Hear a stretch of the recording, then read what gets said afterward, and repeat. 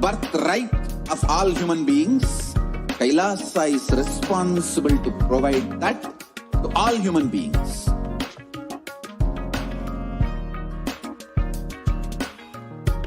Kailasa is the totality of the knowledge I received from my gurus and practice manifested in my life, perfected by teaching millions of people from all cultures, time zones,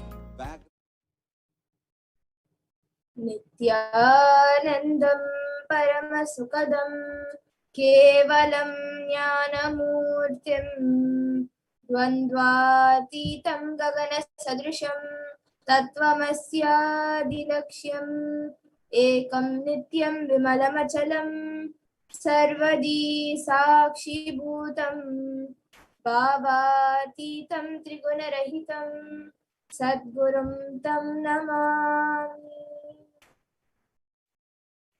Nithyanam everyone, I welcome all of you today for this Parashakti Akashic readings.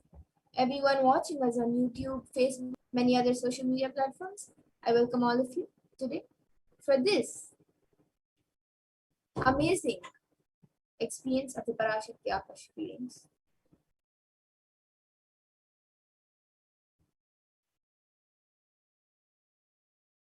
And if you are here, means existence wants you to be here in this form. You are not an accident, but an incident. You are a conscious miracle of existence, and existence is trying to manifest itself through you. So welcome to this sacred spiritual experience, which is your digital experience of the divine. And this may be what you think as the first time in the presence of a divine cosmic being. But this is not the first time this energy has graced planet Earth. So if you are watching this now, it is not a coincidence. It is a cosmic miracle or intervention in your life to make you manifest what you want. And some of you might be wondering, how is this possible and how has this worked before? All of you have come to the right place where you will be experiencing these answers through the powerful cognitions as referenced from the ancient texts of Hinduism revived by the Supreme Pontiff of Hinduism. And now let's see, who is Devi Parashakti, the Divine Cosmic Mother? Devi is the ultimate pure feminine consciousness, the Cosmic Mother. She is the Source Shakti, and it is her cosmic womb, the Brahmanda Yoni, from which billions and billions of universes come out and go in. It is the source where the Big Bang and black holes go on and on. Parashakti is the main deity of the sacred feminine and the divine consort of Bhagavan Paramashivoham, who is the primordial divinity of Hinduism.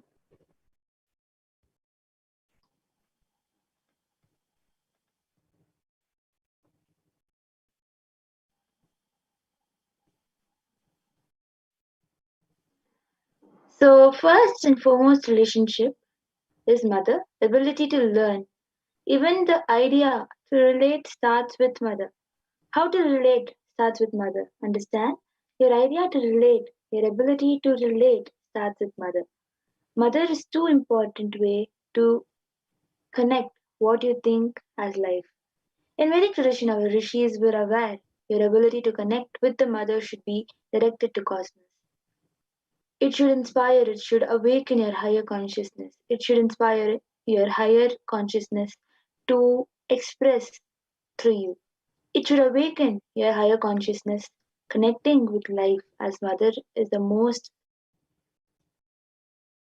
easiest form to ever connect. And today, out of his extreme compassion and love, the Supreme Pontiff of Hinduism is manifesting Devi Parashakti herself and gracing us, answering all our questions, attending to our prayers, giving boons, healing us, revealing our past, present, and future, delivering profound spiritual truths, and ultimately giving us the experience of Paramashivoham itself. So what is Bhava Samadhi Darshan? The first word, Samadhi, has two words in it, which is Sama, which means oneness, and Adi, which is source. So samadhi means one with the source, and bhava means attitude or aspect. So bhava samadhi, both put together, means being one with the source through this aspect.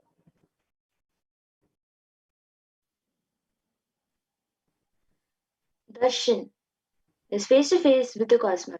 Darshan means to have a glimpse of. In Vedic tradition, it is used to describe the moment we behold a deity, an avatar, a saint, or an enlightened being. As just seeing such a being can cleanse the karmas of lifetimes and create a deep, lasting transformation in the receiver. Darshan is a powerful consciousness, super consciousness vibration that is present around an avatar at all times. He simply radiates darshan just as the sun continuously radiates light. The auspicious moment when receiver is able to catch moment of darshan for you, raising you to the next level of superconscious breakthrough, like hitting the reset button on your being.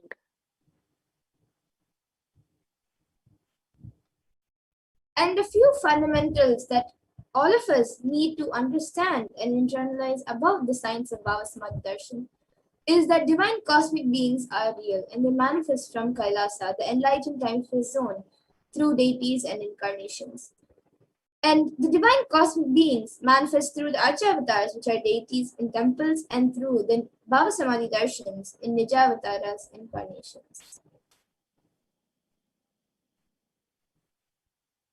Bhavasamadhi Darshan is the science of Nijavatara manifesting Paramashiva, the consciousness.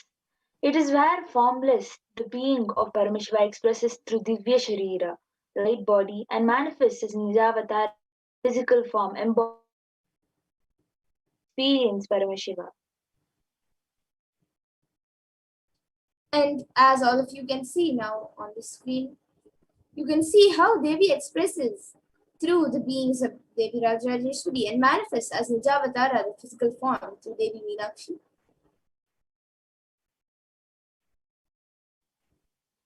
The Archavatara deity reflects the consciousness and manifestation being of the superconscious energy, but human beings are not mature enough to receive the higher level experiences from the Archavatara directly.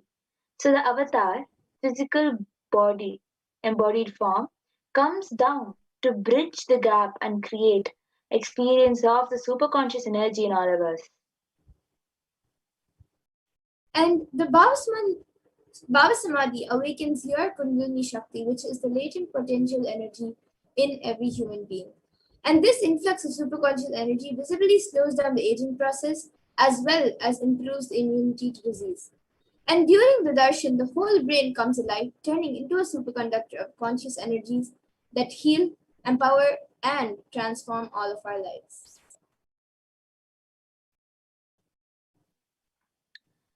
Science of Bhava Samadhi Darshan. During Bhava Samadhi Darshan, of the avatar, mirror neurons activate and process all the observed moments of information of the avatar just be seeing.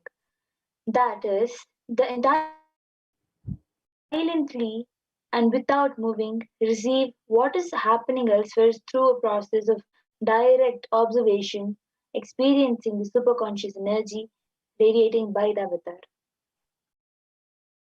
And these Akashic readings are not a prediction, but is a reading from the cosmic archives, beyond space where creation and destruction happen simultaneously.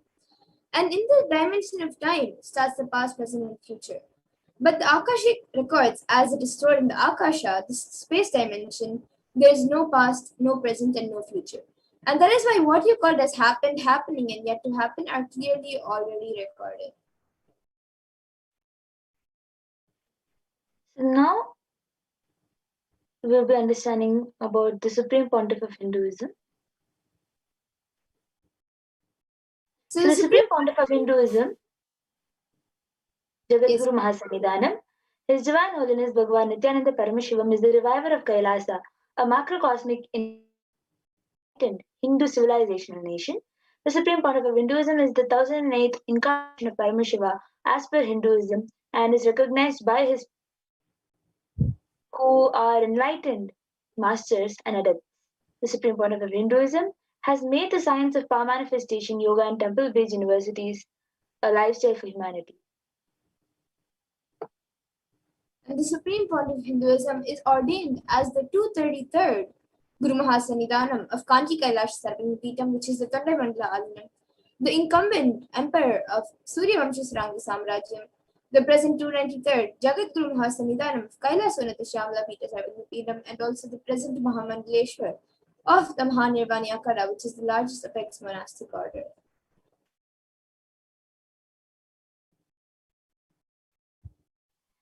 The supreme pontiff is the 1000th Acharya Mahamandaleshwar, the head for all spiritual leaders of Attalakada, body of Hinduism, and is the present 293rd Guru Mahasannidhanam of Dharma 23rd Guru Mahasannidhanam of Dharma Mukti Swargapuram Adinam and is elected as the Supreme Pontiff of Hinduism by a congregation of over 1000 Hindu leaders or the pontiffs.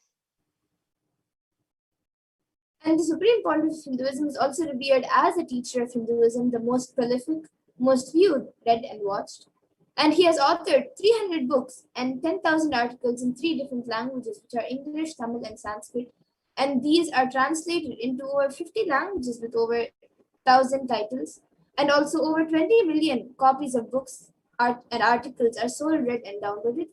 And he also has over 10,000 hours of discourses published, and the Supreme Pontiff of Hinduism has also enriched 1 billion plus lives digitally and is respected as a commentator of all sacred scriptures such as Upanishads, Bhagavad Gita, Shiva Sutras, Brahma Sutras, Yoga Sutras, Ashtavakra Gitas, Jain Sutras, and many more.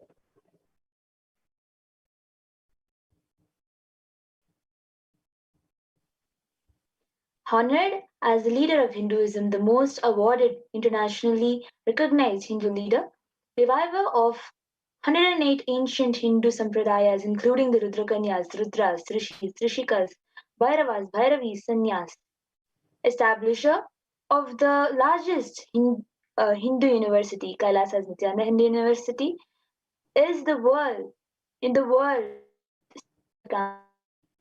in 150 countries and is the establisher of 1000 plus Kailasa enlightened ecosystems,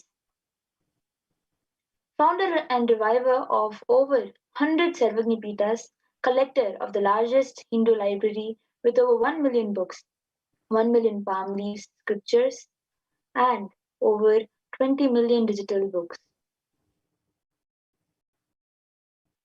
And now we will be getting into the next segment where we will be seeing a live demonstration of the extraordinary manifestation of the divine powers, which is given as a gift to humanity by the Supreme Pontiff of Hinduism through the science of Diksha. So we will be back with all of you after a short break, so all of you can witness the live demonstration of these extraordinary powers.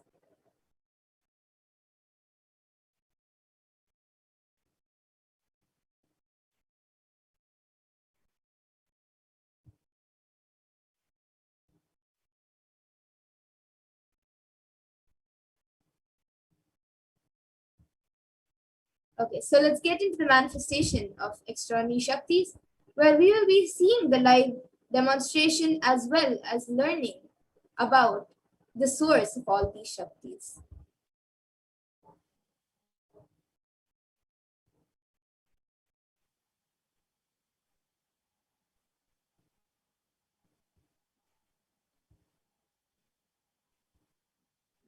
The Balasan and Nithyananda Pontiff of Hinduism will now be demonstrating the powers of third eye and sharing the results of the extraordinary manifestation of the divine powers awakened in us through Diksha initiation.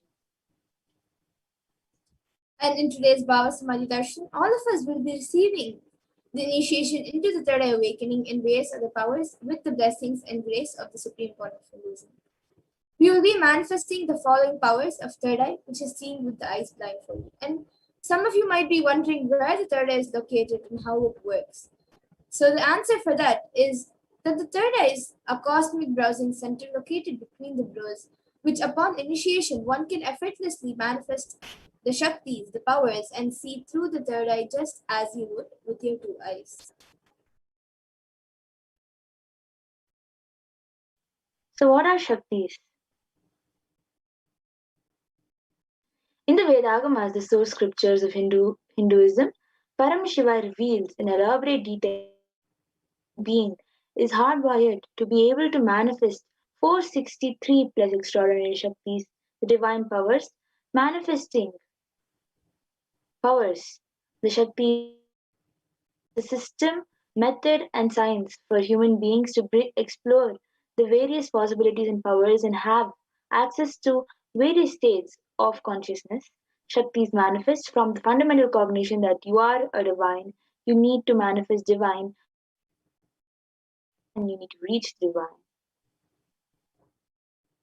And some of you might have heard the term siddhis, as it is a very common term used for powers that are expressed through human beings. So let's look at the difference between Shaktis and Siddhis. Shakti is expressed from the space of enlightenment as a side effect of feeling connection with the divine and high integrity with the Guru and are a source of enlightenment. Whereas Siddhis are powers that manifest from tapas or penance for enlightenment and are on the path of enlightenment. The Shaktis of Paramashiva manifest through ordinary human beings in an extraordinary way after whereas siddhis are not permanent and may divert you from enlightenment. And the source of all these Shaktis, Paramashiva, is the primordial divinity in Hinduism, the ultimate reality and cause, which is self-effulgent, Swayam Prakasha, all pervading, unchanging beyond time, space, form, and causality. And as the fundamental base of Avyakta, the unmanifest, and Vyakta, the manifest existence, he performs the Panchakritya or the five cosmic acts of Shrishti, which is creation, Sthiti, sovereign rulership and maintenance, Samhara, rejuvenation, Prabhava, pulling out of delusion, and Anugraha, which is liberating grace for all living entities.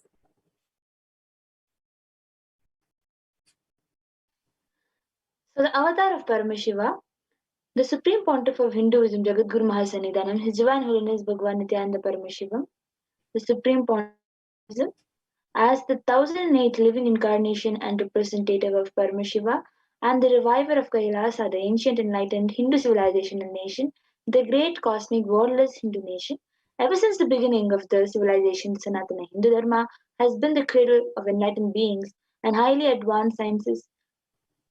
It was where the science of enlightenment peace was lived and taught as a lifestyle. For the first time in modern day, the Supreme Pontiff sciences and transmitting it to the world at a record breaking pace never accomplished before.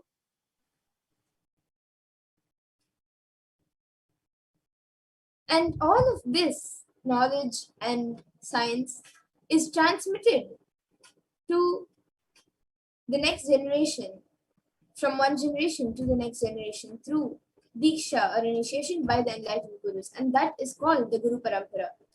So the Supreme Pontiff of Hinduism, being recognized as an incarnation at a very young age, was trained and taught these sciences to revive the initiations and knowledge repositories for billions to manifest the power of Paramashiva from the disciplines of Vedanta, Tantra, Shri Vidya, Yoga and Yogic powers, Mantra Shastra, Siddha Vidya, science of Aushadha, Advaita, Bhakti Yoga, Paramashiva Jnana, and Paramashiva Vijnana.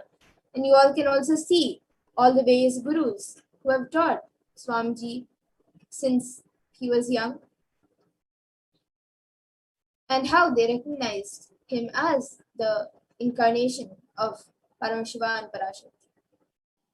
So, how do we awaken these Shaktis, the divine powers in us? Every jnana, the ultimate truth, mapped into your consciousness, prajna, manifests as possibility and power of every being, prajnana.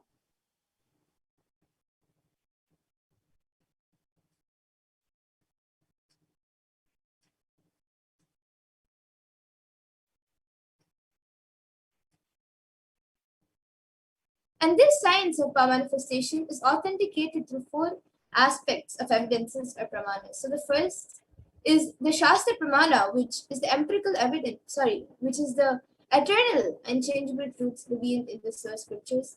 And then the next is the Apta Pramana, which are the experiences and results of Aptas or authorities of Hinduism, where the Vedic rishis and scientists have time tested and verified these sciences.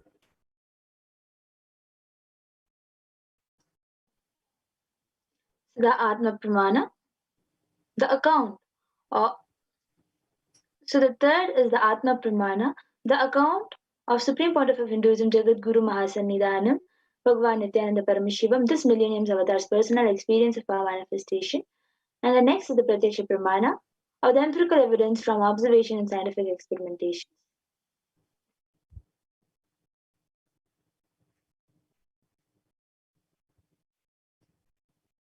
And the Vedas are the ultimate superior authority for Hindus and are pure science where the ultimate truths are explained.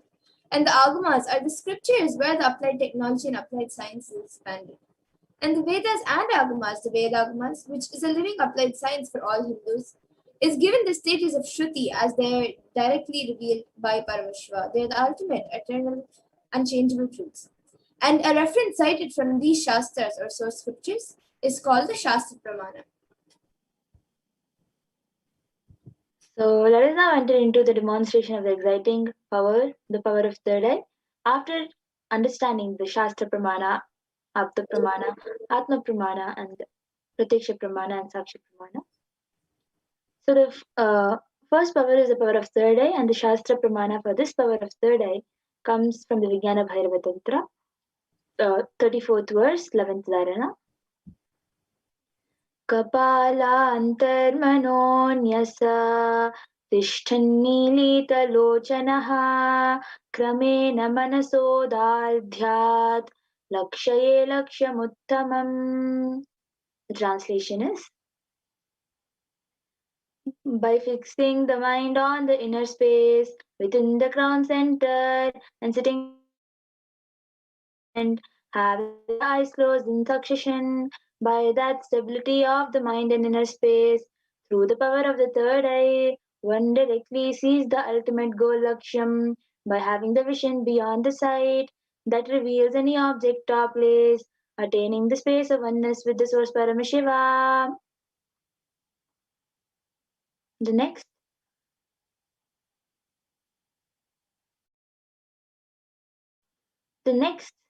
is the Apta Pramana, where Krishna initiates Arjuna into this power, the power of third eye. न तु मां शक्यसे द्रष्टुमने दिव्यं ददामि ते चक्षुः पश्य. The translation is, where Bhagavan Krishna says to Arjuna,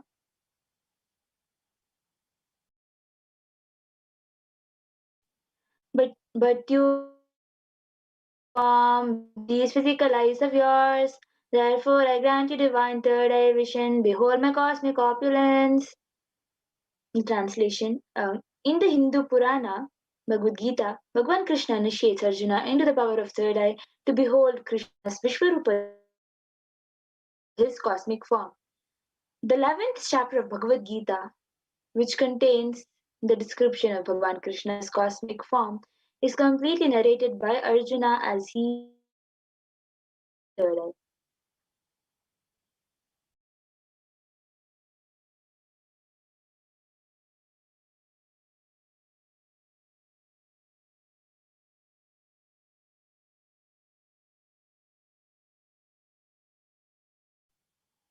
Yes, ma, next slide.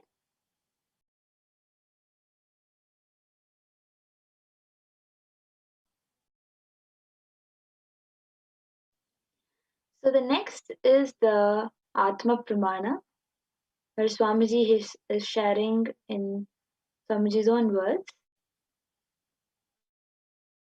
Experiences that I was able to see everything around me, above me, the whole 360-degree, 10 directions below me, everything. I realized not only I was able to see, I was able to feel, experience all of that as me.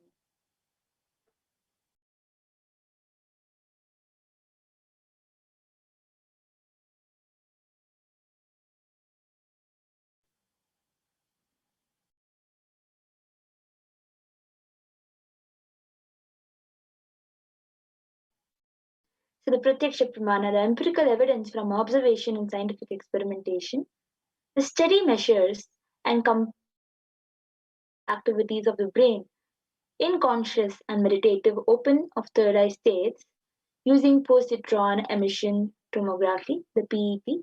It was scientifically proven that when doing daily activities, high activity is measured in the brain where located state. Only the third eye region is active and almost 90% of the brain is at peace.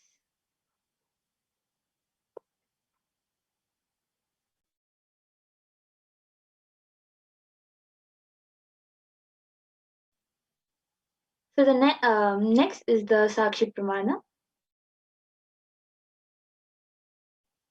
This of third eye awakening is being made available to humanity for their ultimate enrichment and conscious evolution by the Supreme Pontiff of Hinduism, Jagadguru Mahasannidhanam, His Divine Holiness Bhagwan Nithyananda Paramashivam.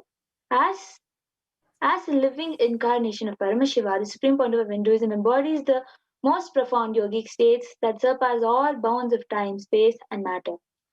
The Supreme Pontiff of Hinduism is gifting this pure great science of third eye awakening along with many other spiritual sciences through initiation Diksha. Millions of people have been initiated by the Supreme Pontiff of Hinduism and are experiencing this profound results as extraordinary power manifestation in their everyday life. So now we will be having the live demonstration of Sakshi Pramana with the Balasans. So here we have with us Ma Amrita, who will be volunteering with us to help in tying the eye band for Ma Madhura to manifest this power of third eye. So Ma Madhura, so this eye band has sponge attached to it, and it has two openings into which Ma Madhura's eyes will just go and stick into. So the sponge doesn't let any light enter inside, and you will not be able to think when the this eye band is normally it is used for having peaceful sleep and not letting any light enter. So when you will not be able to see anything, and there will be no such light that will be able to enter inside. So this eye band will be put by the volunteer on Mama. Yes. And once that is done, if you watching us on the HDH Nithyananda Paramashivam YouTube channel, can post your comments for me to read once the eye band is put.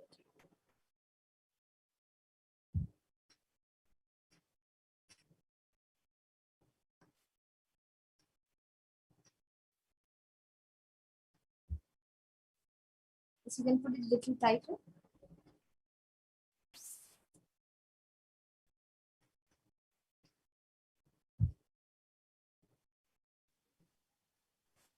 So as you all can see, the eye band is being put in a way that it will go and just fit into the nose, and there is no way she will be able to see with both her eyes. So now you can start commenting in the YouTube comment section, whatever you want. And before that, we'll actually see Ma Madhura. You can turn towards the left, right, down, and show to the of any light entering inside.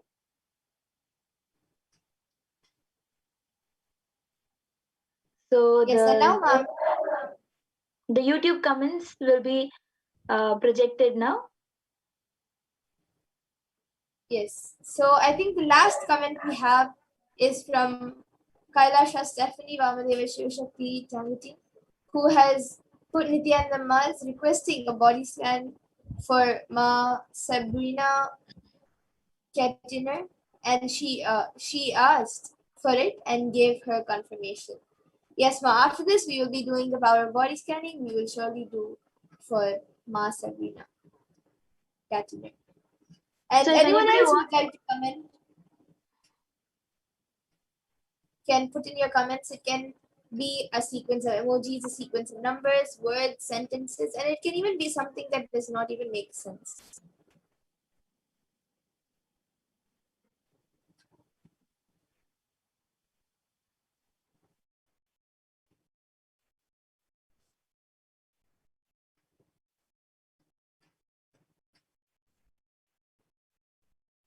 meanwhile, And as in the the comments meantime, come on, meanwhile, as the comments come on, if you have any books, Bhagavad Gita book or Living Enlightenment book or any books with you, you can open a random page and okay. yes, and I think before I open a random page, we also have another comment from Utpal Thakur who has put Nithyananda, can I receive body scanning today as well? Yes, Aya, we will be doing a body scanning for you after the power of third eye. We will be having the power of body scanning. We will surely do for you, Aya. Yes. So now And now you I'll can be open a random page and start reading it. So actually, you can give the book to Ma Amrita. She can open the random page. yes. Yes. And we also have another comment from Raman Vishishtaya who has put, I think that's a monkey emoji. So a monkey emoji and then a cat emoji inside a box. And then another animal, I guess it's a cat or a dog inside a box. And then another emoji with a red, it's like a red octagon with a hand in it, a red sign, stop sign.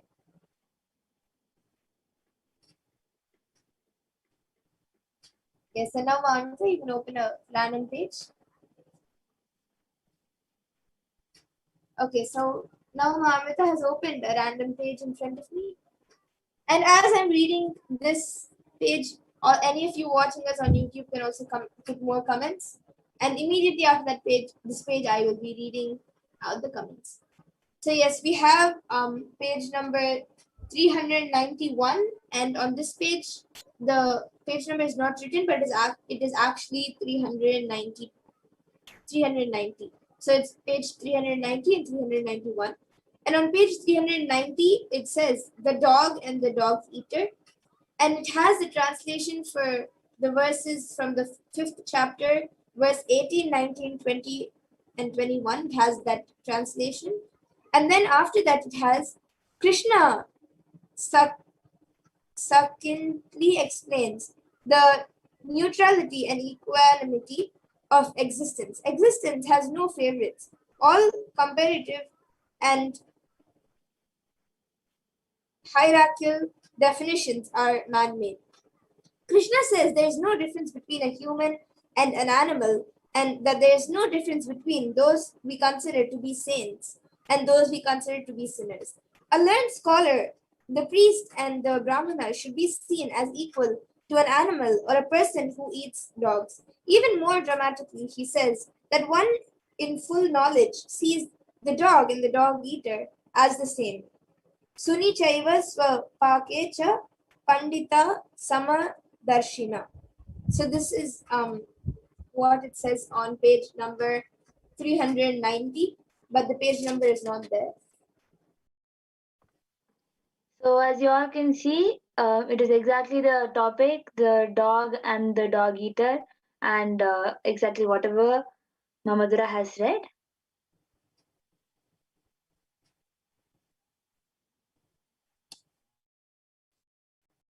So as you all can see, it is exactly what was revealed to Mamadura. So if anybody else wants, you can also comment.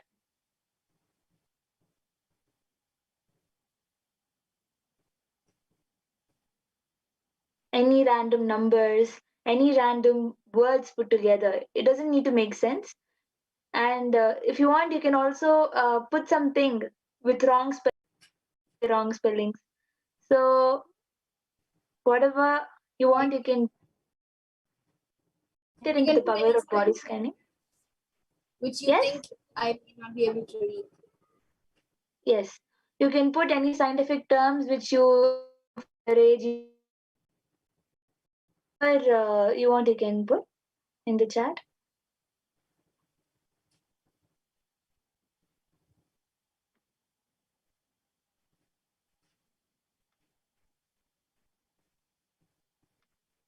Okay, so maybe we can read one more page from the Bhagavad Gita as Swamiji speaks a lot of elaborate truths in this Bhagavad Gita book. So Mamata will be opening another random page in front of all of you. Okay, so now we have open page number 1068 and 1069. So it says, understand, on page number 1068 it says, understand, surrendering without even looking up to whom you are surrendering, like Lakshman surrender out of his completion is real surrender. In Ramayana, the great Hindu epic history of Lord Sri Rama's incarnation, Lakshman is the younger brother of Lord Rama, who devoted his whole life in selflessly serving the feet of Sri Rama and Mata Sita. When Sita is kidnapped by Ravana, some of the Vanaras, monkeys, gathered some jewels thrown by her and brought it to Rama for identifying them. Lakshman could only recognize the anklets of Sita. Rama asked, why are you not able to recognize the jewelry? Lakshman said, no, I have never seen the mother above the feet. I look at both of you only when I do namaskar, surrendering salutation. But I never looked directly or intensely. Lakshman never even saw the upper jewelry of Mata Sita. So that's the first para, and then the story of told from the Ramayana. It is half the page. After that, we have another 3 paras.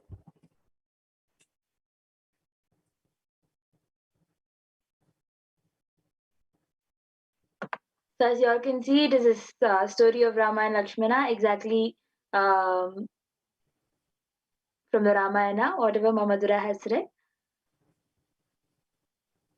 So then I think with this, Ma Amrita, you can help Mamadura remove the eye band.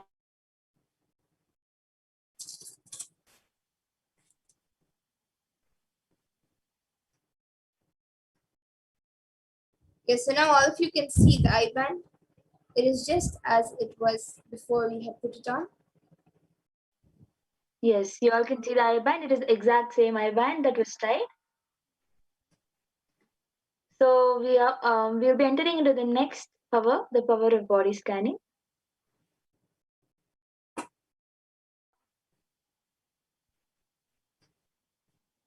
Request the NTV operator to please do this slide share.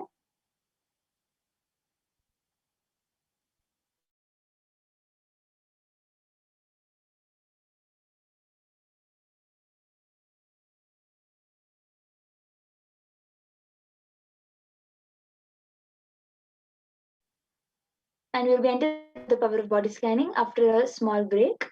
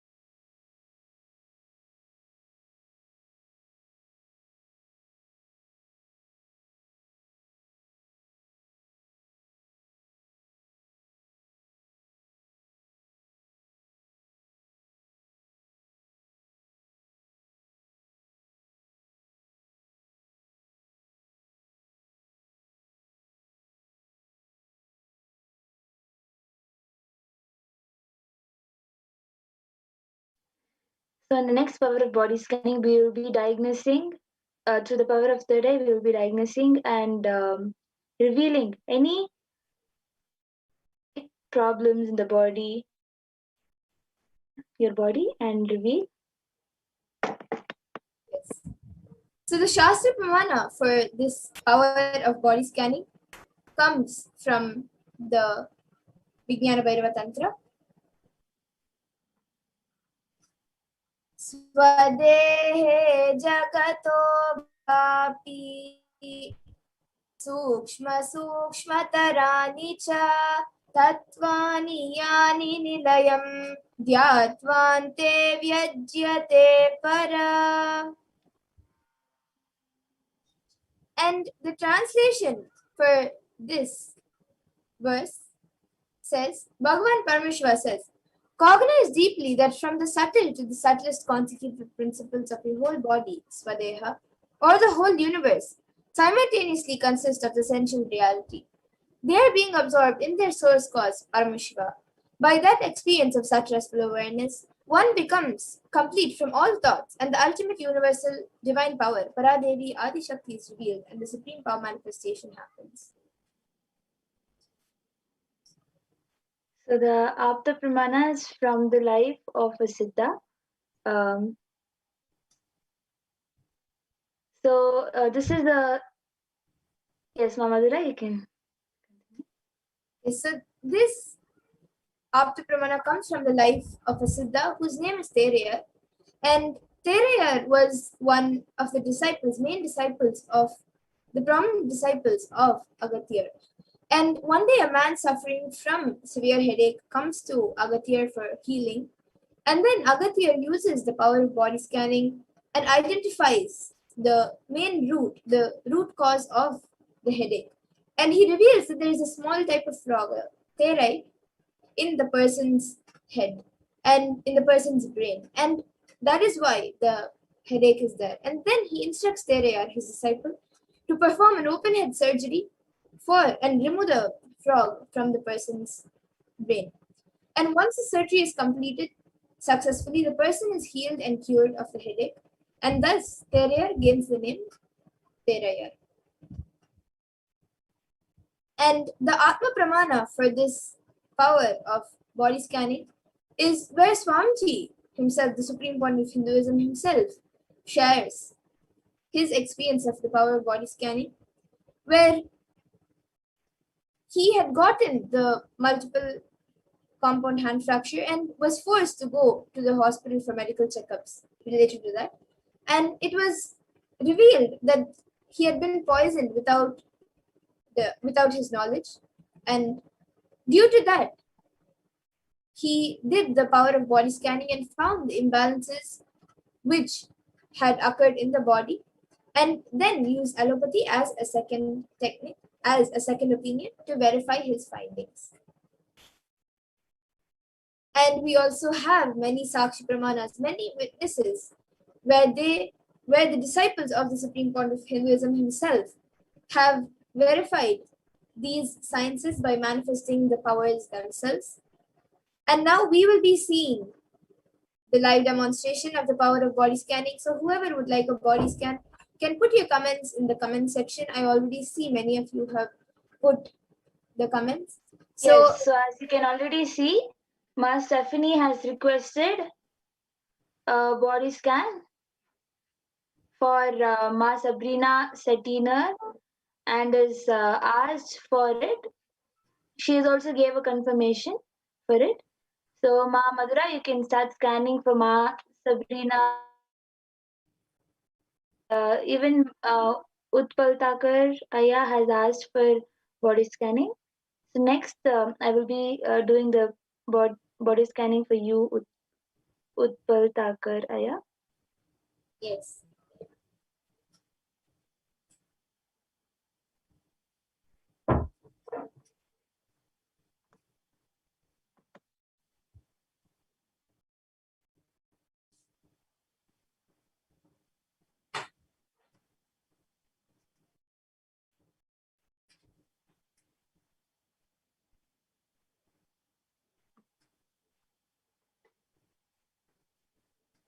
So, Ma Stephanie, if Ma Sabrina is there, she can join it and listen to the revelation.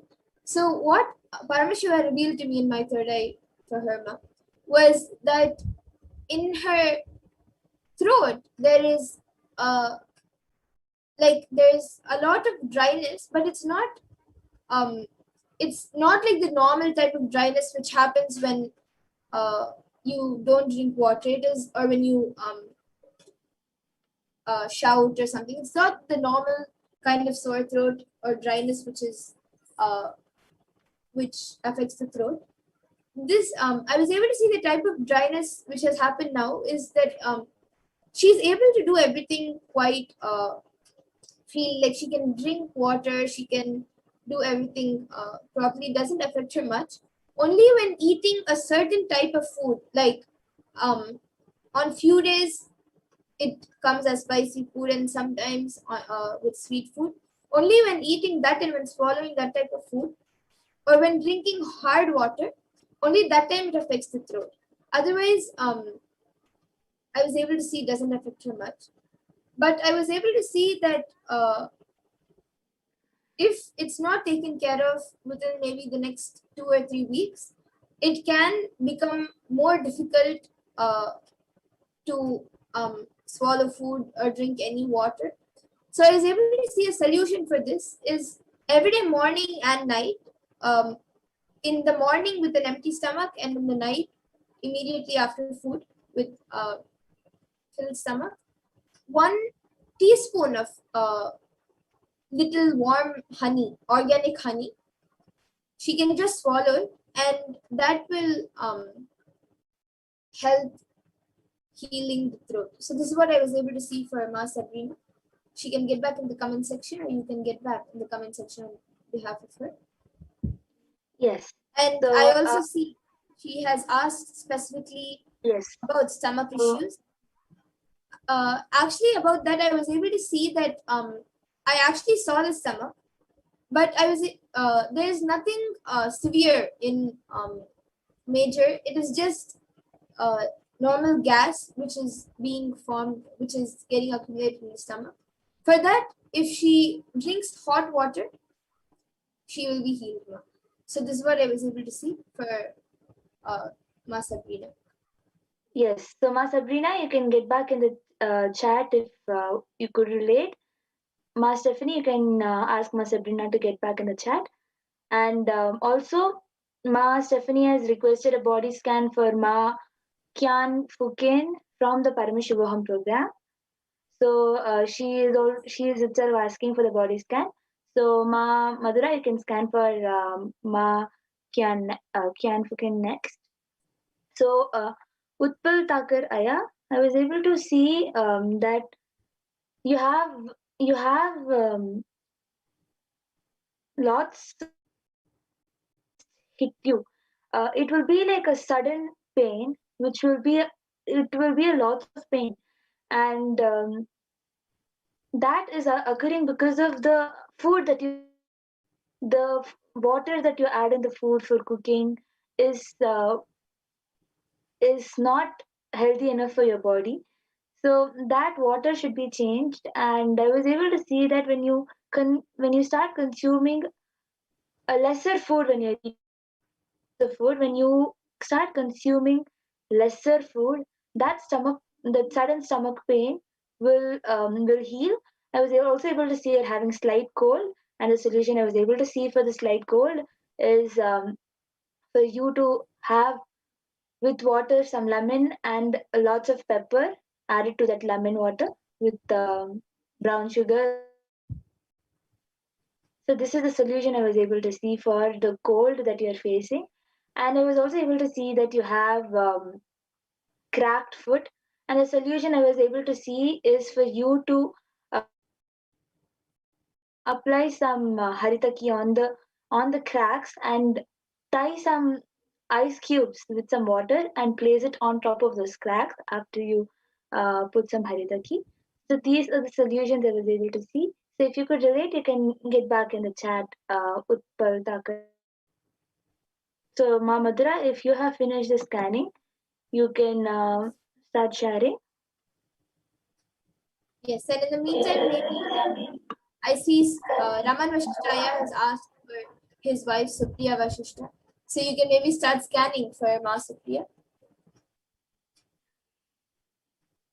Yes, and for Ma Kwan Fukin, I was able to see that her eyes are being, she's stressing her eyes a lot for the past 2 weeks right now.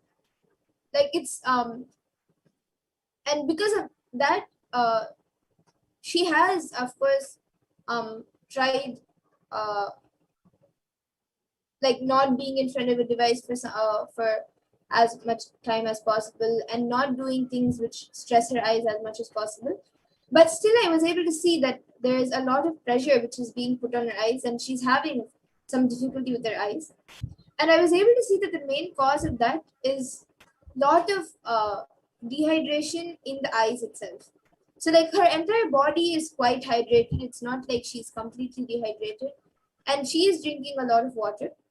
But her eyes are, with the normal heat around, her eyes are mainly getting affected, as her eyes are very quite sensitive, I was able to see. So for this, I was able to see that if she does the eye wash every day, morning and night, that will help in healing the eyes. This is for Ma Van Foken, who is attending the PSM session and program, and Yes. he's asked for her. So this is what I was able to see as the problem for her. Ma. So Ma Stephanie can get back in the comment section if she was able to relate. Yes. Also, Utpal Takaraya has gotten back saying that's very accurate, Ma. Thank you for such a detailed analysis. And Ma Stephanie told us sure she will check with Ma Sabrina. And for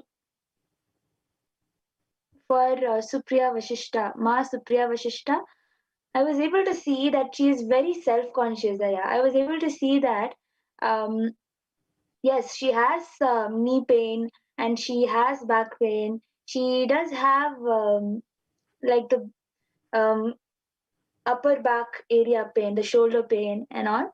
But I was able to see that the main problem is that she is very self conscious. Ma Supriya Vashishta is very self conscious, and even like small scratches in her body makes her really conscious. And the stretch marks she has,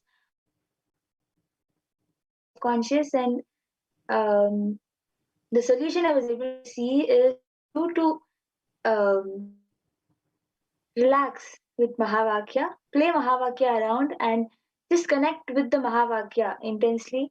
You will see that you will start loving your body, ma. That is the important uh, thing. When that happens inside you, when you start loving your body, you will see that pain, whatever it is because you're keeping yourself really stressed. You're just like forcing your body to be in like in a particular position. So when you just start loving your body, you will be carefree and you will be able to relax your body, and that will not cause the back pain, leg pain, or stomach pain. Whatever pains you're going through, all of that will be completely healed. This is the solution I was able to see. Yes, so Raman Vashishtaya, you can And get back yes, if Raman Mas Vashishtaya, you can get back. And thank you, Utpal Takaraya, for getting back. Ma Stephanie, if you have checked with Ma Sabrina, you can also get back. and you And can if also get back about Ma Van Foken.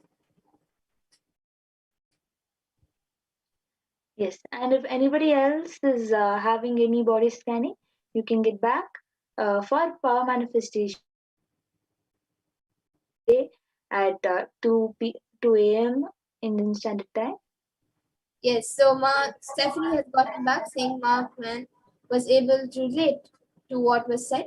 It's correct. Yes, Ma. Thank you for getting back.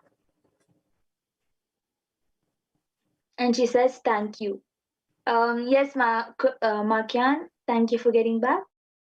And Raman Vashishta has also gotten back saying, thanks, Ma. That's very helpful. Ma, yes. So with this, if anybody else also wants this power of body scanning, which we just done, which we just demonstrated, you can get back every day at 2 o'clock for this power demonstration. Yes, so 2 a.m. IST, 4 p.m. IST, we will be having this Parashakti Akashic reading preparations every day.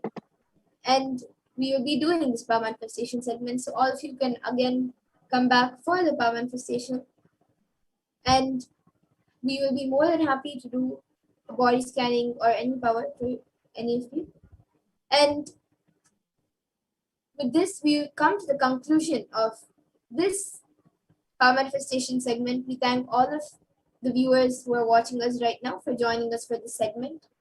And we will be moving on to the further segments where we will be seeing about Devi Parashakti. And yes, I think Ma Durga Devi is now asking for body scanning. Yes, Ma, we will do the last body scanning. So, Ma Pragyana, you can maybe do a quick body scanning for Ma Durga Devi.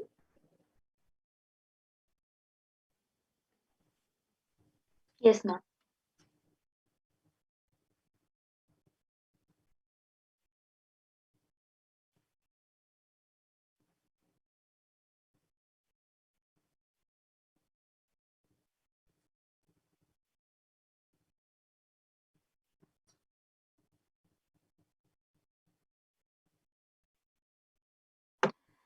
So Ma Durga Devi, I was able to see. Sorry.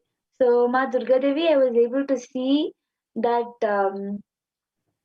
you are you have lots of fear about your body.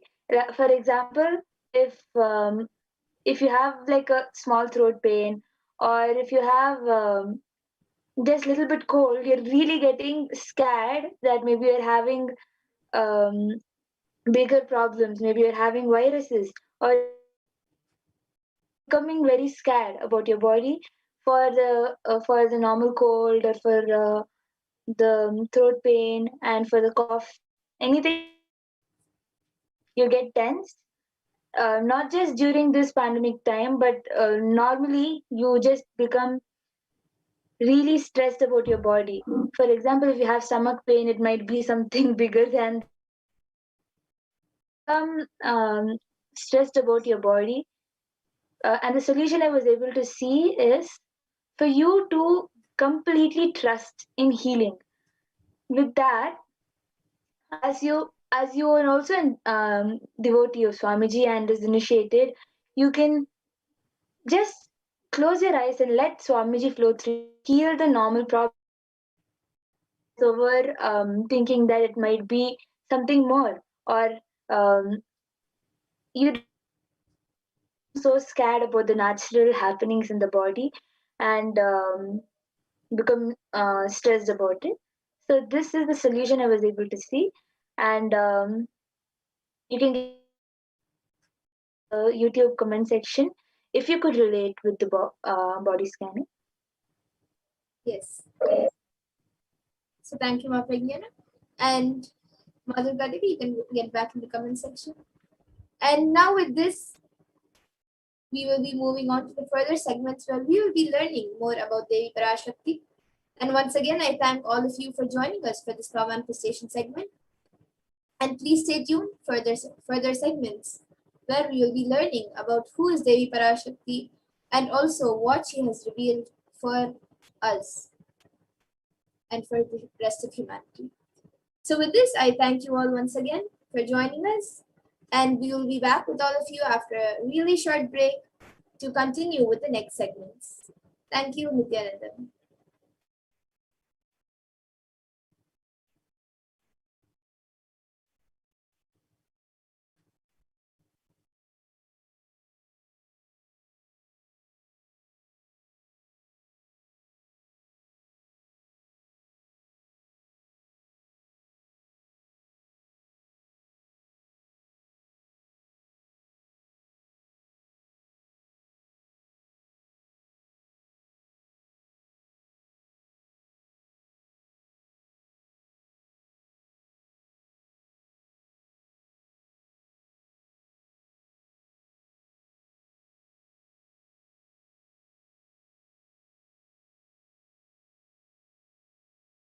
I mean by the word e-Kailasa.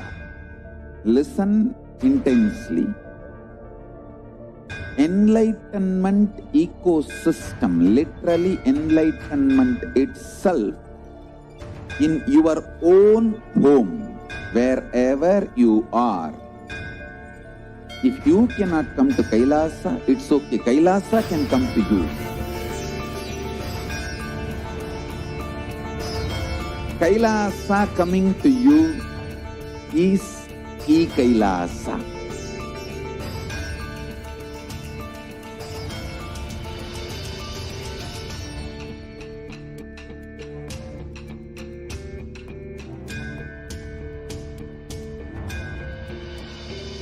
I will revive Hinduism. I am a Hindu revivalist, not by any revolution, but by evolution.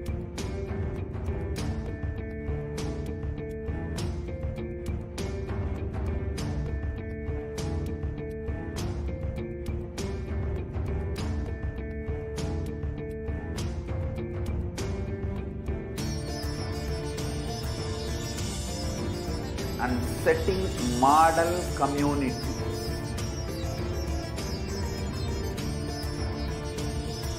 Kailasas, enlightenment ecosystems, Sarvanya Pitas all over the world.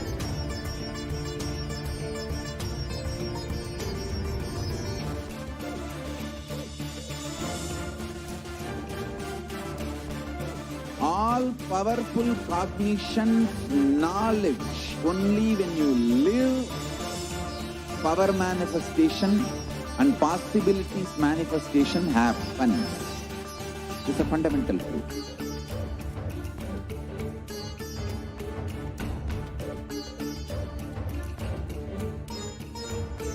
Hinduism cannot live exclusively as one sampradaya. No.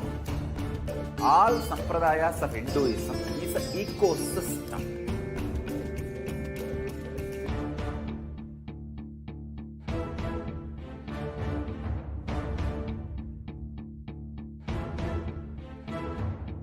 So don't keep quiet thinking that if one sampradaya is attacked, only that sampradaya is going to be affected.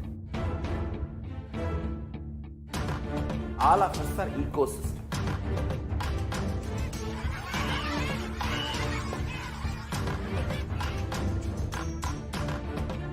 I invite all of you to get involved and enjoy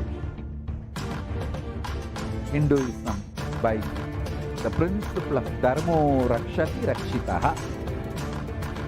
When you protect Dharma, Dharma protects you. We will make the whole planet flourish spiritually. The spiritual prosperity will happen to the whole planet. We all have to coexist together.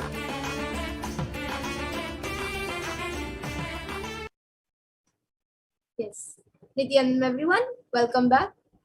So now we will be learning about who is Devi Parashakti, the divine feminine consciousness. So we will be first looking at the Dhyana Shloka of Devi Parashakti.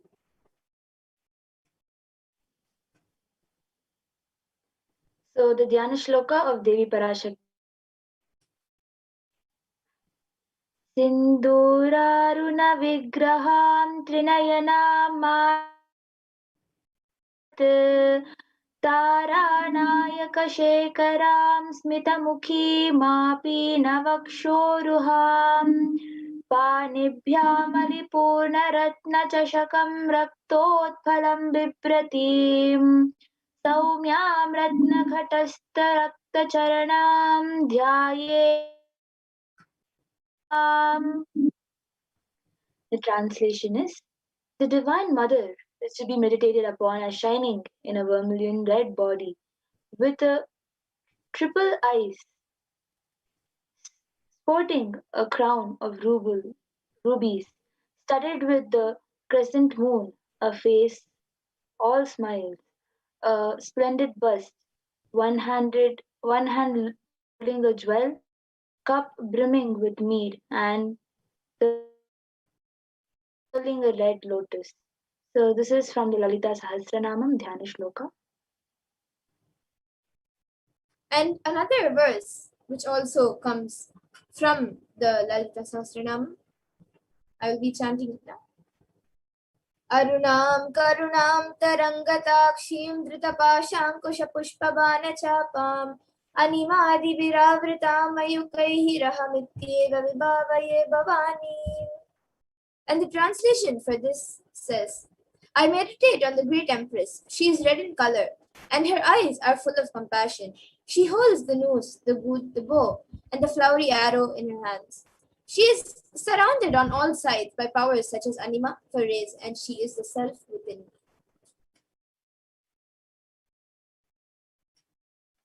Devi, the ultimate pure feminine consciousness, Parashakti, is the cosmic mother. It is her cosmic womb from which billions and billions of universes come out and go in.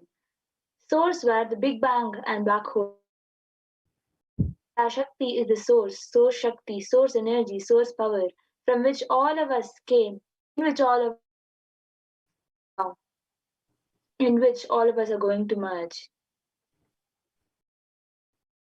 And out of her extreme love and compassion, Parashakti herself is manifesting through the embodied form as the Nijavatara of the Supreme Point of Hinduism, Jagadguru Mahasannidhanam, His Divine Holiness Bhagavan Nithyananda Paramashivam, gracing us, answering all our questions, attending to our prayers, giving boons, healing us, revealing our past, present, and future, and delivering profound spiritual truths, and ultimately giving us the experience of Paramashivoham itself.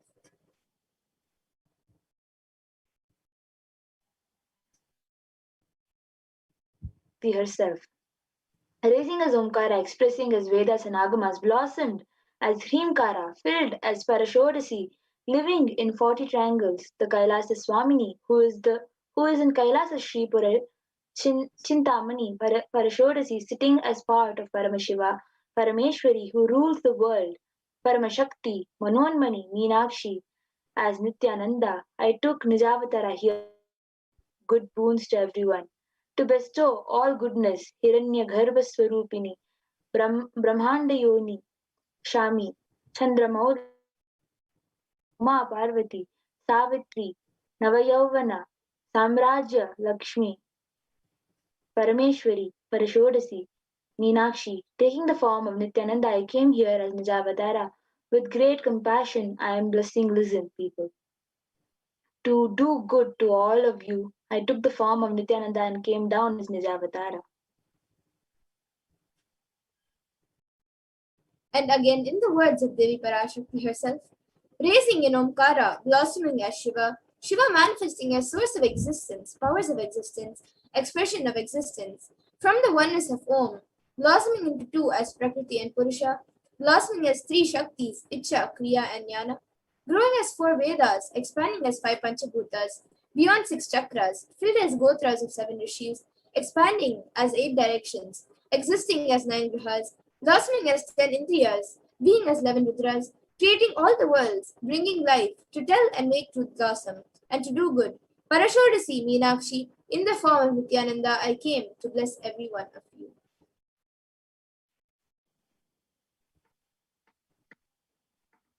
How to receive Devi Parashakti? Literally, you are seeing Paramashiva and Parashakti at that moment. She is there in your screens.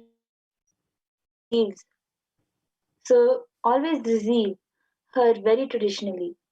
So keep two betel leaves, one banana, one betel nut, and one coin in front of the screen. Watch Devi. And coin is considered traditional dakshina in Hindu tradition. So it can be the lowest value. In India, it can even be 1 paisa, just 1 paisa. And in US, it can just be even a cent, just 1 cent. I'm not trying to monetize. Keep even 1 cent, it is okay. So for 100 days, if you have darshan, it will add up to $1. So in India, even 1 paisa is okay. And once the darshan is over, and once the offerings are offered to Devi, you can eat the banana, the beet leaf, and the betel nut immediately and take it as prasadam immediately. So the coins that you collect, you can send it to the LA temple. And some of you might be wondering how this betel leaf and betel nut will benefit you. This betel leaf and betel nut may look too small, but in a few days you will see how much it adds to your sentiment that really she is there. You will not take Devi darshan for granted. Swamiji says rituals will break your monotonous unconscious mentality and lifestyle and remind you and raise you to the powerful cognition. It will break your unconscious behavior.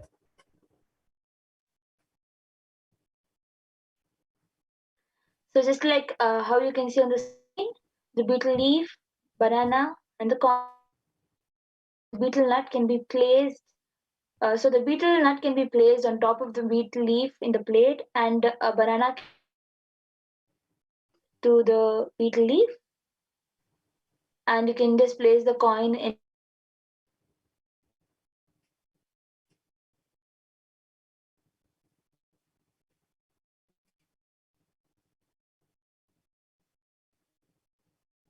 Yes, so now that all of us have seen how we can set up the tambulam, how we can receive Devi Parashakti, and who is Devi Parashakti, we will now be moving to the next segment. We come to the conclusion of this segment, and we will be moving on to the next segment where we will be learning about what Devi Parashakti has revealed for. I mean by the word e-Kailasa. Listen intensely. Enlightenment ecosystem, literally enlightenment itself, in your own home, wherever you are. If you cannot come to Kailasa, it's okay. Kailasa can come to you. Kailasa coming to you is e-Kailasa.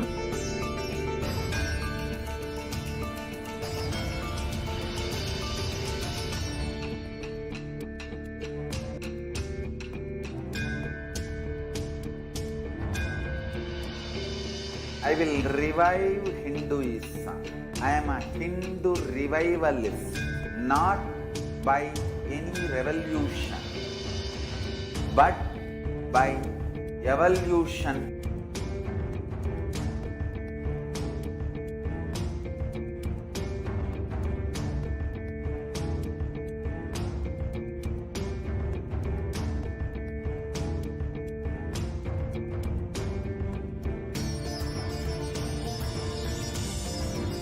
And setting model communities.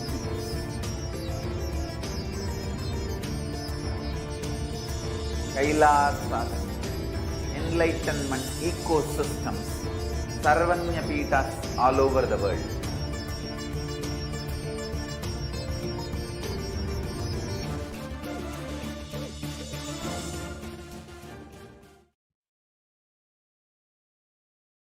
Nithyanandam, welcome back to your viewers.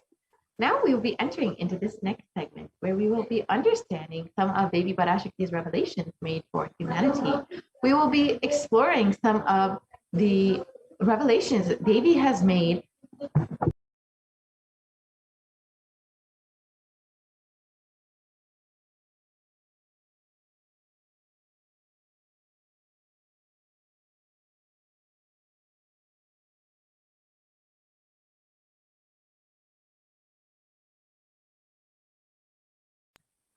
Sorry for the glitch.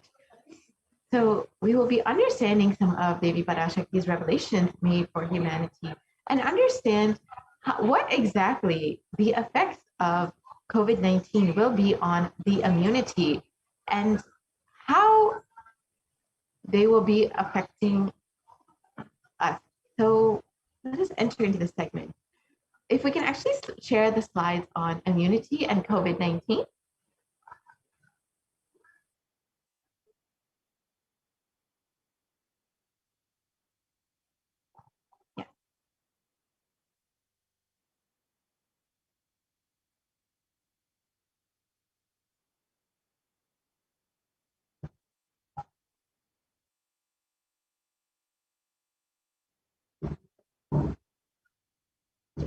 So out of his extreme compassion and love, the Supreme Pontiff of Hinduism is manifesting Devi Parashakti herself and gracing us, answering all of our questions, attending to our prayers, giving wounds, healing us, revealing our past, present, and future, delivering profound spiritual truths, and ultimately giving us the experience of Paramashivoham itself.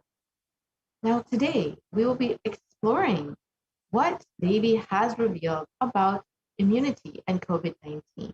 Let us enter into this segment and understand. So currently, the number of confirmed cases in the world has crossed well over 186 million people, and there have been over 4 million deaths, with the worst affected countries the United States, India, and Brazil.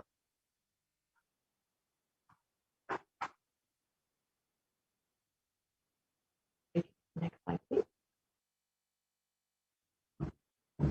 So let us listen to Devi Parashakti's revelations on how COVID-19 will be affecting our immune strength.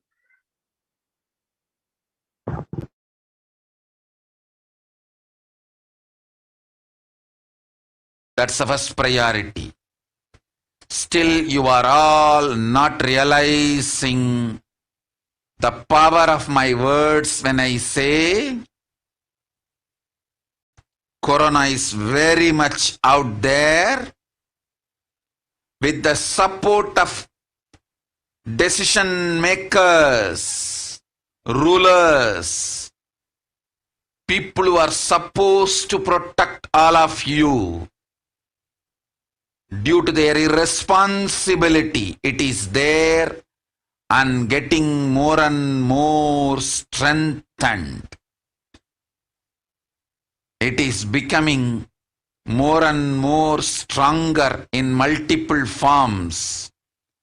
And all the other diseases which are waiting to attack human bodies, because Corona has made the immunity strength weak in human bodies. Human bodies have lost the strength of immunity power. All the multi-layer after effects and side effects of this pralaya in political situations, economical situations, social situations, mental situations, in every level.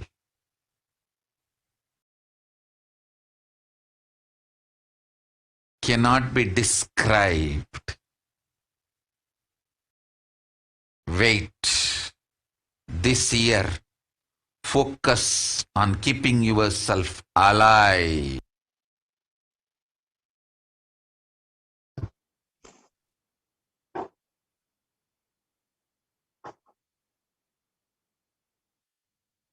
Yes, we can look at that.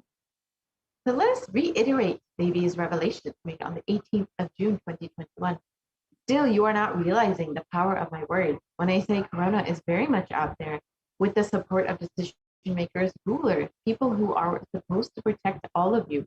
Due to their irresponsibility, it is there and getting more and more strengthened. It is becoming more and more stronger in multiple forms. And all other diseases which are waiting to attack human bodies, because Corona has made the immunity strength weak in bodies, human bodies have lost the strength of immunity.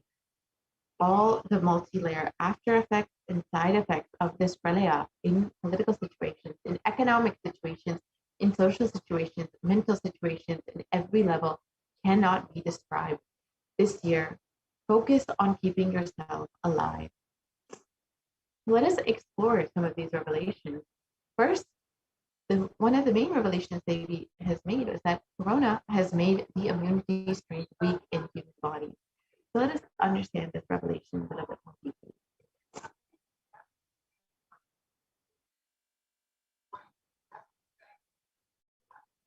So in this article published in Science Weekly, new research suggests that a coronavirus infection alters the biomechanical properties of red and white blood cells, in some cases for months, a possible explanation for long COVID. And this article was published on June 19, 2021, just 11 days after the revelation.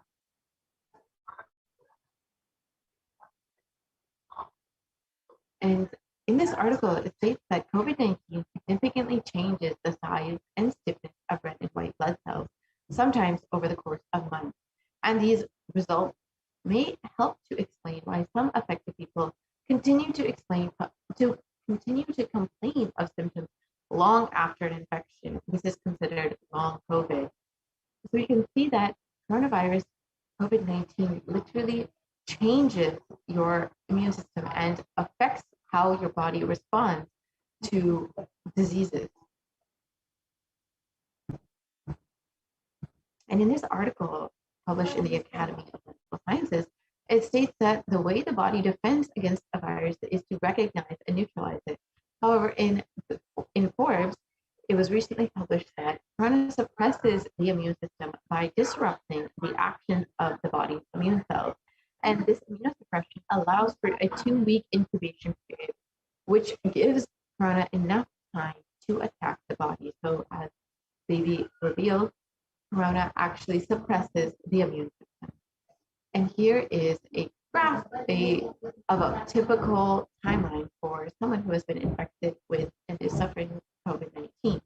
Initially, between the 0 to 5 days is the incubation period, and between 5 to 10 days is the prodromal period. And when most people experience acute infection, where many times they end up in the hospital, is between 10 to 15 days. And usually after this period, many recover after this 2-week period. Many also end up in the hospital and experience longer term infections.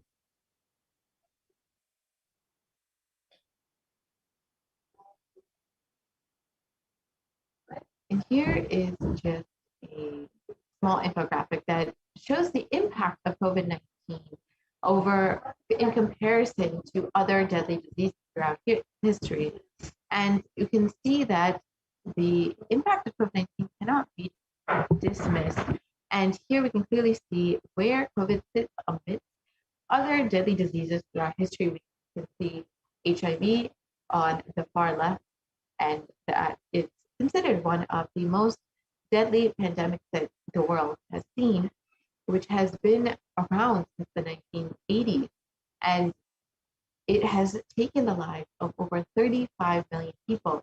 However, coronavirus has only been around, COVID-19 has only been around for the past 2 years, since 2019. We first heard about this. And since that time, it has taken the lives of over 4 million people. And this is considered to be a severely underreported number. So the numbers could be much, much higher than what we were expecting. But already what we know is that over 4 million people have died from COVID-19 in the course of just 2 years, and just a little over 2 years, and just a little under 2 years. And we can see that this is just, this is very much in this killing people at the same rate, if not more, than what the HIV pandemic, the HIV epidemic that took place in the 80s, 90s, and is continuing to affect people. It is very well within the same range.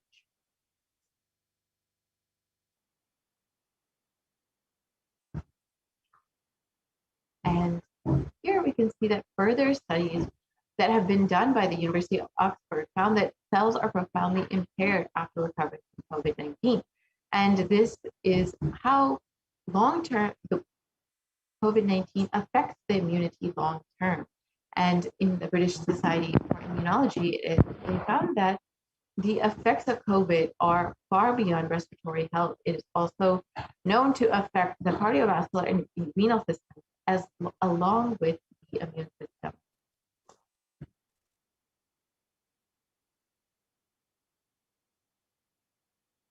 And here in this excerpt from a recent article published, it states that exposure to the disease COVID-19 causes symptoms in multiple organ systems across the body, and is not limited to only the lungs and respiratory system, as was originally thought. In addition, patients are reporting chronic symptoms such as fatigue, shortness of breath, that last for months after the original infection. And this is exactly what we have known is called long COVID. And this is what earlier we had stated, that this could be due to the change in white blood cells, the change in your immune system that has been seen over the course of months. That is why many patients are still experiencing symptoms such as fatigue, shortness of breath, and many other symptoms. And long COVID can affect the lungs, the cardiovascular system, the circulatory system, and it can cause fatigue and inflammation because it does affect the immune system.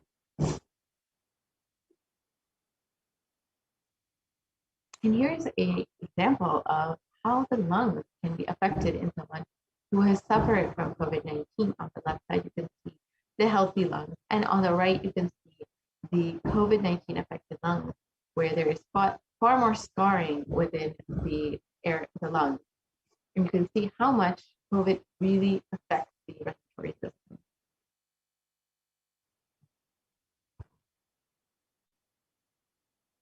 And even after contracting coronavirus, your immune system remains weakened and you are much more susceptible to other illnesses.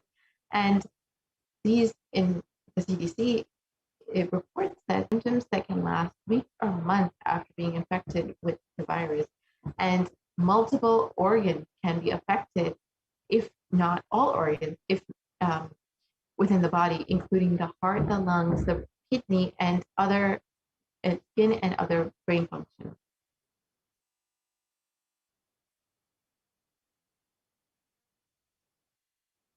So now that we've understood how corona has weakened the immunity strength of humans, let us understand how other diseases are now waiting to attack the body after human body's strength, immunity strength, has been weakened.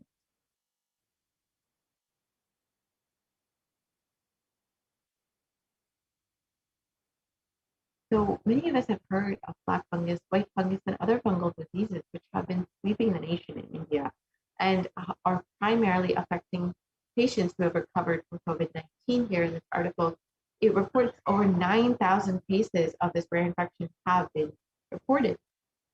In other news, it states that out of 5,444 cases, over 4,556 patients were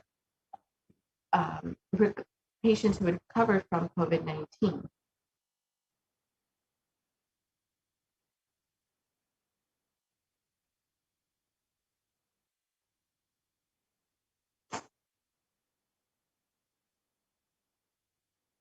Yes,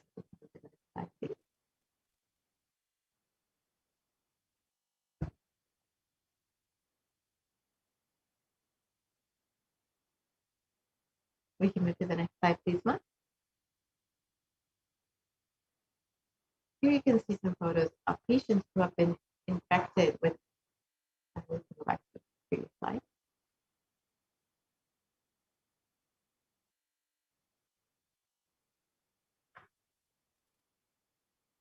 Yeah. So, sorry, we can go back to the previous slide, please. Sorry, Ma, we can go to the previous slide. We can go back to the slide with the revelations made by Devi. Here we go. So here are just some photos of patients who have, we can go to that.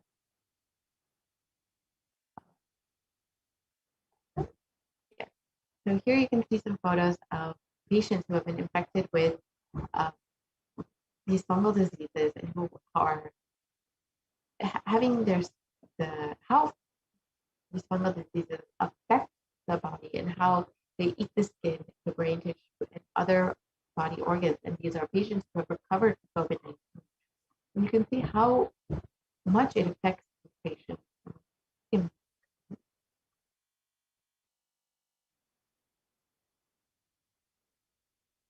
And the last revelation we will be looking at is how coronavirus, COVID-19, is becoming more and more strong in multiple forms.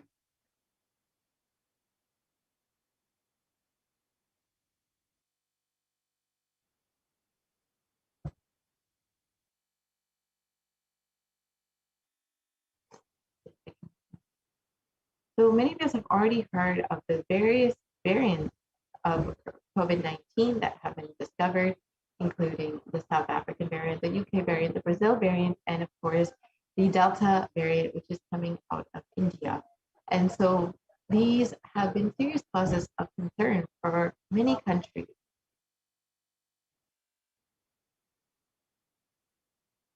And here you can see that the variants that have come out of each country, the UK variant, which is the Alpha variant in the Beta variant coming out of South Africa, the Gamma variant coming out of Brazil, and the Delta variant coming out of India. And these viruses generally mutate, but in the case of COVID, we have seen that they become more dominant, actually. And these have been serious causes of concern, especially the Delta variant coming out of India, which has been known to be the cause for the second wave that India is experiencing currently. And the dangers of these variants was further highlighted when the World Health Organization categorized the Delta variant as the most highly transmissible variant of COVID-19. And in this article, it also indicates that the Delta variant was the primary cause behind India's second wave of COVID-19. And exactly as they revealed, that the coronavirus COVID-19 will be becoming more and more strong in various forms. And we are seeing how we are already experiencing that.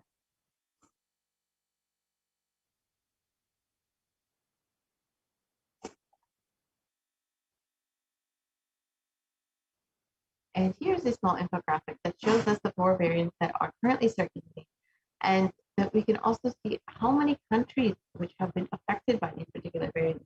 The Alpha variant coming out of the UK has affected over 173 countries. The Beta variant out of South Africa has affected over 122 countries. The Gamma variant coming out of Brazil has affected over 74 countries, and the Delta variant out of India, one of the most transmissible variants, it has been affecting over 104 countries. And as the Supreme Pontiff of Hinduism has revealed, that there are even more variants that we should be concerned about. The Delta Plus variant and the Lambda variant, which are going to be even much more transmissible than the Delta variant, which has been largely affecting India right now. And there have been over 4,500 sequences of variants that have been detected in about 60 countries.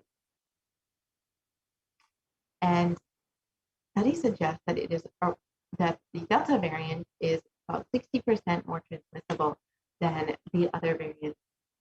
Sorry, let me go back to the previous slide.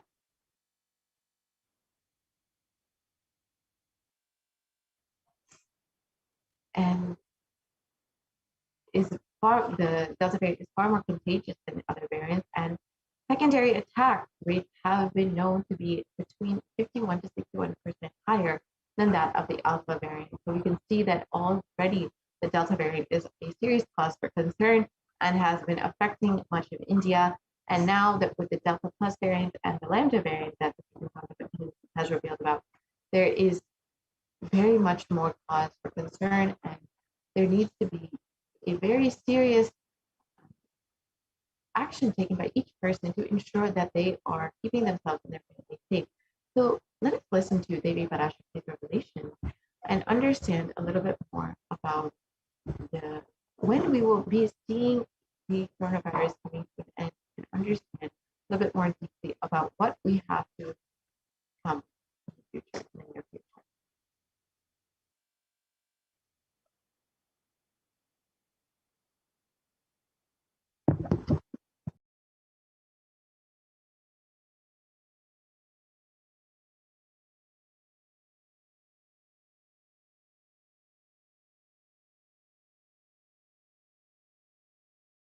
Sharmila, corona ஒழிந்தது. கொரோனாவை வைத்து அரசியலும் அழிவாட்டமும் செய்ய நினைக்கும் மனிதர்களின் சதிராட்டம் முடிய இன்னும் 4 ஆண்டுகளாகும். என் பக்தர்களையும் சீடர்களையும் கைலாய வாசிகளையும் நானே காத்துக் கொள்கின்றேன், நானே காக்கின்றேன். என் பக்தர்களுக்கு ஒரு துயரும் ஒரு துக்கமும் வாராது. ஆனால் உலகின் இந்த கொரோனாவின் சதியாட்டம் முடிய 4 ஆண்டுகள் ஆகும். 2025 தான் அடங்கும். இது சதியாட்டம், மனிதர்களின் சதியாட்டம்.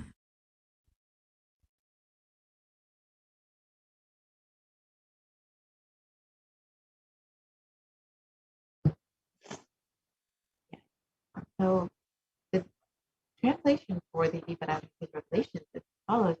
Corona is destroyed, but it will take 4 years for the political conspiracy done by humans to end.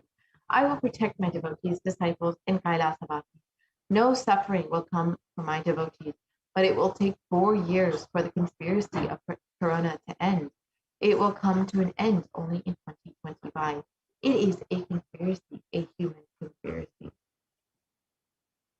And as we have already heard, there is a very strong chance that there will be a third wave of COVID-19 coming in the coming months.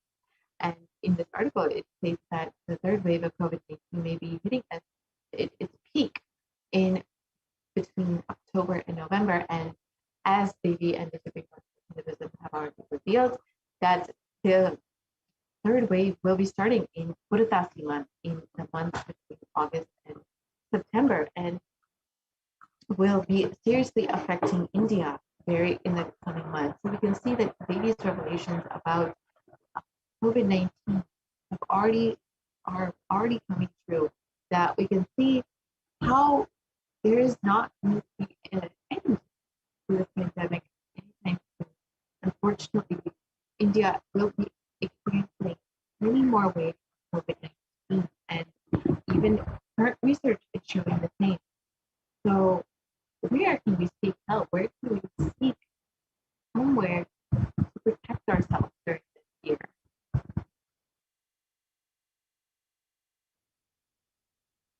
Where is who's providing a solution, and where can we protect ourselves? Let us understand what options we have during this dark time.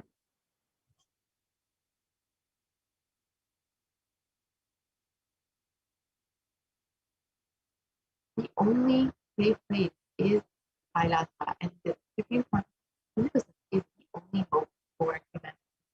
And the Supreme Court of Hinduism has opened up all of the Kailasa in India for the sake of multi-layer quarantine.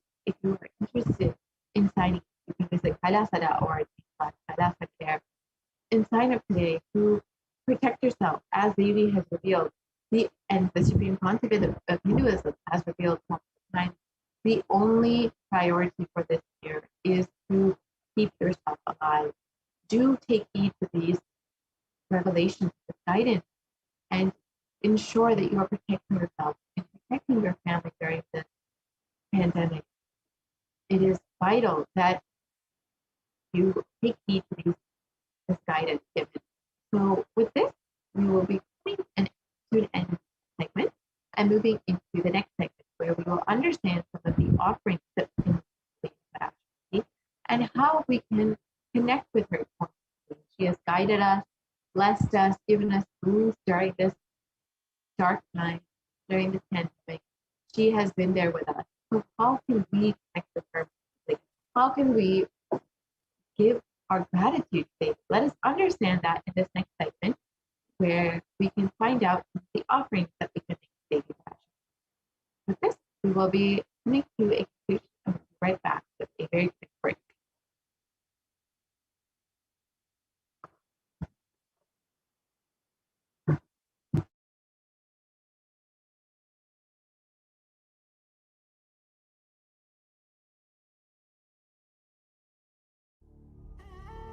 What I mean by the word e-Kailasa, listen intensely. Enlightenment ecosystem, literally enlightenment itself, in your own home, wherever you are. If you cannot come to Kailasa, it's okay. Kailasa can come to you. Kailasa coming to you is E-Kailasa.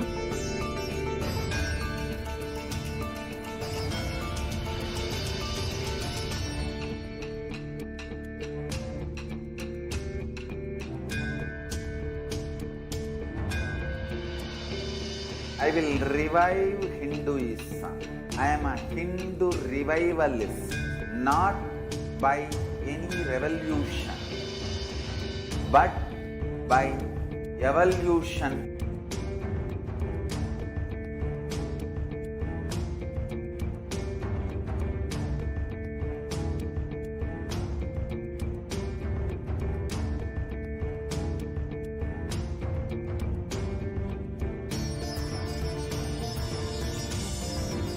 And setting model community.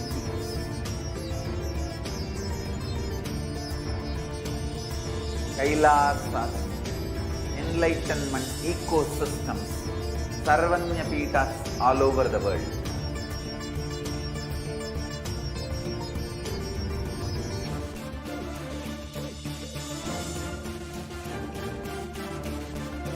All powerful cognition, knowledge, only when you live, power manifestation and possibilities manifestation happens. It's a fundamental truth.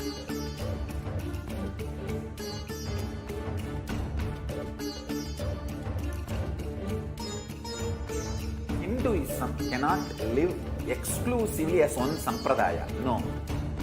All sampradayas of Hinduism is an ecosystem.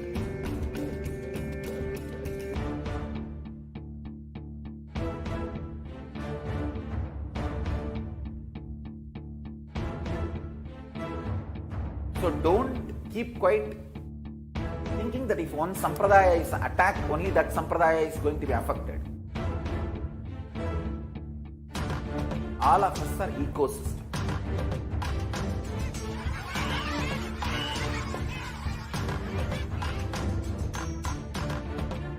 I invite all of you to get involved and enjoy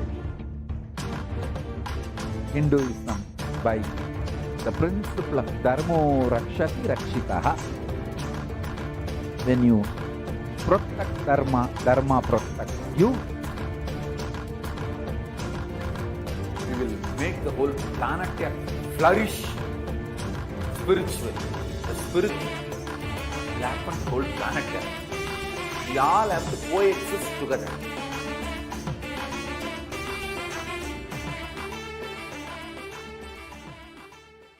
Just be alive for next 3 years. Don't die within next 3 years.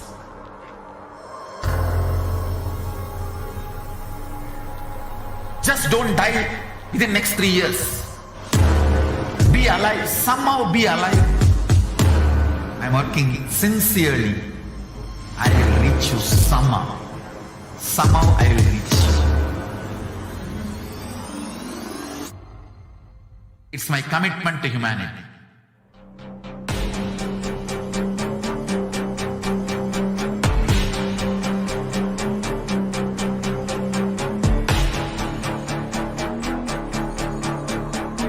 Just don't die within next 3 years.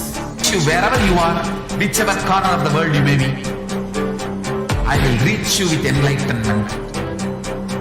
You manifesting the space, state, powers, being Paramashivoham. It is possible, and it is possible for you.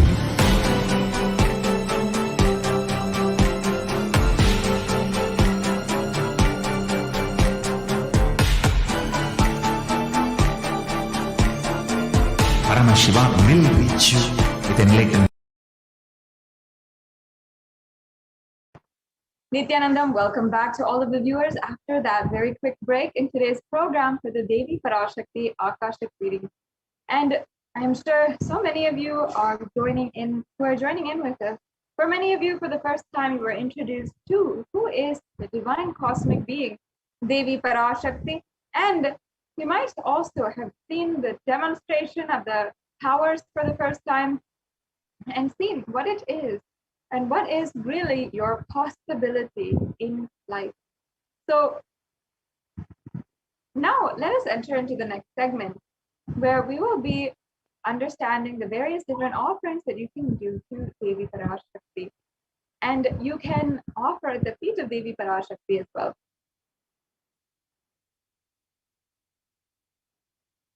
We can go on to the next slide.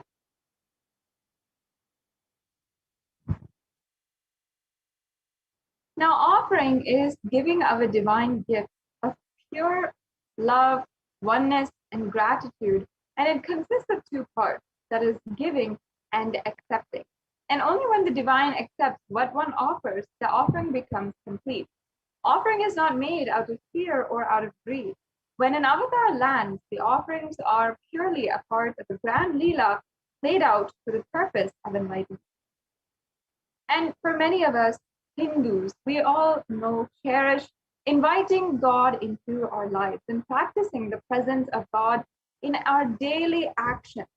Whether it is even waking up in the morning doing the Suprabhata Seva, or if we are doing the Naivedyam 3 times a day, as whenever we eat, we offer first to the gods and goddesses, and then we have a portion of that food. And whatever it is, we offer and we live with God. And that is the fundamental concept, the fundamentals of the lifestyle of Sanatana Hindu Dharma. And it is also for not just daily life, but also our special occasions, our birthdays, our wedding anniversaries, or weddings itself, or when we are starting school for the first time, when we're starting a new business endeavor, or when we are buying a new car, a new home, or a new campus for our business, whatever it is, we always first offer our gratitude at the feet of the gods and goddesses, our Ishta Devata, our favorite god. And then only we make sure that we pay our respects, and then only proceed with the next ventures in our life. And in every single case, we always also ask and pray for the protection of Devi Parashakti, or the protection of our favorite god in as we go further in our life. And these different offerings are the same way, literally inviting God into your life, and not just inviting their presence, but requesting that we experience the ultimate, the oneness experience with the divine.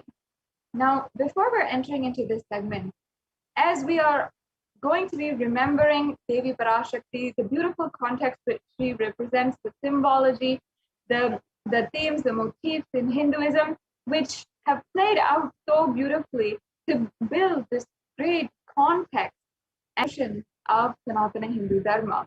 And each one of these offerings will have such beautiful significance. So let us first begin this segment by invoking the presence of Devi Parashakti with the Dhyana Shloka for Devi Parashakti, or Manonmani. With this prayer, we invoke the presence, we invite the presence deeply, humbly of Devi Parashakti amongst us, and to guide us through this pausing segment.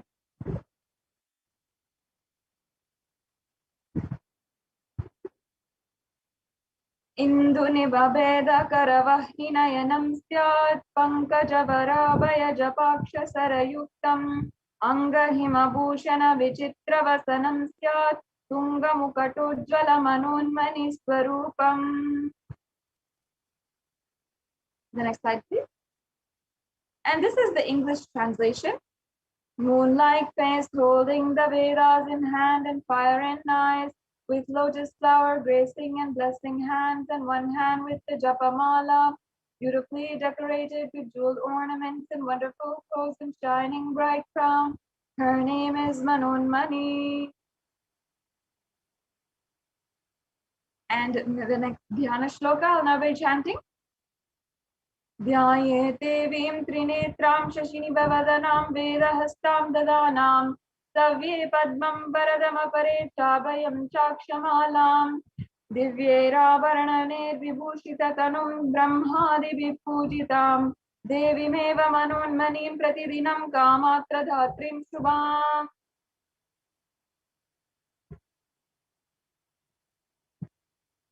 Yes. And the English translation for this verse goes, I meditate on Devi with 3 eyes and moonlight, and the moon holding the Vedas, lotus embracing with blessing embracing hands. She is wearing beautiful ornaments, and she is worshipped by Brahma and other many gods, and showers auspicious boons for all actions every day.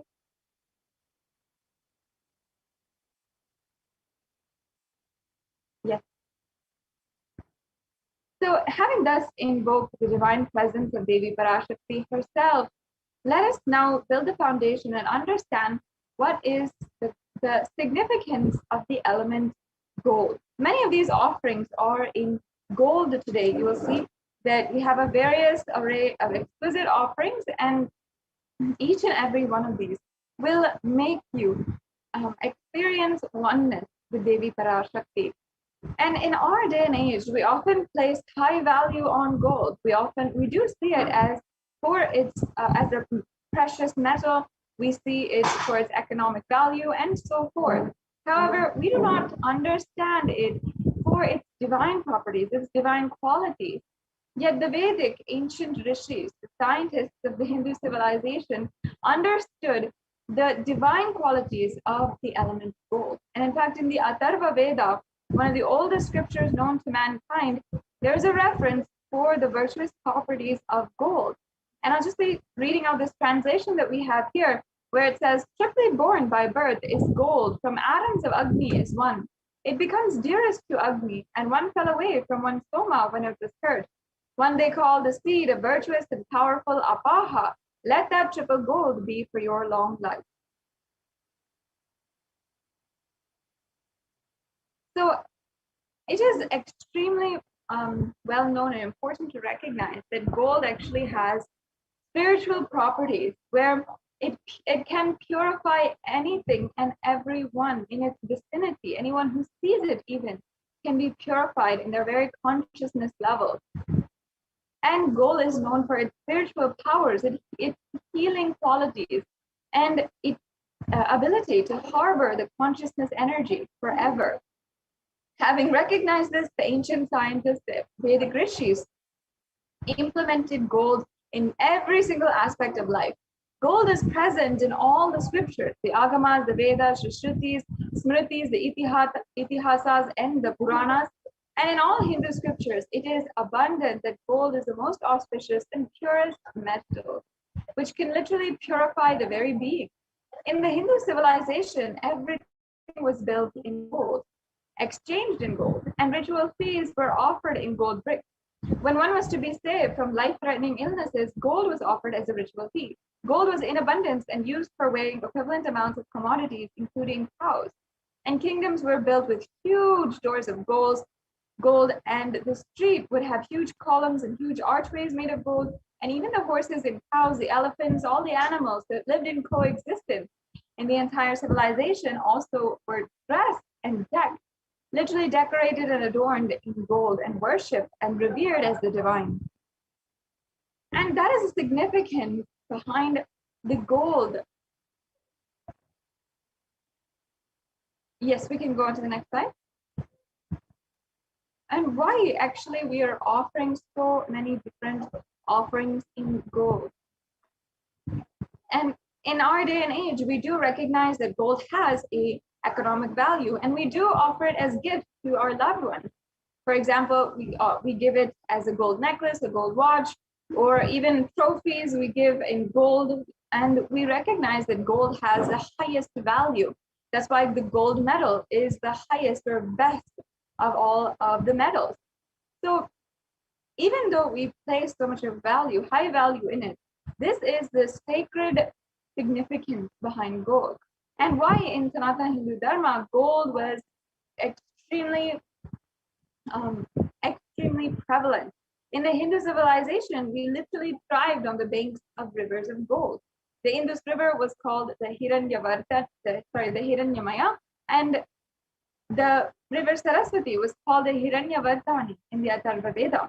So gold is a supreme element for offering gifts to ones you love, and temples were constructed in gold and paved in gold.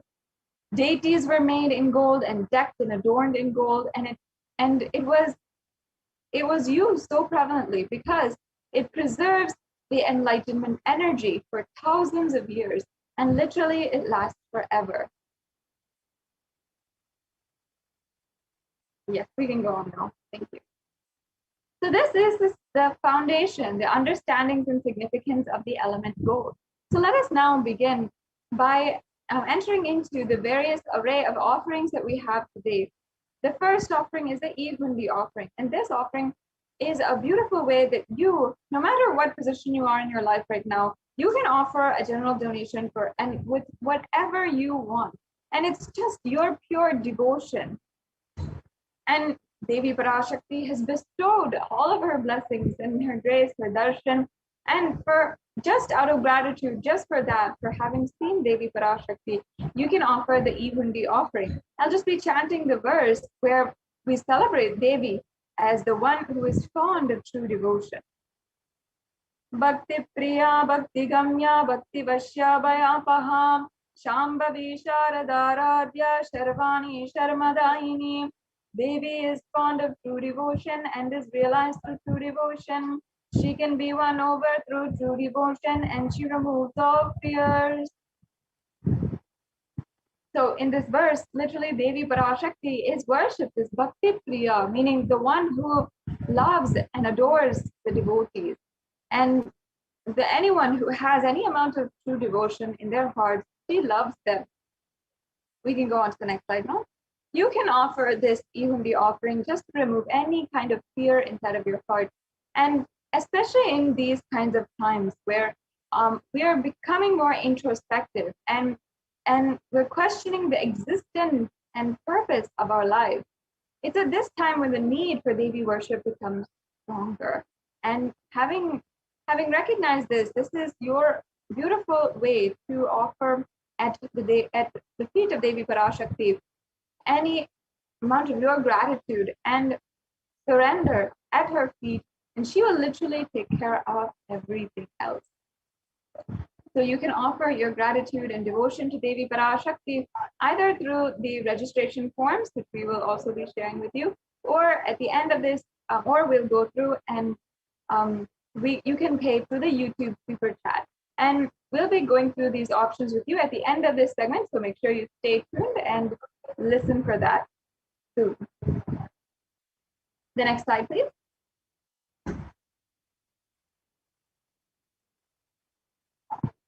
So the next offering is the Sankalpa chanting. In the Hindu tradition, the Sankalpa is a very, very important aspect of the of all the different rituals, and even a part of our day. Our conscious resolution is literally the will that we take up our entire life, that we take up going about our daily actions, that we take up going about our life and every single action.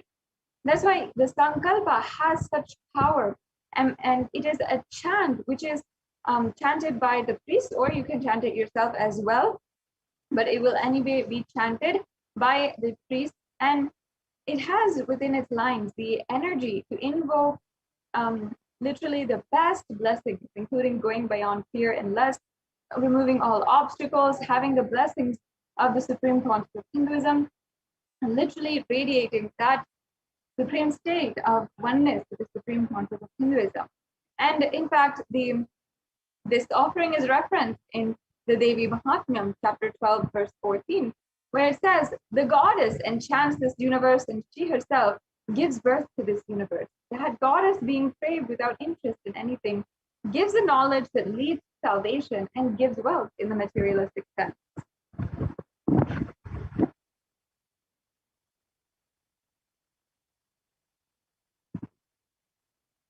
And the next offering that we have today is the Sahasranama Swarnakasu. This offering is an ode and tribute to Devi Parashakti, who is known as Nama Parayana Prita, meaning she who likes the repetition of her various names. In fact, in the Sanatana Hindu Dharma, the Namavali is a very beautiful way to attain oneness with the gods and goddesses. And every single god will have their respected Namavali, or the chant of their numerous names. Sometimes it's 1008 names, sometimes it's 108 names. And there's so many different, even for Muruga, there's the 300 names of Muruga, which is chanted as an archana. And along with this archana, there's often either a gold coin, or that is offered with every single name, or a flower, or some kumkum, or very unique offerings that can be offered with each name during the puja, during the whole ritual. And in the same time, we are chanting these names inside of our inner space, and we are chanting, creating those extremely powerful vibrations from which is literally proven how Sanskrit mantras have the power to create positive energy. And we are literally chanting and invoking the very Ananta Kalyana gunas of the Devi Parashakti. We're chanting and invoking all of those inside of us and requesting the blessings of Devi Parashakti to have those qualities expressed inside of us. So this Sahasranama Swaranakasu is the offering of the 1008 names of Devi Parashakti, and it's a very special offering, unique archana offered to the Mahameru of Devi Parashakti, and it's also the offering of a gold coin inscribed with each of the 1008 names, which is embedded on it. So you can, with this offering, receive the blessings to have the Ananta Kalyana Gunas, all the divine qualities of Devi Parashakti. You will see how literally it manifests in your lives, and all these qualities are harbored and energized within you, literally rejuvenated, and they start manifesting, they start expressing within you for this offering. So this is the Sahasranama Swaranakasu, and once again, it is an ode and tribute to Devi Parashakti, who is named as Nama Parayana Prita in the Lalita Sahasranama. That has such a beautiful context and beautiful significance straight from the scriptures itself. The Sahasranama is a very beautiful way that each and every one of you can be a part, can literally invoke oneness in your life. So now we can move on to the next offering.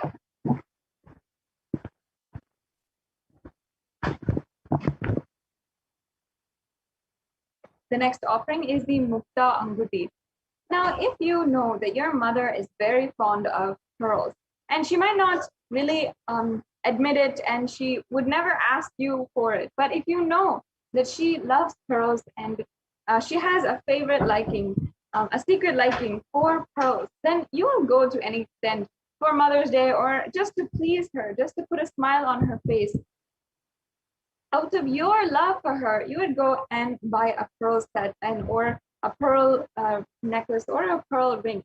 So this offering of the pearl ring, the Mukta Anguti, is that very sentiment, basically.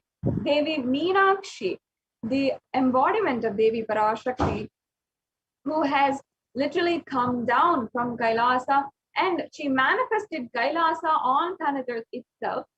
Devi Meenakshi is described as Mukta Harana, meaning the one who is adorned with all of the pearls.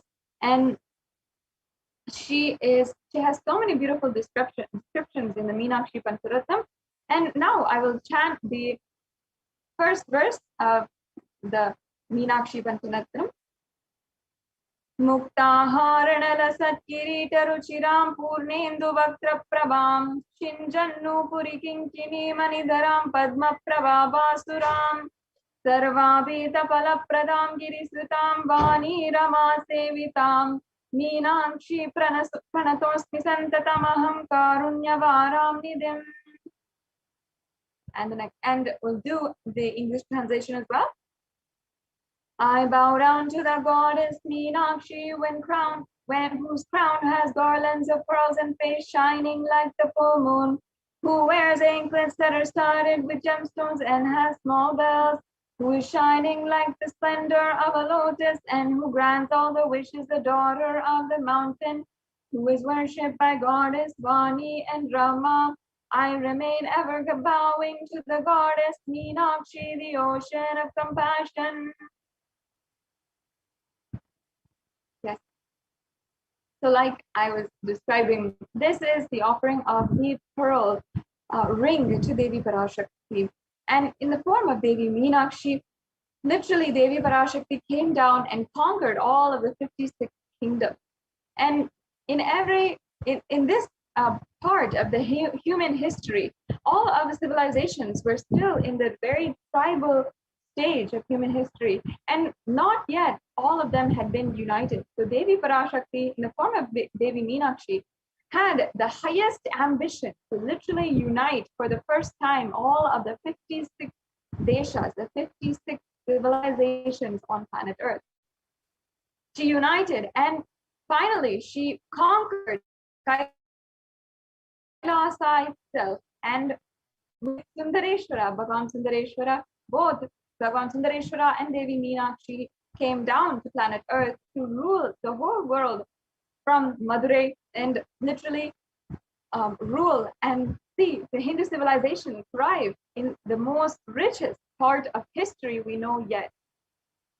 So this is the very powerful ambition of Devi Meenakshi, who can literally manifest Kailasa on planet Earth. And with this beautiful offering of the Mukta Anguti at the feet of Devi Parashakti, you can have her blessings to have the same kind of beautiful ambition and powerful space to fulfill all of your ambition, your business endeavors, your academic endeavors, everything that you want.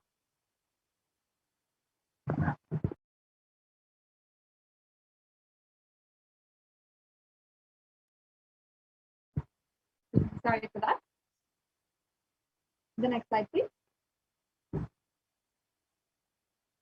And now we can understand the next offering in today's, in this segment. The next offering is the Swarna Padma Pushpa.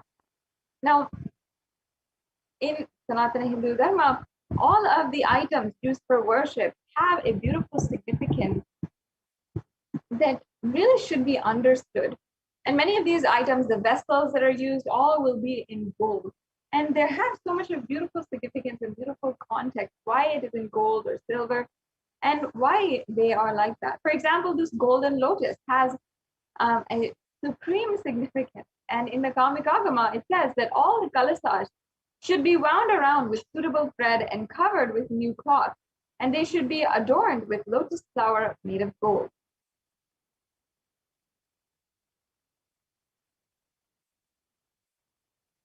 And in the Vedic tradition, there are hundreds of scriptural references for using the lotus, or using the lotus, and not just scriptural references, but also in the arts and the architecture. In so many different places, this lotus motif is there. And that is because we considered the lotus a divine flower. Much like how when we recognized gold was a divine element, when we understood that the lotus was a divine flower, it was used everywhere in the culture and the tradition and the lifestyle. And why was gold such a beautiful symbolic energy? Why was the lotus such a beautiful symbol for divinity? It's because no matter what the lotus is growing in, no matter the background of the lotus, whether it is growing in polluted waters, or it's growing in a small pond in a secluded place, or it is growing in a huge pond amongst all the different lotuses, it is still able to bloom, even if it's in polluted waters. No matter what situation it is in, still able to bloom with so much of elegance, beauty, and radiating resilience. That is the quality of the lotus, and that is why it is used with so much of divine nature, because it is literally seen for its divine qualities. So no matter what, the lotus will be elegant, will be beautiful, will be so amazing to look at, even if it's in the most polluted waters. And in this way, you can offer this golden lotus in order to have the blessings of Devi Parashakti and be able to radiate the state, space, powers, and being of Devi Parashakti in your inner space amidst any and every adverse situation in your life.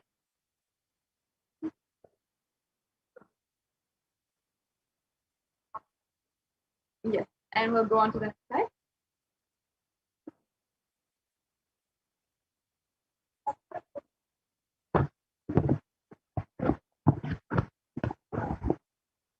We can go on to the next slide now. Yes, the next slide is the Swarna Meti, the golden soul ring. So you can, we'll just chant this verse. Nakhadiditi samchanana majjana tamo guna padadvaya prabhajala parakrita saroruha.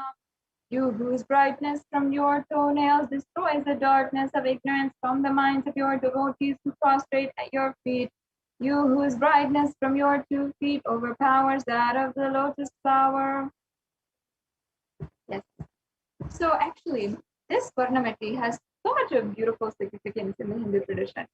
In fact, the toe ring, even though it is widely used now in popular culture as a jewel, it was originated from Hinduism. This jewel was originated from Hinduism. And we worship the toes of women even today.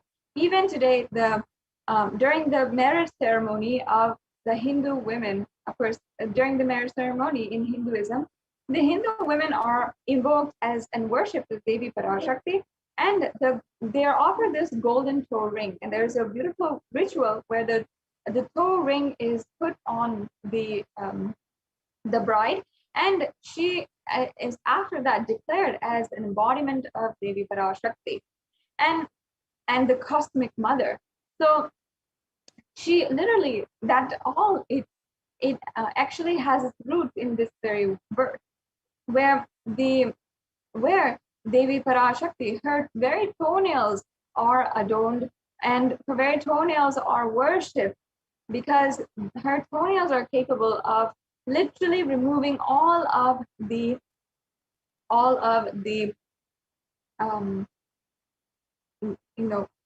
the ignorance in your life, all the darkness in your life, all the suffering in your life, everything. Devi Parashakti has complete power to just remove that with nothing but her mere toenails.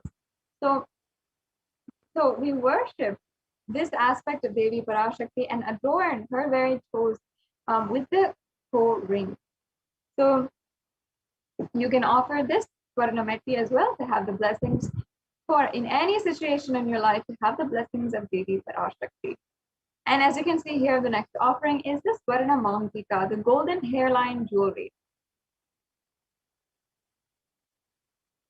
And in the Lalita Sahasranama, Devi Parashakti is described as Shuddha Saribi Varshani, meaning she who makes the nectar flow in all our nerves from the Sahasrara, she who gives a very pleasant experience of the ultimate. And this has such a beautiful significance. And the Swarna, the Mantika, is actually representative of the nectar which is flowing from the Sahasrara Chakra. The Sahasrara Chakra is the crown center at the top of our head and represents our brain and represents our is represented by a huge 1,000-petaled lotus flower. So when this 1,000-petaled lotus flower is in full bloom and this chakra has opened, that is when the nectar oozes from it, and we have that very pleasant experience of oneness with the ultimate. So the Mantika represents the bloom of the Sahasrara Chakra and literally that nectar flowing from it. The next slide, please. So you can offer this Mantika.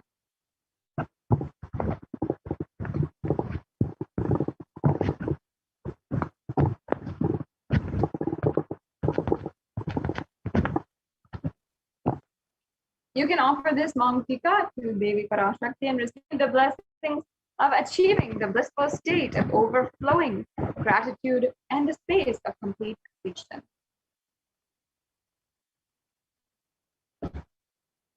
Yes, we can go on here. The next offering is the Pratyaksha Pada Puja. And the Pratyaksha Pada Puja is a very precious offering, especially since you are offering directly at the feet of the Nijavatar, who is manifesting Devi Parashakti and is literally manifesting on planet Earth for each and every one of us to surrender, to have that ultimate super conscious breakthrough. So once again, let me chant this beautiful verse. Nakhadiditi samchana namajjana tamo guna padadvaya prabhajala parakrita saroruha. The illumining splendor of Devi's toenails dispels the darkness of ignorance from the devotees prostrating at her feet, and her feet deplete the lotus in beauty. And in Shlokam number 83 of the Saundarya Lahari, it states that the nails have been sharpened by constantly being touched by the crowns of celestial beings. And in here, Tamoguna is actually darkness. And in this stotram, tamas is indicative of ignorance in the minds of devotees. And by constantly prostrating for Devi, their ignorance is removed and they attain ultimate knowledge. So you can offer this Pratyaksha Pada Puja as well. The next slide, please.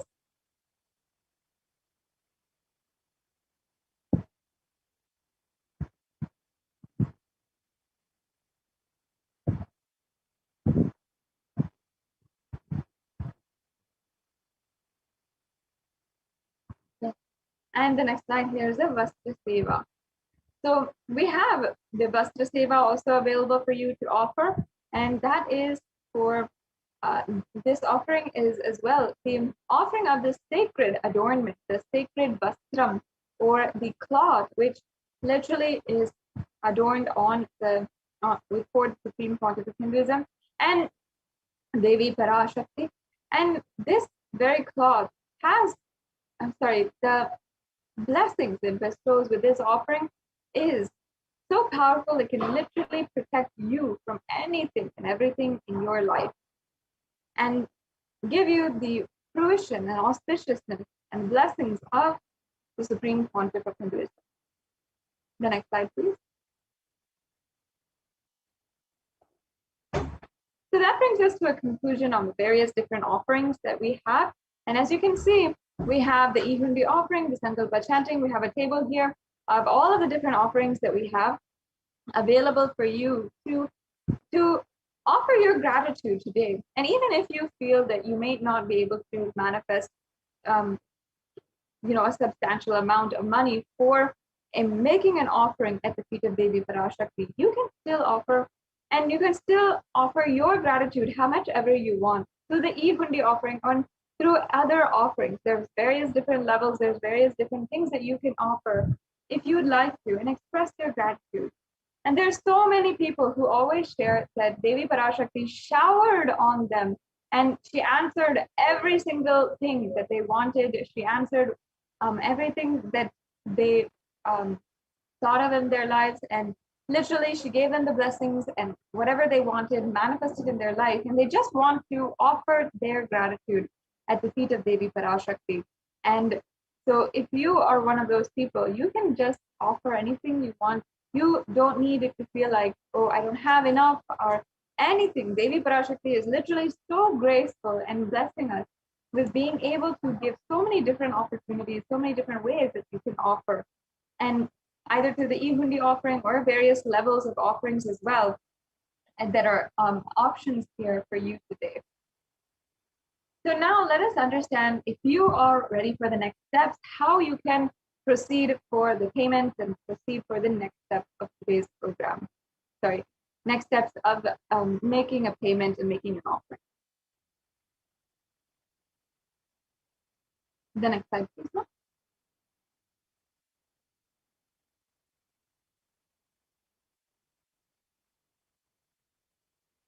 We can go on to the next slide.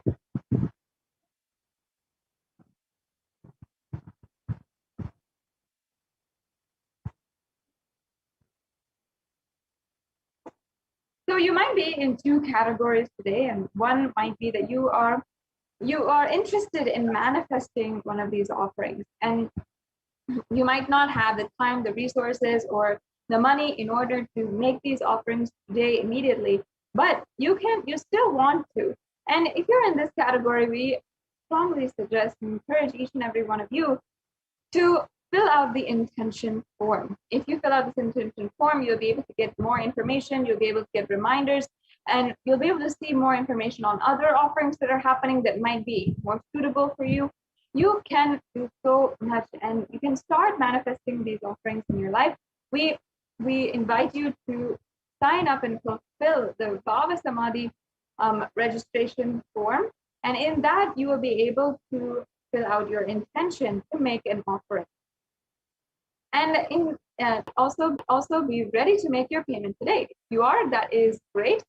We can now basically see the different links that you will just go through very quickly in order to make a very easy payment today. And it's just a few steps, as many of us have been used to online shopping right now. It's just like that. And it's been made very easy and very user-friendly for each and every one of you. So you can go to the link tiny.cc/bhavasamadhi, tiny.cc/devi-offerings. That is the offering, that is the payment link for all the offerings. So you can go to this link and you'll be able to make your donation today. And you just go through the steps in the form, select which offering that you'd like to make, add that to your cart, and then go through to the steps until you fill out your payment details for your credit card or your debit card, however you want to pay. And you can fulfill the payment. And after you make the payment, please make sure that you go to the form, the Sankalpa link form. And this Sankalpa form is the way that your name will be chanted and your name will be associated with the offering that is being done. So it's very, very important. And so here we have the 3 stages of making your offering.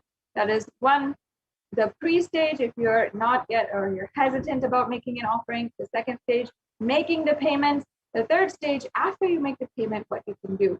And of course, after that, Devi Parashakti takes care of the rest, and you're bestowed with the ultimate blessings, the pure oneness with Devi Parashakti, and more than you would have ever understood or ever even asked for in your life. You will simply find that you will have that in your life.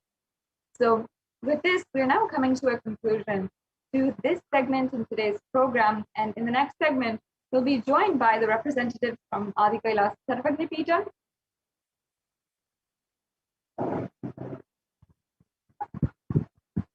And they will be teaching, guiding us about how the Adi Kailas Sarvagya Peetham is serving as one of the primary Kailasa COVID care centers, multi-layer quarantine centers in India right now. And it is one of the safest places for people to even live right now. So that will be our next segment. I encourage each and every one of you to stay back, join with us as we go through the next segments of this program. And you can always make sure that you are liking, subscribing, and following Kailasa and the Supreme Pontiff of Hinduism on the official channels. And in the left-hand side of the screen, you will be able to see all the different handles, the official handles of the social media platforms, including Facebook, Instagram, YouTube, Twitter, and so many other platforms that Supreme Pontiff of Hinduism has made himself available on. And not only that, you can, during the live Bhava Samadhi Darshan, as well as the live Nithyananda Satsang, whenever each and every one of these are live and there's a live event going on, you can ask your questions to Devi Parashakti or to the Supreme Pontiff of Hinduism. You can ask your questions, you can ask for personal blessings, you can ask for any boons that you want or healing requests if you want for yourself or your family members or for those whom you love. You can ask anything that you want.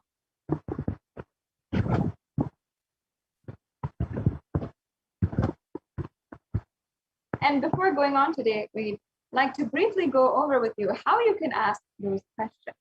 So if you are in YouTube, you can always go to the YouTube channel and go to Kailasa's HDH YouTube channel. You can go to the live video and make sure that you are joined in as a member of this channel. This gives you access to more than 7,000 videos and 20,000 hours of different footage, different sessions, different intimate sittings where the Supreme Pontiff of Hinduism reveals truth and the ultimate knowledge, spiritual knowledge that each and every one of you is craving for. And you will see how literally every solution that you are looking for will be available for you through this YouTube channel. So the benefits are immense. So you can join as a member of the YouTube channel. And once you are a member, then you can go and ask your questions through YouTube. And as well, you can ensure that your questions are answered as well. You don't need to ask your questions multiple times. You can ask as you are comfortable as well.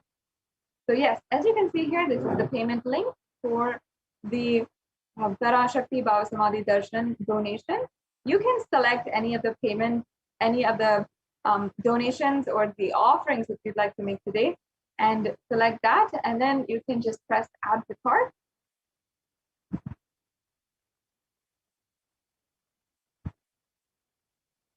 And then once you press add to cart, you will need to go through the further steps where you fill out your billing details, you fill out your payment details, and then after that, it's a very simple process. You proceed for your payment.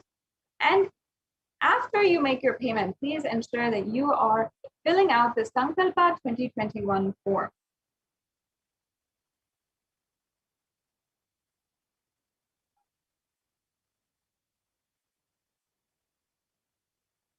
So once you fill out the Sankalpa 2021 form that we are pulling up for you right now, you will be able to just go through this quick form, fill out your names. If you don't have any of the information such as your gotra or your nakshatra, if you don't know this, it's okay.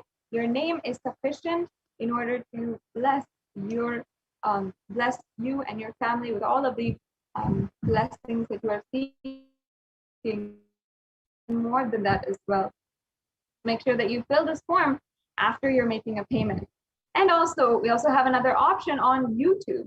So you can go to YouTube in the live video and make a donation through the super chat.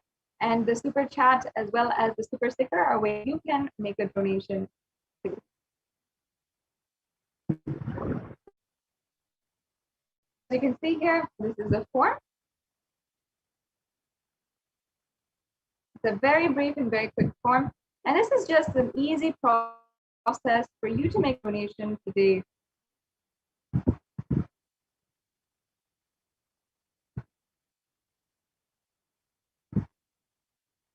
Yes, and also YouTube has a feature called the super chat.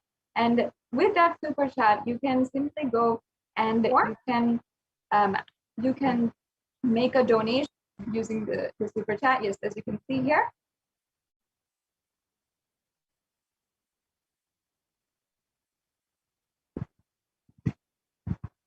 As you can see here, once you're a member of the YouTube channel, you will be able to make a donation. A $sign will show up in the right hand side of the screen, and you will be able to pay either with credit card, with debit card, or through PayPal through on this feature of YouTube through the super chat. So this brings us to a conclusion of this segment in today's program, and we'll now be entering into the next segment where the representatives from the Adi Kailasa Sarvagna Peetham will be joining us and showing how what's going on inside the Adi Kailasa Sarvagna Peetham, the Kailasa COVID Care Center inside of India right now. So we'll be right with you and continuing today's program after a short. What I mean by the word e-Kailasa, listen intensely. Enlightenment ecosystem, literally enlightenment itself, in your own home, wherever you are. If you cannot come to Kailasa, it's okay. Kailasa can come to you. Kailasa coming to you is E-Kailasa.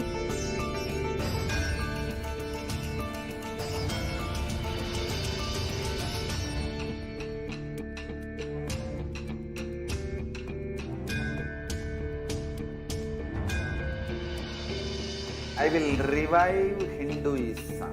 I am a Hindu revivalist, not by any revolution, but by evolution.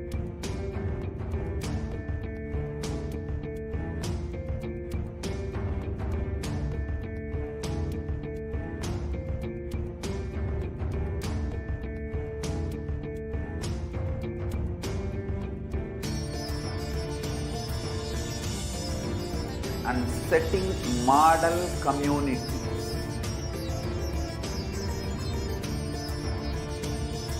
Kailasas, enlightenment ecosystems, Sarvanya Pitas all over the world.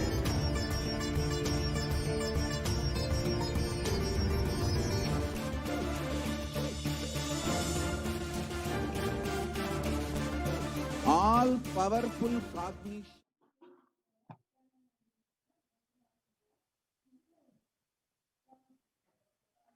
Nithyanandam, welcome back. Let's start our next segment with the Supreme Pontiff of Hinduism, Jagadguru Mahasannidhanam, His Divine Holiness Bhagwan Nithyananda Paramashivam blessings. This segment we are going to present Kailasa's multi-layered quarantine opportunity for India during COVID-19 as a practical solution resulting in health, joy, and bliss. So let me start with the Sadguru Vandanam. Nithyanandam Paramasugadam Kevalam Jnanamurtim Dvandvatitam Gagana Sadrusham Tattvamasya Ekam Nityam Vimalamachalam Sarvadi Sakshibhutam Bhavatitam Trigunarahitam Sadgurum Tam Namami. Yes, Kailasa Department of Enlightened Civilization present on May 5th, 2021, during the Akashic readings from Devi Parashakti, Devi revealed and how it became true from the State of the World reports. Devi revealed on 5th June 2021 that not only people dying in crores, financial and mental retardedness, you will also see minds getting collapsed. Freedom from all the suffering is the life of living enlightenment. First, prevent yourself from this deadly corona. Oh, people, do the job of saving your life as first priority. Listen properly, people. The only way to protect yourself from this overflowing cosmic pralaya and from the demonic people who search for destruction for themselves and for others. Because of pralaya, go to Adi Kailasa, getting shelter at the feet of Paramashiva. See yourself from corona and death. Save yourself from corona and death. Economic crisis and mental collapse that is formed because of corona, save yourself and move towards living enlightenment, move towards Paramashiva, Parampurul, doing yoga and tapas, doing seva to all the devotees of Paramashiva, live a good life. Just for that, I have opened the doors of Adi Kailasa. For all those in the universe, not only human beings, as even Siddhas, Jnanis, and Yogis have come and are doing penance in Adi Kailasa. For everyone who come, goodness, prosperity, Jnanam, and Yogam will overflow. Do not have fear. Bliss is there. And do not have worry. I will protect with goodness. Just for that, I have opened the doors of Adi Kailasa for all those in the universe, not only human beings, as even siddhas, jnanis, and yogis have come and are doing penance in Adi Kailasa. For everyone who come, goodness, prosperity, jnanam, and yogam will overflow. Do not have fear, bliss is there. Do not have worry, I will protect with goodness. Happiness is there and enlightenment is there. Do not have fear, bliss is there. I am solving sufferings. I am Samayapuratu Kannathal who comes and helps at the right time. Now, these are the ones Devi revealed during the Akashic readings on May 5th. Revelations about mental health issues by Devi Parashakti on June 5th, we just saw now, and media article confirming the same on 6th June 2021. The psychiatric symptoms like depression, anxiety exhibited by COVID 19 patients, a study, according to a new study, neurological symptoms like depression and anxiety are also showing to be common in those who have contracted COVID 19, even in mild cases. Revelations about mental health issues by Devi on 5th June 2021 and media article confirming the same on 8th June 2021. The BMC Psychology report on 8th June 2021 revealed published an article that impact of COVID-19 on the mental health of US college students. The results shows that our results indicate that students closer to graduating faced increases in anxiety about 60.8%, feeling of loneliness 54.1%, and depression 59.8%. Many reported worries for the health of loved ones most impacted their mental health status about 20%. And the need to take care of family most affected current and future plans, that is 31.8%. Almost one half of students took exercising and other psychiatric treatments.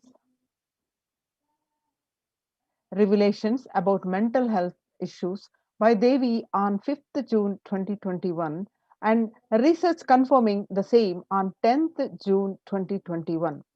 The rates of anxiety and depression among college students continue to soar, researchers say. Researchers at Dartmouth College, who have tracked the moods and behaviors of about 200 college students for 4 years, say stress levels are at their highest. A report by Lauren Lumpkin on June 10, 2021. The Dartmouth College researchers began tracking 217 students when they entered the school as a freshman in 2017 in the hopes of understanding how they behave. They have seen students' stress levels rise and fall, usually in tandem with midterm and final. But since the onset of the coronavirus pandemic, rates of depression and anxiety have soared and have showed no signs of coming down, said Andrew Campbell, a researcher and computer science professional. The psychology today on coronavirus, the psychological trauma and PTSD effect. Much has been said about the mental health crisis that is occurring related to the coronavirus pandemic. Much of this information has focused on the all consuming anxiety, panic, and fear that many are experiencing. While this is important and needs to be at the forefront of discussions, something that has not been discussed is the psychologically traumatic nature of what our nation and our world is experiencing. Revelations to the World by the Devi Parashakti, the increased prevalence of post traumatic stress disorder is expected to emerge as a primary factor driving the growth of the global post traumatic stress disorder therapeutics market over the period of assessment. The global post stress disorder PTSD therapeutic market about 2021 to 2027, which raised 11.91% from 2019 to 2027. Some more reports in, in related to the Devi Parashakti Akashic readings on 5th May, CNN published on coronavirus pandemic's impact on global mental health is already extremely concerning, UN says. According to the CNN, there is a high prevalence of mental distress in countries across the globe due to the coronavirus pandemic, especially among healthcare workers, children, according to the United Nations and the World Health Organization. The impact of the pandemic on people's mental health is already extremely concerning. Who director, the World Health Organization Director General Tedros Adhanom said in a news release recently.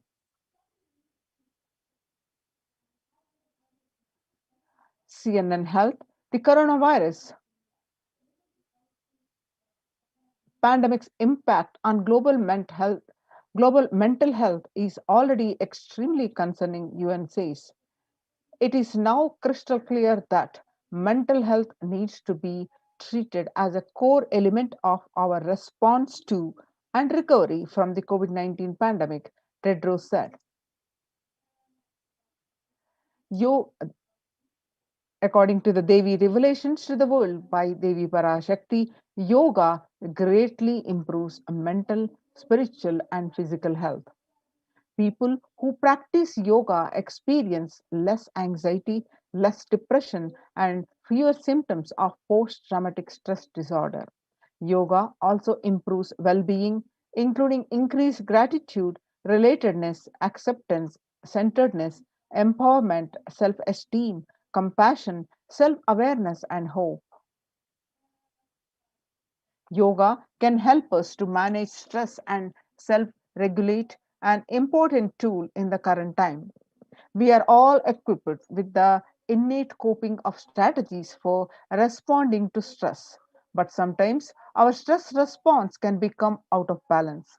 We are living in a world that regularly activates our sympathetic response, the body's way of responding to stress, sometimes called fight or flight. This is balanced by our parasympathetic response, the way our body helps us to rest and relax. Yoga can help bring our parasympathetic response back online and allow us to find balance. Activating our parasympathetic response brings us into a more restful space and allows us to find calmness, connection, and compassion.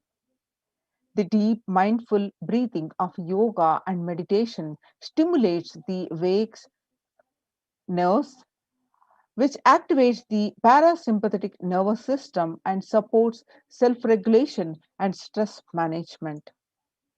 Yoga can be a valuable tool for self care, especially in challenging times.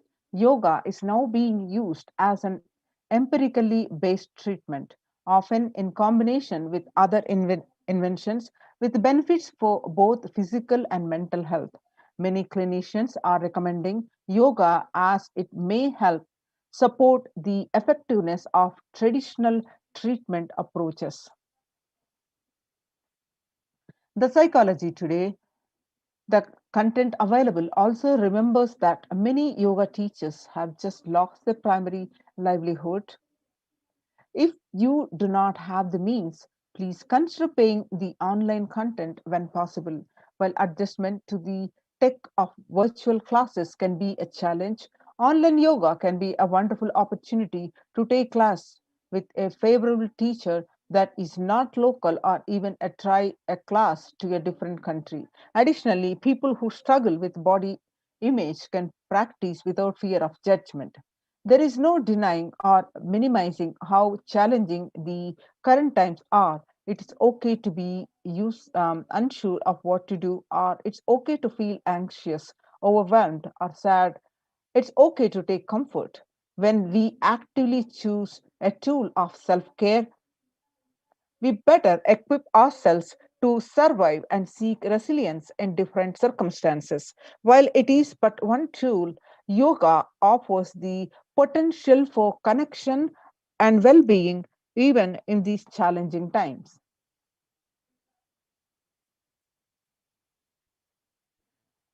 The spirituality benefits mental health. Research shows that individuals have better mental health if they belong to a particular community or have religious beliefs. Spirituality can help people in many ways. First and foremost, spirituality or a religion can help people find meaning in their lives, which is instrumental in improving one's mental health. Spirituality can perhaps help you connect with the divine self. In addition to endowing meaning to your life, it has the potential to improve mental, physical, and emotional well being as well. It has been a source of relief and comfort from various challenging issues for thousands of years.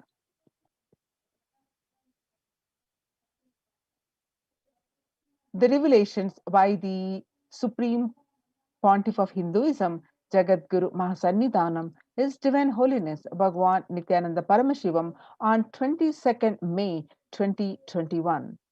Paramashiva is very clear. Focus on making your body alive, life alive. Mine is obsessive compulsive reaction. It is nothing but a bunch of unconscious reactions. Do not try to sympathize with the mind.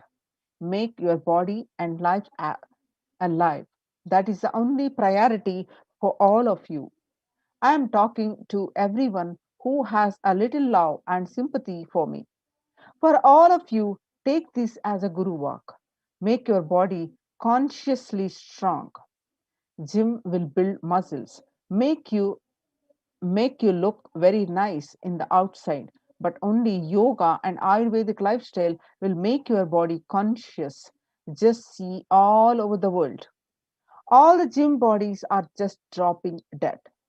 Only yoga will make your internal organs strong and your ability to manifest consciousness strong. Let me give you the solution from Paramashiva to protect yourself from this whole pralaya, not just from corona. The amount of depression, mental suffering, the way the whole world is suffering, the kind of poverty happening, people losing their job, income, having insecurity, comforts, being lost. So much just make your life extremely strong. 3 years back, I said, keep yourself alive for next 3 years. I have enough evidence that 3 years back, I trained the whole Kailasa. That first, the devotees in their own homes. Second, the Kailasa inside the Sangha physically and mentally, um, psychologically, or consciously for quarantine lifestyle.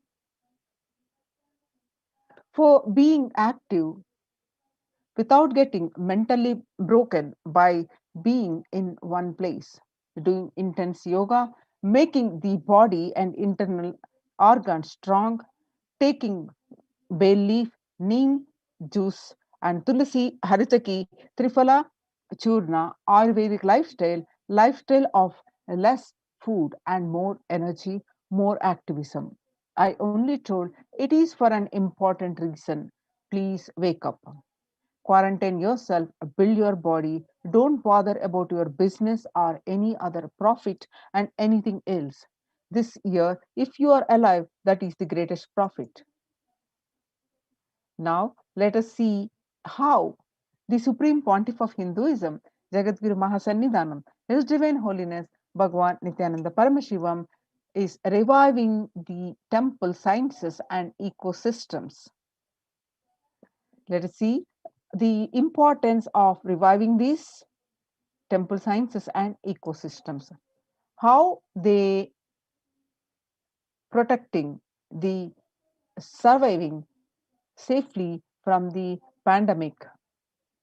If we see some of the statistics across the world amidst the rising of COVID-19 cases in different states across India, the various temples that have been functioning from ages, unbroken lineage of functioning since ages, thousands and thousands of years ago without a break. But due to the pandemic, they are being closed for devotees. Some of the examples are the Shirdi temple administration took the decision after the Maharashtra government on recently announced a weekend lockdown on night curfew in the state to control the spread of coronavirus. And the famous Puri Jagannath temple to remain closed for public, keeping in view of the surge of COVID-19 cases in Odisha and also in Puri, the authorities of the temple of Lord Jagannath in the pilgrim town on Sunday. The famous temple is closed for the devotees since May 5th, as a statewide lockdown was imposed by the Odisha government.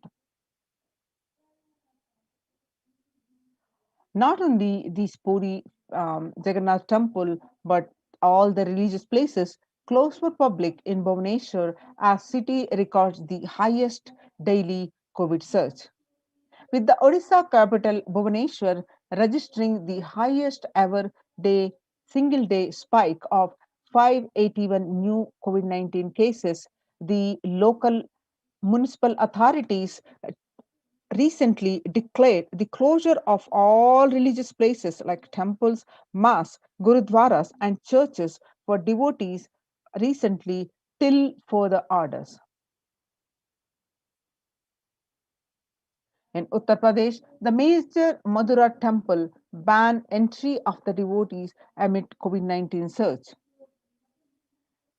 Two major temples of the Sapta Devalaya, the cluster of 7 temples in Vrindavan, recently banned the entry of devotees in view of the rising COVID-19 cases. Gujarat Somnath temple closed for darshan amidst the COVID-19 surge. In view of a surge in the COVID-19 infections, the Somnath Temple Trust has announced that the temple will remain shut for devotees from April 11th for an indefinite period. And on the other hand, in Tamil Nadu, the Chola era temple murtis beheaded. The murtis of Chola era temple have been vandalized in Pudukkottai, Tamil Nadu. A devotee who went to the temple was shocked to find all the murtis in the temple in a beheaded state. He lodged a complaint with the local police later. The Kailasanatha temple in a village in Pudukkottai is said to belong to the era of Kuduchunga Chola II. With Shiva as the presiding deity, the temple houses other deities such as Ganesha, Parvati, Murugan, and Krishna and Nandi. All of these murtis were discovered in a beheaded state 2 days ago. Now, what is the experience of Kailasa temple experience? Now, in the times when COVID-19 is rampant, the ancient temples are in a lockdown because of the risk of widespread corona disease. The devotees of these temples were visiting and having darshan of their gods and goddesses for thousands of years.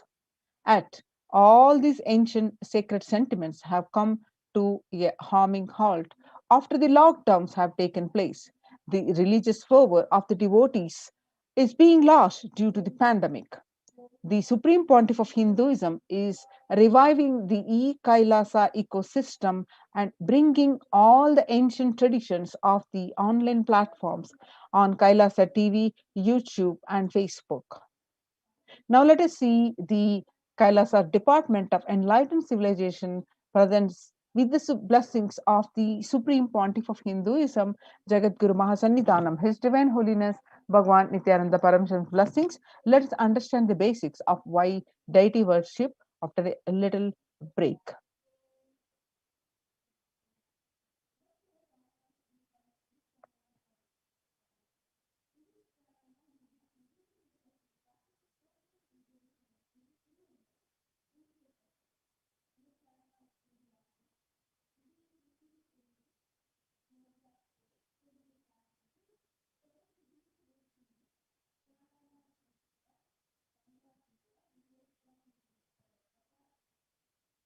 The Supreme Pontiff of Hinduism says, please understand, deities are not mere idols. They are embodiment of ideals. We do not worship the idols. We worship the ideals represented through the idols. When the divine is present before you in a form that you can see, touch, and relate to, the transmutation becomes an easy and joyful process.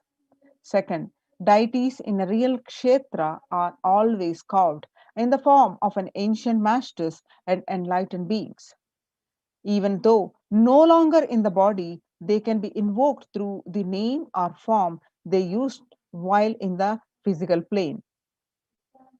When we pray to the deity or chant its name, the corresponding divine vibration is automatically awakened and becomes available on the energy plane to guide and bless us.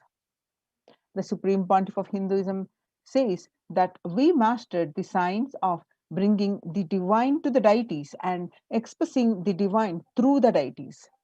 The whole science has been mastered in the Vedic tradition. The revival of temples will be the revival of world peace and world bliss. Revival of temple culture, the deity worship where people are made to look in. That is where the revival of Sanatana Dharma, Advaita Satya, is going to happen, says the Supreme Pontiff of Hinduism. Now, some more basic understanding. What are these all these names and various forms of the deities? The divine has infinite auspicious qualities called Ananta Kalyana Gunas in Sanskrit.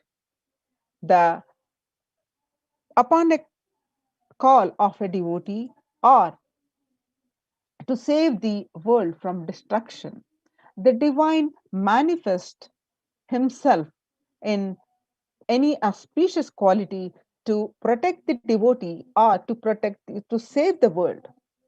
That become an independent intelligence. When we connect with that independent intelligence, we get the benefit and auspicious quality of that divine.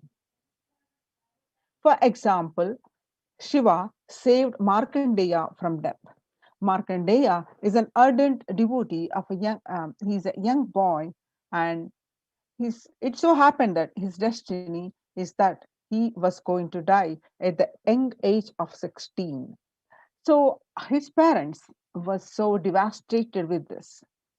So Markandeya intensely prayed to Paramashiva. And on the day of his death, the Kala, the Lord of Death, arrived to take his life away. The, the Markandeya, the hugged Paramashiva Linga and intensely prayed and connected with him. Then Paramashiva appeared and explained to the Lord of Death, Kala, and as he is the ardent devotee of Shiva, that and he is protecting him. So the Paramashivas saved Markandeya in the form, in the quality as is saved from Kala, become Kala Kala. he saved a devotee, Markandeya, from Kala, become Kala. So, and not only he saved his life from Kala also blessed Markandeya as the life of eternity, immortality, blessings of immortality. Same way, Paramashiva danced in ecstasy as cosmic dancer, performing the Panchakrutyas of the creation, sustenance, rejuvenation, and pulling out of delusion and giving us the liberation. And all that Panchakrutya, the 5 actions, as a cosmic dancer, Paramashiva performed so casually, so blissfully. The cosmic dancer became Nataraja. The Mahavishnu's every action of showering blessings on the world becomes Lakshmi. Brahma's very action of constantly sharing the wisdom becomes Saraswati. So each of the actions of the ultimate becomes independent intelligence and energy. When you connect with those independent intelligences, those deities, whatever you want immediately happens. Whatever result you want, worship with rites those divine energies who are the personification of those specific actions. The immediate results are achieved by connecting with those deities. In this world, this can be a powerful method through which you can achieve whatever you want in your life. Join now in any one of the Kailasa's COVID care protection centers. Register now through the link below, https://kailasa.org, KAILAASA, kailasa.org/Kailasa care. Kailasa's temple ecosystems. Let us understand the ecosystems of Kailasa. Kailasa is a place where everything related to superconsciousness is revived. All the sampradayas, all the spiritual ecosystems created for enlightenment will be revived and established in such a way it never gets lost again. There is forever serving the humanity. Let us understand from the Supreme Pontiff of Hinduism the revival of Hinduism's temple ecosystems. I am going to revive Hinduism by setting up a model community, enlightenment ecosystem. I am going to create absolutely from the scratch newly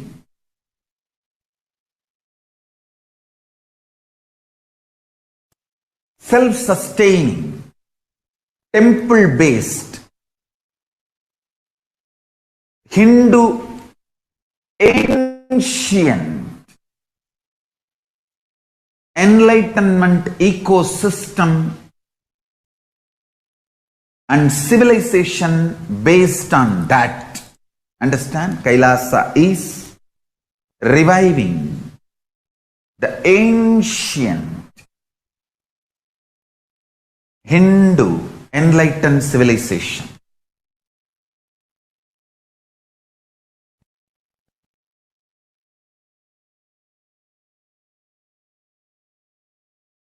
Paramashiva himself manifested this Kailasa Mandala, the enlightenment ecosystem, and the lifestyle.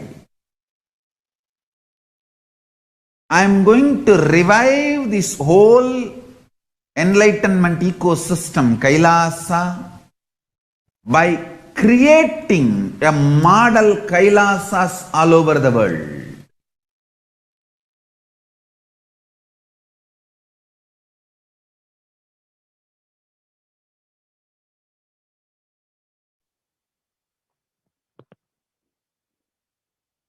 The adulation of violence in recent lifestyle has enabled disruption in several nations, affecting millions of lives with mental distress, physical health ailments, defalcation of food supply, and pinpointed destruction to the infrastructure of several countries. The Supreme Pontiff of Hinduism, Jagadguru Mahasannidhanam, His Divine Holiness Bhagwan Nithyananda Paramashivam, has dedicated his entire life and made his mission to bring the global peace from the ground level through the Kailasa Department of Religion and Worship, the Kailasa Department of Human Services, to bring harmony in humanity, to create a life of freedom and peace for every individual on the planet through the revival of the temple ecosystems.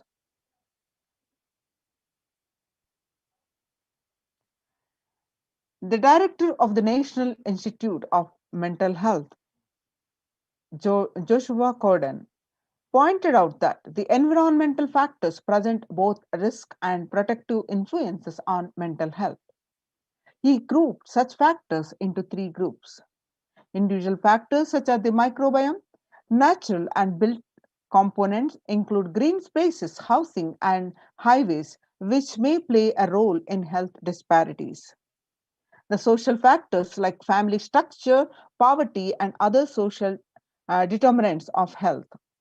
A report from National Institute of Environmental Health Studies on March issue.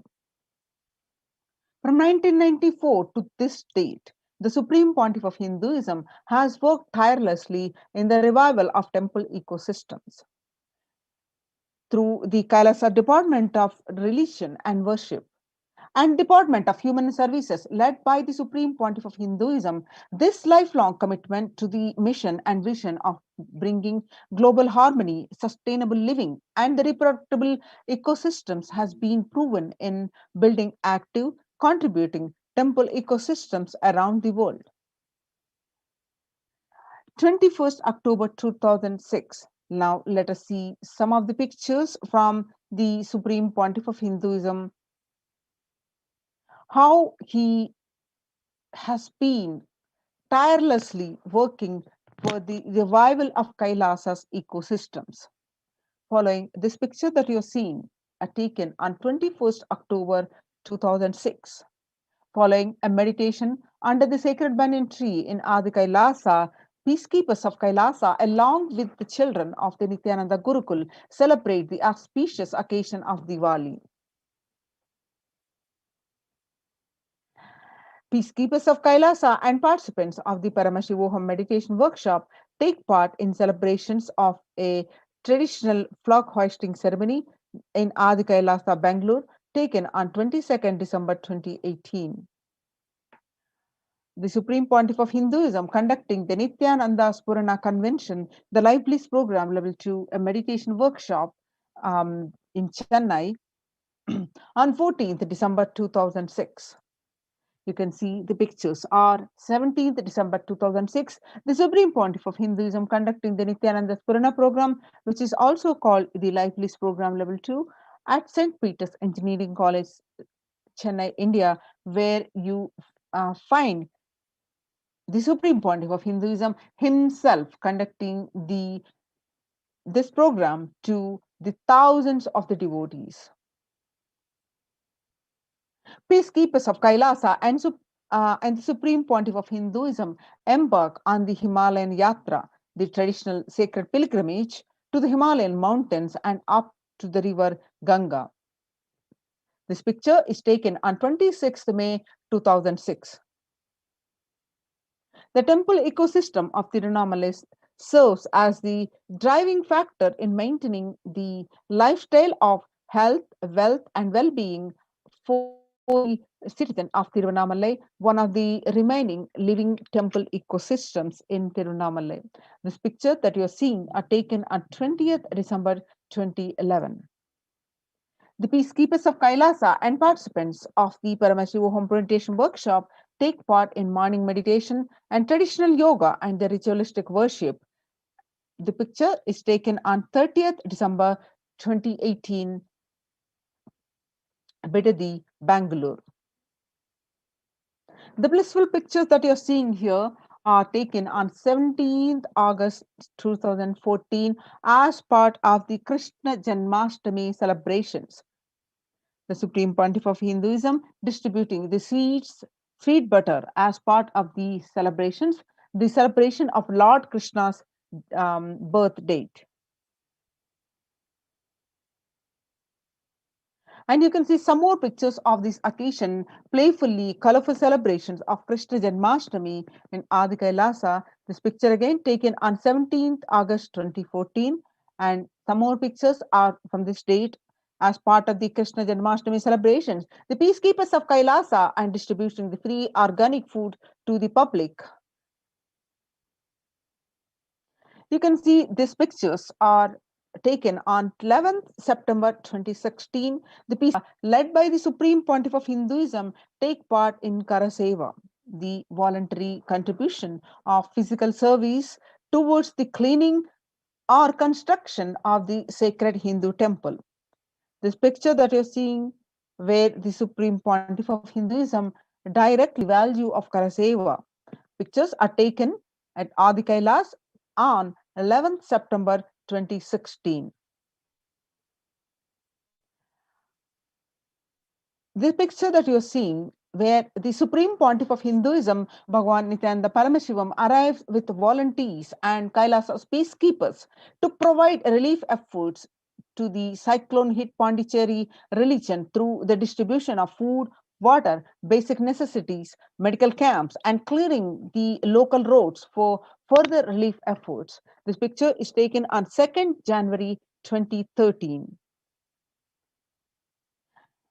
And the picture that you're seeing, where you find the Supreme Pontiff of Hinduism monitoring the food preparation that are happening and taken on 4th January 2012. The pictures you find here are taken on 3rd January 2012 at Pondicherry as part of the Thane flood relief medical camps. The Kailasas ecosystems around the world, you're seeing the picture across the continents, across the globe, the Kailasas ecosystems are spread. Starting from 1994, where you see the leftmost picture is the Kailasa in Tirunamalai is traditionally passed on to the hands of the Supreme Pontiff of Hinduism, Jagadguru Mahasannidhanam, His Divine Holiness Bhagwan Nithyananda Paramashivam.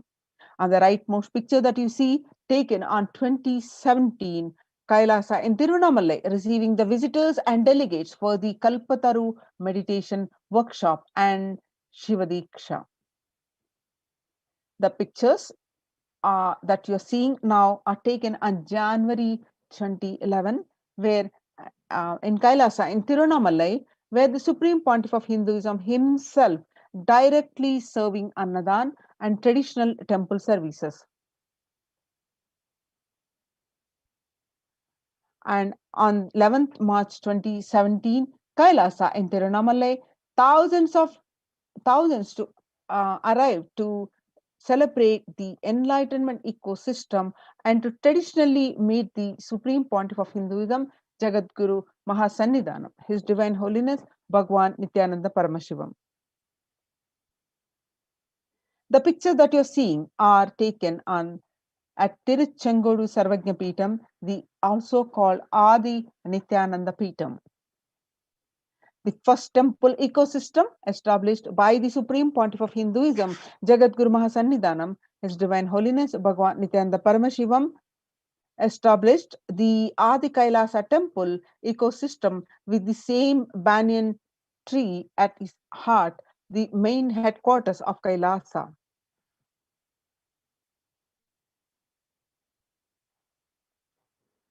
Through the live stream of the sacred banyan tree and deities, the temple ecosystem of Adi Kailasa is continuously available to all from wherever you are. The pictures that you're seeing are the Kalpa Vriksha tree, the wish fulfilling, the sacred Kalpa Vriksha tree, which is a banyan tree, and the deities of Nithyanandeshwara Paramashiva and Nithyanandeshwari Paramashakti. And the rightmost picture that you're seeing is the Nithyanandeshwara Paramashiva Linga. The darshan is available continuously via live stream. Adi Kailasa Nithyananda Peetham in Bidadi, the continuous flow of worship and temple services. Now you're seeing the picture from the Kailasa in Columbus, Ohio, USA, the first temple established by the Supreme Pontiff of Hinduism outside of India. The temple physically came to life in just 9 months. The chief presiding deities of the temple are Nithyanandeshwara Paramashiva and Nithyanandeshwari Paramashakti. The deities are 7 feet tall, made of granite, weighing 6 tons, and their divine faces have been carved directly, hand carved by the Supreme Pontiff of Hinduism. And now you're seeing the pictures of Kailasa in Los Angeles, California. The Los Angeles temple, the first inaugurated in 2005, then established in its permanent location in 2007, houses the largest Shivalinga and Rajarajeshwari Devi in North America. Some more pictures from the Kailasa's Los Angeles temple in California. The temple has got 25,000 square foot temple complex, housing over 90 plus deities. It is one of the largest Hindu temple ecosystems of the West.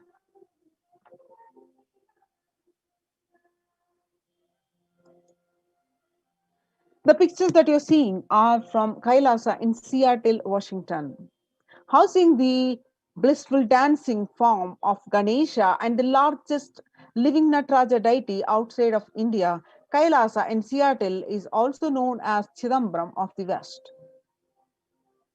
Chidambaram temple, the ancient Hindu temple where Paramashiva resides as Nataraja, the cosmic dancer and expression of Akasha space. The Nataraja also have been to be the magnetic equator.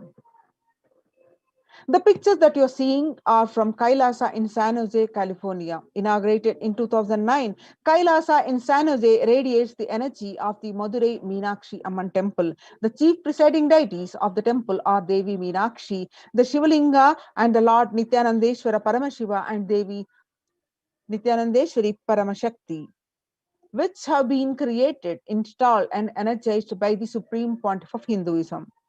Meenakshi Amman temple, home to Devi Meenakshi, the divine cosmic mother, and the consort of Lord Sundareshwar, the Lord Shiva. The pictures that you're seeing are from the Kailasa in St. Louis, Missouri.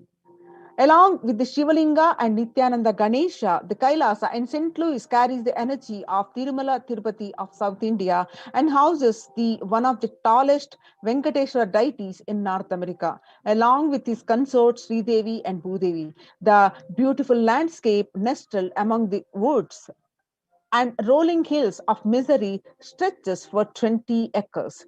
Tirumala Tirupati is one of the most beloved of Lord Vishnu's temple, whose temple is the most visited of any religion in the world. Now you're seeing the pictures are from the Kailasa in Phoenix, Arizona, home to over 21 deities and with a temple structure of 2,500 square foot. Kailasa in Phoenix has been directly established by the Supreme Pontiff of Hinduism, serving as an energy field of worship, meditation, and celebration for over 7 years. Now you're seeing the pictures are from Houston, Texas. Formally inaugurated in 2017, the Supreme Pontiff of Hinduism has declared Kailasa in Houston as the Parihara Sthala for all the Navagraha doshas. Now you're seeing the pictures of Kailasa in Toronto, Canada. Inaugurated on July 2011, Kailasa in Toronto is the only Hindu temple in the West with all 63 Naimanars and 18 Siddhas residing as deities. The temple deities here are seated exactly as they existentially preside in Kailasa around Paramashiva and the primordial deity of Hinduism. Nayamanas are the most endearing and notable saints of Hinduism, and the Siddhas mainly meaning the accomplished, perfected ones. Some more pictures are from Kailasa in Toronto, Canada, active and alive from 2011 onwards. Kailasa in Toronto has been blessed to radiate the superconsciousness energy of Kailasa. This temple ecosystem goes on providing various temple services to the community, such as Annadan, traditional Hindu ceremonies. Kailasa Department of Religion and Worship and Kailasa Department of Human Services and each of Kailasa's temple ecosystems consider the right of happiness to be the highest fundamental right of all human beings. In fact, all beings. The ultimate goal for Hinduism and Kailasa, led by the Supreme Pontiff of Hinduism, Jagadguru Mahasannidhanam, His Divine Holiness Bhagavan Nithyananda Paramashivam, is the material and spiritual well-being and prosperity of humanity. Join now in Kailasa's COVID care protection centers. Register now through the link below, which is https://kailasa.org/Kailasa care. Now let us see the contributions from the Kailasa Department of Religion and Worship during the COVID-19 pandemic. You see the live stream available of this Kalpavriksha tree, which is the Kalpavriksha literally means wish fulfilling tree. You can pray to this Kalpavriksha via live stream and get your boons. And you can see the Kailasas Nithyananda Paramashiva Devalayam via live stream. You can see the Abhishekams and other various spiritual activities, services offered throughout the day via live stream. And you can also see the Supreme Pontiff of Hinduism delivering the daily satsangs.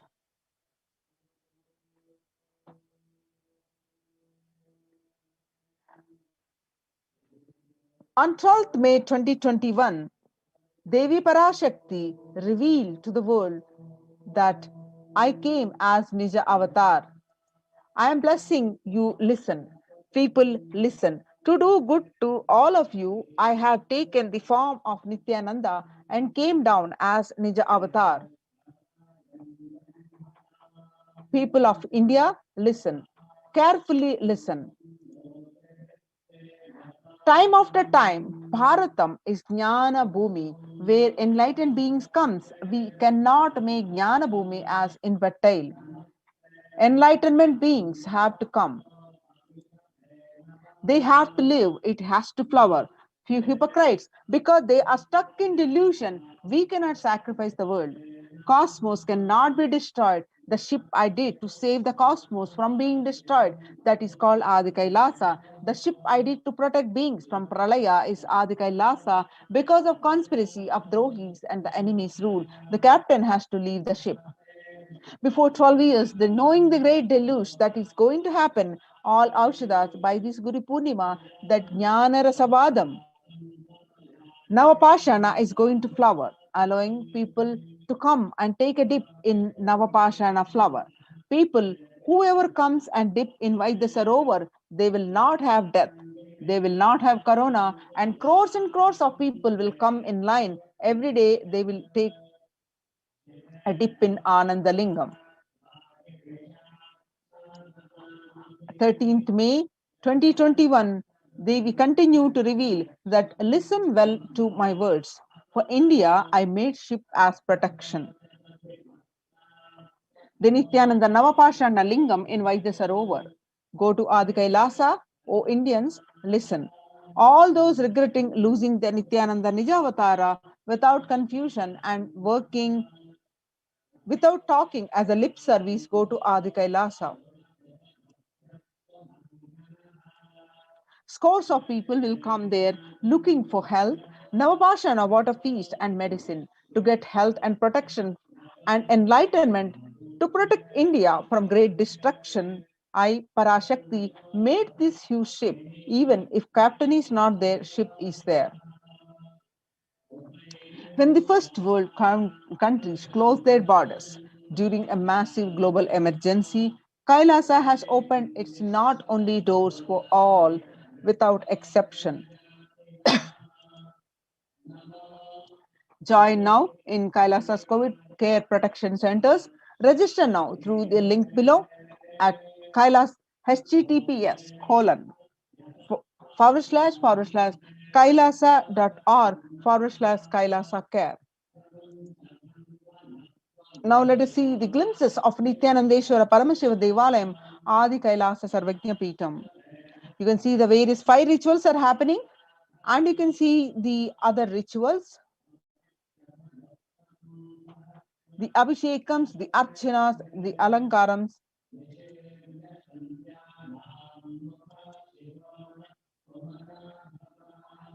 You can see some more glimpses from the Nithyanandeshwara Paramashiva Devalayam Adi Kailasa Sarvajna Peetam.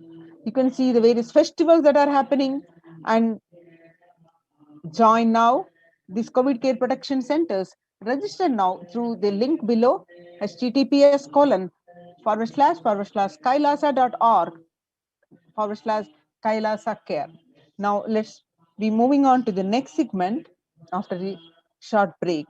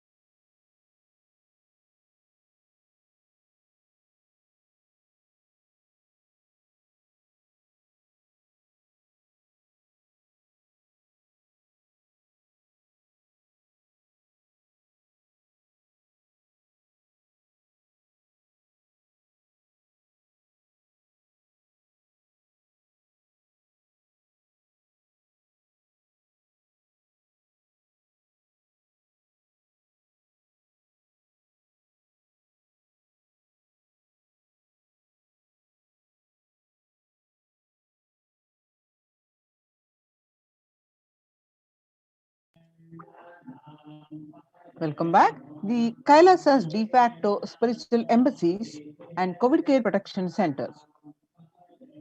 Let's understand more about this with the Kailasa Department of Enlightened Civilization presents with the blessings of the Supreme Pontiff of Hinduism, Jagat Guru Mahasannidhanam, His Divine Holiness Bhagwan Nithyananda Paramashivam. Across the world today, the younger adults are more likely to report symptoms of anxiety and or depressive disorder during the COVID-19 pandemic, which ages 18 to 24, 56%, 56.2%, and ages 25 to 49, 48.9%, ages 50 to 64, 39.1%, and ages 65 plus, 29.3%.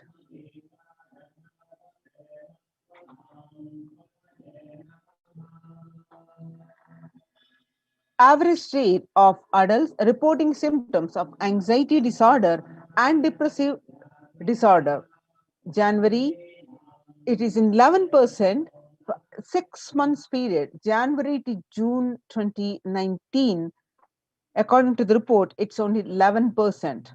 But in January 2021, the households pulse survey reports that it raised to 41.1% in just one single month.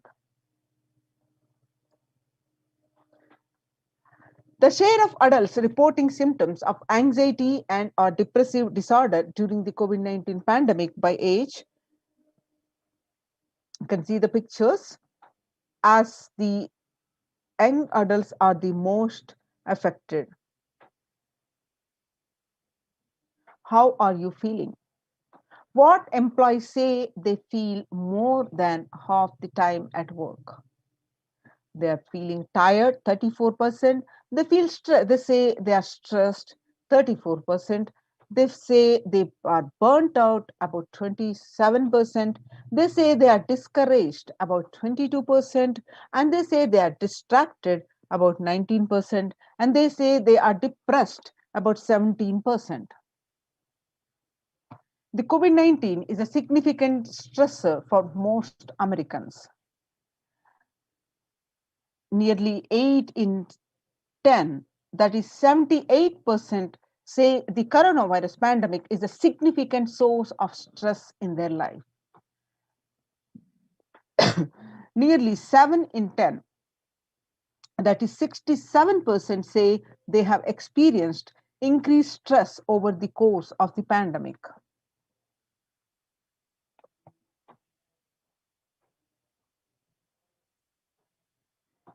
One in 4 essential workers, that is 25%, diagnosed with a mental health disorder since the start of pandemic. The COVID-19 could exacerbate doctors' existing mental health burden. More than 60,000 US healthcare workers have contracted COVID-19 and 300 have died. Of the health workers who treated patients during the China's COVID-19 outbreak, 50% showed signs of depression and 49% showed the signs of anxiety, according to the preliminary research.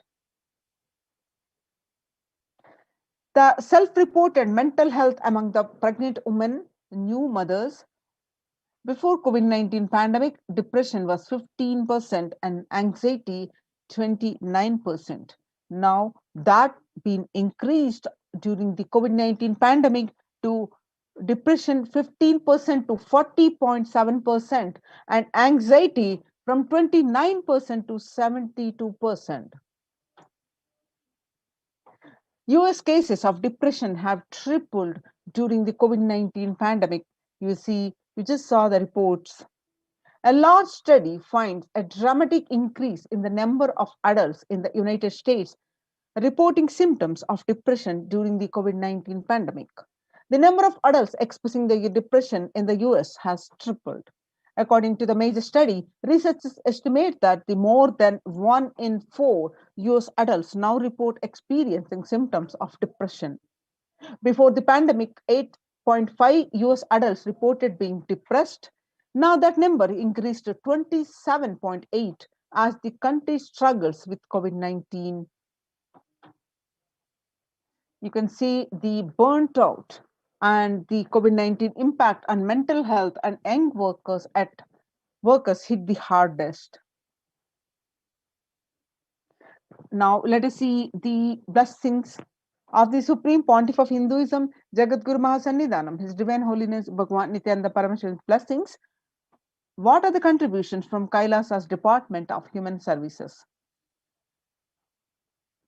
Kailasa Department of Religion and Worship, the Department of Human Services, and each of Kailasa's temple ecosystems consider the right of happiness to be the highest fundamental right of all human beings. In fact, all beings. The ultimate goal for Hinduism and Kailasa, led by the Supreme Pontiff of Hinduism, Bhagwan Nithyananda Paramashivam, is the material and spiritual well-being and prosperity of humanity. Kailasa is the place where everything related to superconsciousness is revived. All the sampradayas, all the spiritual ecosystems created for the enlightenment will be revived and established in such a way it never gets lost again. They're forever serving the humanity, says the Supreme Pontiff of Hinduism.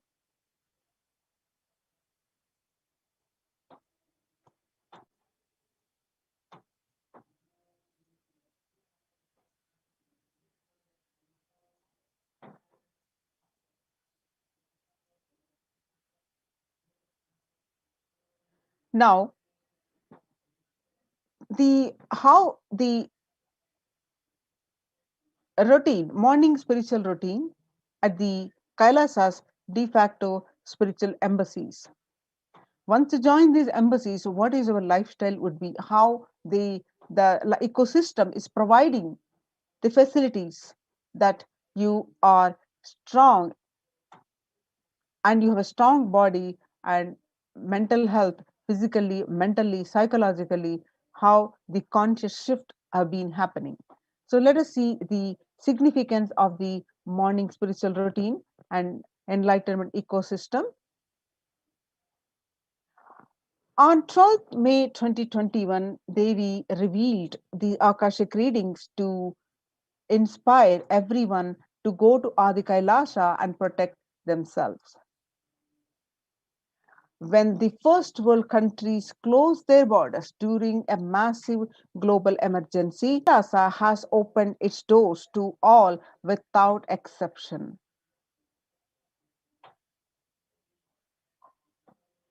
The morning spiritual routine is the fuel to reach Kailasa.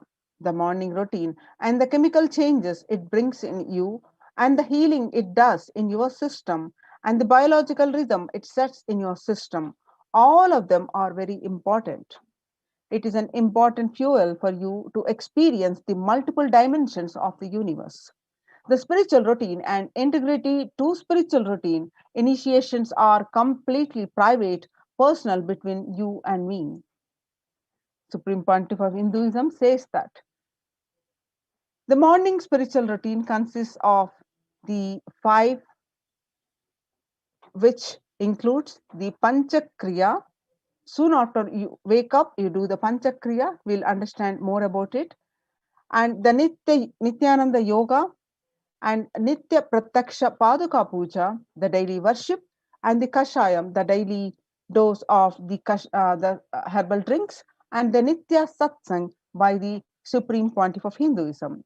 The members of Kailasa protective, preventive, multi-layered quarantine initiative take part every day in this morning spiritual routine here in Adi Kailasa Sarvajna Peetham. The morning spiritual routine with this tune your biological clock to the spiritual practices because the chemistry you enjoy inside matters that decide the kind of plane of the universe, the dimension of universe you are going to experience. Kailasa or Pathala. Kailasa is the highest abode of the vertical time zone where Paramashiva reside. Pathala is the demons live. Swarga or Naraka. Swarga is a heavens and Naraka is a hell. The morning spiritual routine is the direct path to Kailasa. The Supreme Pontiff of Hinduism reveals that person who is in love will wait to spend time with the beloved. If you are seeker, you will be waiting for this 5 hours. That is the time you get near what you are seeking. A person who is in love will be waiting to spend time with the beloved. A person who is seeking will be waiting to spend the 4 hours because this is the time you get closest with what you are seeking.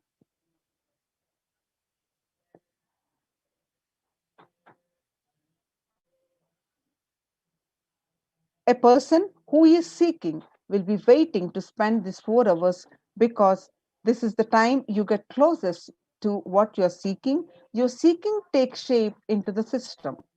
When your bailout comes near you, if you are tired and the love is gone, dead, during the morning 4 hours, if you are bored, your seeking is dead and gone. You need thorough overhauling inside you. You need to ask yourself, you need to question many of your answers. You need to bring a pure questioning back to your life. Now let us understand the morning spiritual routine a little bit more details.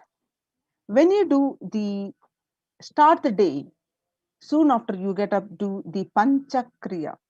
The Panchakriya involves five powerful processes. Pancha is five. to remove toxins and impurities from the system. Just like how we take a shower every day to clean the external parts of our body, Panchakriya is a powerful cleansing process which cleanses the internal organs of our body, keeping it cool. These techniques not only cleanse our body but bring peace and balance to our mind and lightness to bliss to our being. And you proceed to the Nithyananda Yoga. When you do yoga, you experience your entire body becoming Amrita Sharira, the body filled with nectar. It becomes an ecstatic body just by the air without any external help, without any external touch. Now, the morning Nitya Puja. In Puja, you experience the space of bhakti, devotion, the space of surrender that occurs to you. From this devotion moves you from I, which is so heavy, to God or Guru. This surrender allows us to drop all the unnecessary baggage from the head. One of the beautiful pujas in Hinduism is Rudrabhishekam. In Rudrabhishekam, we offer sacred bath to Shivalinga while chanting the powerful mantras. The Shivalinga is the deity which beautifully represents the divine. Its form indicates how God is beyond form and formless. We sit down and connect with the God by performing Rudrabhishekam. O Sadashiva, O God, I know you are the source of everything. You are everything, and you are in this Shivalinga, and you are in this body. Let me connect with you. Let you reveal yourself to me. When we sit in that bhava, when we sit with that context and do the action of Rudrabhishekam, we experience the bhava samadhi. Only the bhava samadhi can give us the highest taste and highest joy in life. Rudrabhishekam is a beautiful ritual which allows us to experience the bhava samadhi of Shivoham, that I am divine. The Supreme Pontiff of Hinduism continues to say that if you just follow this morning 5 hours enough, you will have Vak Shakti, all Shaktis manifesting in you. Because all the obstacles of manifesting Shaktis, tiredness, boredom, fatigue, everything will be churned out in that morning 5 hours.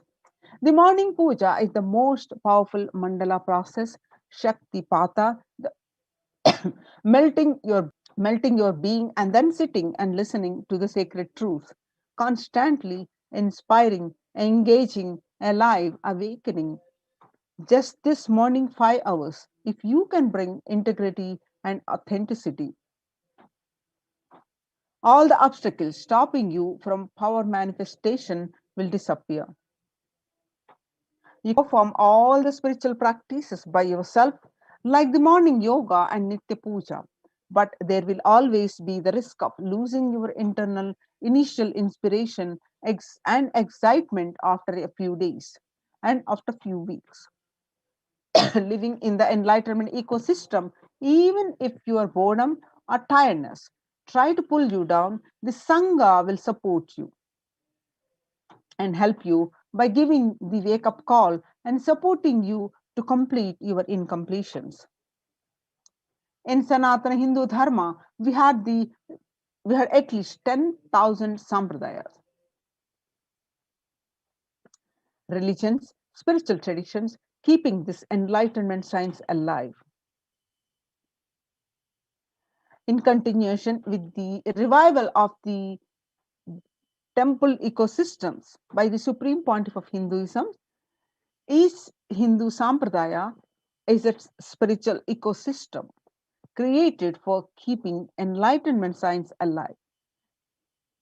Every monastery, every adhinam, every mutt, every temple, every Veda Patashala, every Sarvajñapita is a lineage. Sampradaya created to keep the ecosystem of spiritual enlightenment alive. Some may be Shakta, Some may be yoga, some may be Vedanta, some may be Tantra. Some may be Shakta Vedanta, some may be Shaiva Tantra. Some may be Yoga Vedanta and some may be Yoga Shaiva. Some may be Vaidika Shaiva, all kinds of permutation combinations. All these are Sampradayas. Each temple, each mutt, each monastery, each adhinam, each Veda Patashala, each Sannyasa Sampradaya is a spiritual ecosystem created to keep the enlightenment source, enlightenment science alive of that Sampradaya. Join now in Kailasa's COVID Care Protection Centers now. Register now through the link below https://kailasa.org/kailasa care. Now let us see the Kailasa's multi-layered quarantine COVID care protection centers, how in Adi Kailasa, how the participants are doing the yoga, the morning spiritual routine. The glimpses from the members enrolled in COVID protection initiative as they practice the morning spiritual routine, Nithyananda Yoga, Guru Puja and Shiva Puja in the enlightenment ecosystem of Adi Kailasa, Bidadi, Bangalore. And you see some more glimpses of this morning spiritual routine in Adi Kailasa from the participants. More glimpses and more glimpses.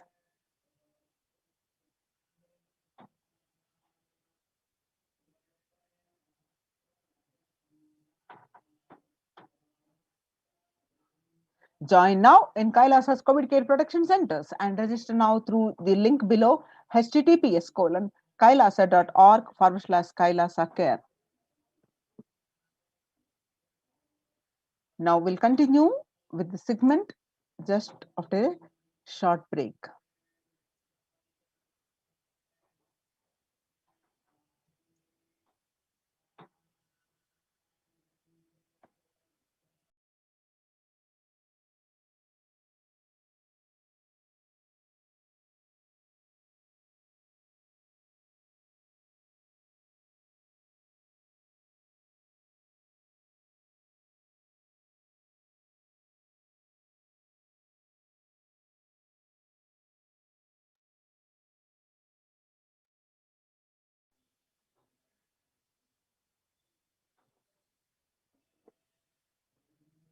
The Kailasa's multi-layer quarantine COVID care protection centers at de facto spiritual embassies of Kailasa, how the Annadanam, Nitya Annadanam is happening, and what is the need for the Annadan.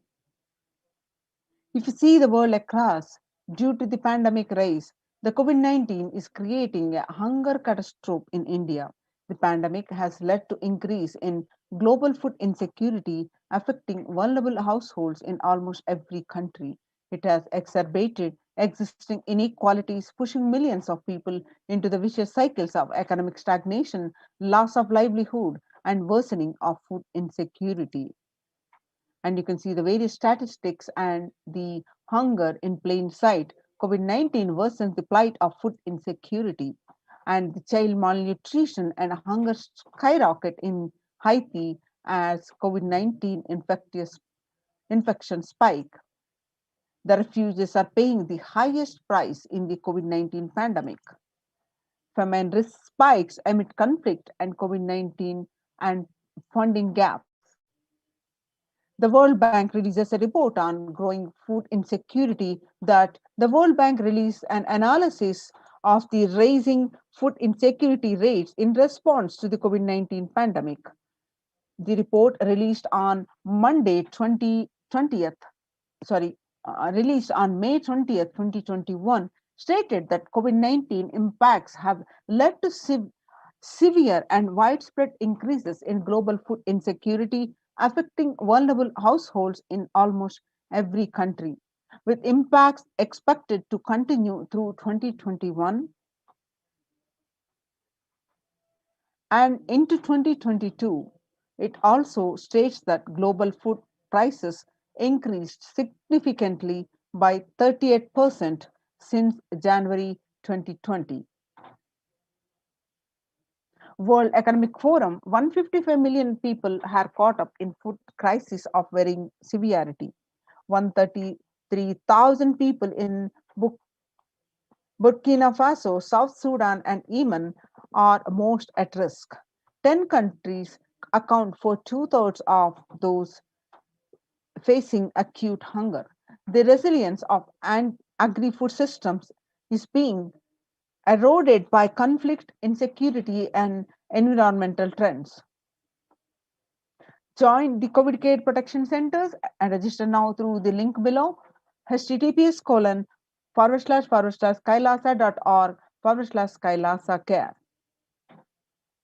Now let's see understanding of the Supreme Pontiff of Hinduism on the food, on revelations on the food. What you eat contributes to what you think. You become what you eat.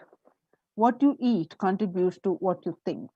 What you think contributes to what you cognize. What you cognize contributes to who you are. So, what you eat directly affects who you are, and that is why I'm making the statement you become what you eat. What is in your plate matters because that is going to become you. Violence based food derived from killing animals and life negative chemical based toxic food both harm the system equally. Organic vegetarian food is not just for health, it gives you an inner space, physical system, and physiological flow to develop the highest psychology. To develop highest psychology, not only your physical system, even your physiological flow needs to cooperate. Your brain is constructed for all these higher things. When you don't explore the higher things, you are bound to feel the lower things and keep your brain engaged for survival. If you don't explore higher dimensions of consciousness, you will force yourself into the drugs and try to explore the hallucination, imaginary, illusionary dimensions of the universe. The human body is naturally designed for vegetarian food. The inner mechanisms like feeling, thinking, words, and everything is designed to function with vegetarian food. It is like having a generator which can handle only 220 volts or UPS which can handle only 220-volt current. But it is given 20,000 volt current. What will happen? It will get fused. The food without anxiety, the food without fear, the food without depression and biomemories, if they are consumed by a person, the energy with which they think, the energy with which they utter words, the energy with which they act, the energy with which they feel, everything will be aligned to the natural source of energy. It will be aligned to the nature, which is the inner potential energy. Kailasas Annalayas serve the free organic vegetarian sattvic meals for all, eliminating the hunger. The developmental, economic, social, and medical impacts of malnutrition and famine have a clinical impact on the individual. With the ongoing COVID-19 pandemic triggering an alarming spike in food insecurity, the United Nations have been given warnings of famines of biblical proportions. In 2020 alone, 690 million people were estimated to be pushed into food insecurity. The access and availability to organic food has become of utmost importance. Through Kailasa Department of Agriculture and the Supreme Pontiff of Hinduism, Jagadguru Mahasannidhanam, His Divine Holiness Bhagwan Nithyananda Paramashivam has committed to the distribution of free organic food to everyone, not just since the beginning of his public life, but from his very upbringing itself. Kailasas Annalayas, the food bank established all across the globe, distributes and serves the free vegetarian organic food for people all of all caste, creed, religion, race, gender, and social standing. Under the Om, under the symbol of red Om, providing relief work for natural and man-made calamities, working to eliminate the world hunger. Now you can see the various pictures from how the Supreme Pontiff of Hinduism serving tirelessly not only after he started his public life, but his very upbringing itself.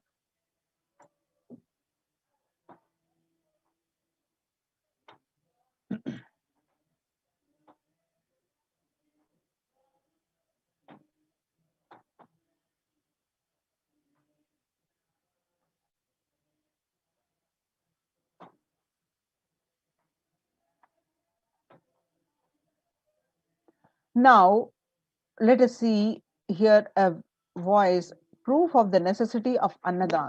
What I found in researching the Bengal famine was that Churchill did several things that greatly aggravated the death toll. Um, India was being used extensively for the war effort.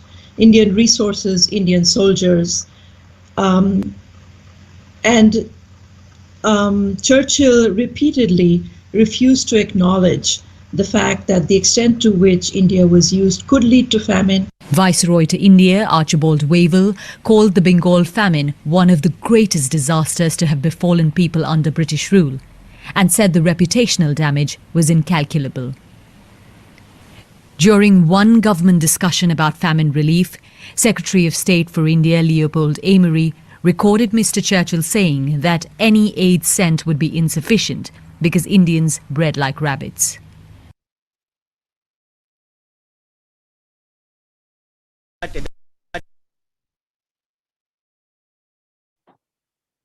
As you see in the video, in 1943 and 1944, in the man-made famine of Bengal, as per existing records, 3+ million were murdered.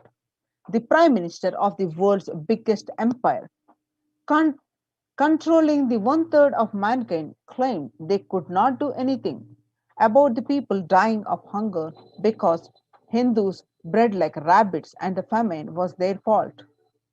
In 2016 Ujjain Kumbh Mela, the peacekeepers of Kailasa served the organic food to over 3+ million people. The peacekeepers of Kailasa are the Supreme Pontiff of Hinduism, Jagadguru Mahasannidhanam, His Divine Holiness Bhagwan Nithyananda Paramashivam, has served more than 1 billion free meals in past 26 years and are determined to end the hunger and poverty in all its forms. Kailasa, with 200 peacekeepers at any given time, can deliver what even one of the biggest countries could not deliver. Kailasa is not driven by war or fear or greed. It is an enlightened based nation driven by selfless service.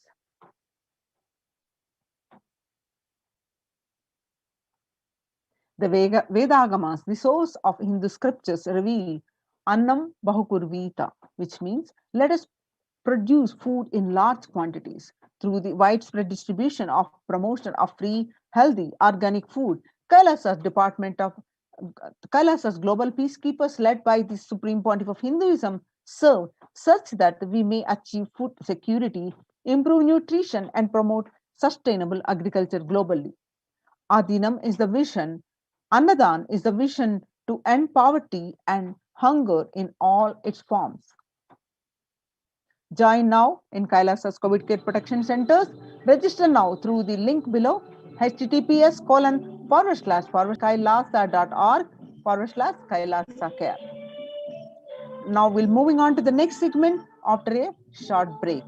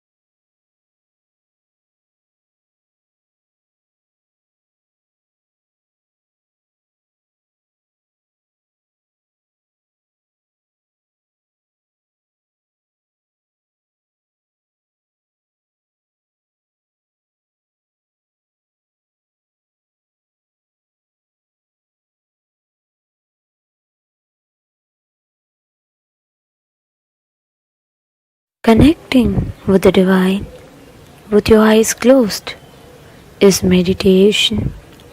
Connecting with the divine with your eyes open is darshan. Come, let us all now move from meditation to darshan. Slowly, very slowly, please open your eyes.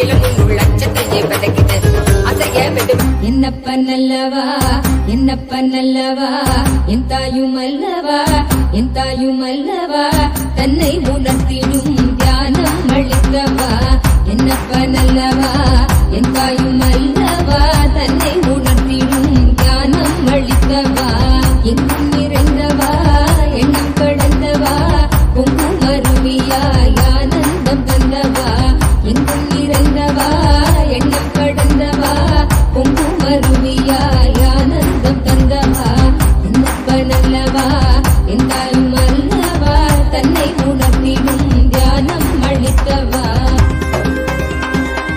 ஏழாம் உடல்கள் தாண்டி நித்திய வாழ்வும் கண்டிட கேடான காலம் தன்னை வென்ற நிலை நின்றிட ஏழாம் உடல்கள் தாண்டி நித்திய வாழ்வும் கண்டிட கேடான காலம் தன்னை வென்ற நிலை நின்றிட சீரான பாவம் பழி நீங்கி பெறும் வாழ்வினை கொண்டாட நித்யானந்த ஸ்புரணம் தன்னை நெய்தவா சீரான பாவம் பழி நீங்கி பெறும் வாழ்வினை கொண்டாட நித்யானந்த ஸ்புரணம் தன்னை நெய்தவா என்னப்பனல்லவா என் தாயுமல்லவா தன்னை உணர்த்திடும் தியானம் அளித்தவா என்னப்பனல்லவா என் தாயுமல்லவா தன்னை உணர்த்திடும் தியானம் அளித்தவா ஏழாம் உடல்கள் தாண்டி நித்திய வாழ்வும் கண்டிட கேடான காலம் தன்னை வென்ற நிலை நின்றிட ஏழாம் உடல்கள் தாண்டி நித்திய வாழ்வும் கண்டிட கேடான காலம் தன்னை வென்ற நிலை நின்றிட சீரான பாவம் பழி நீங்கி பெறும் வாழ்வினை கொண்டாட நித்யானந்த ஸ்புரணம் தன்னை நெய்தவா சீரான பாவம் பழி நீங்கி பெறும் வாழ்வினை கொண்டாட நித்யானந்த ஸ்புரணம் தன்னை நெய்தவா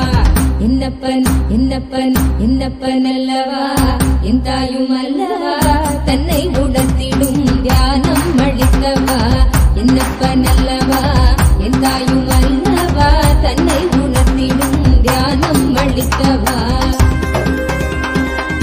ஏழாம் உடல்கள் தாண்டி நித்திய வாழ்வும் கண்டிட கேடான காலம் தன்னை வென்ற நிலை நின்றிட ஏழாம் உடல்கள் தாண்டி நித்திய வாழ்வும் கண்டிட கேடான காலம் தன்னை வென்ற நிலை நின்றிட சீரான பாவம் பழி நீங்கி பெறும் வாழ்வினை கொண்டாட நித்யானந்த ஸ்புரணம் தன்னை நெய்தவா சீரான பாவம் பழி நீங்கி பெறும் வாழ்வினை கொண்டாட நித்யானந்த ஸ்புரணம் தன்னை நெய்தவா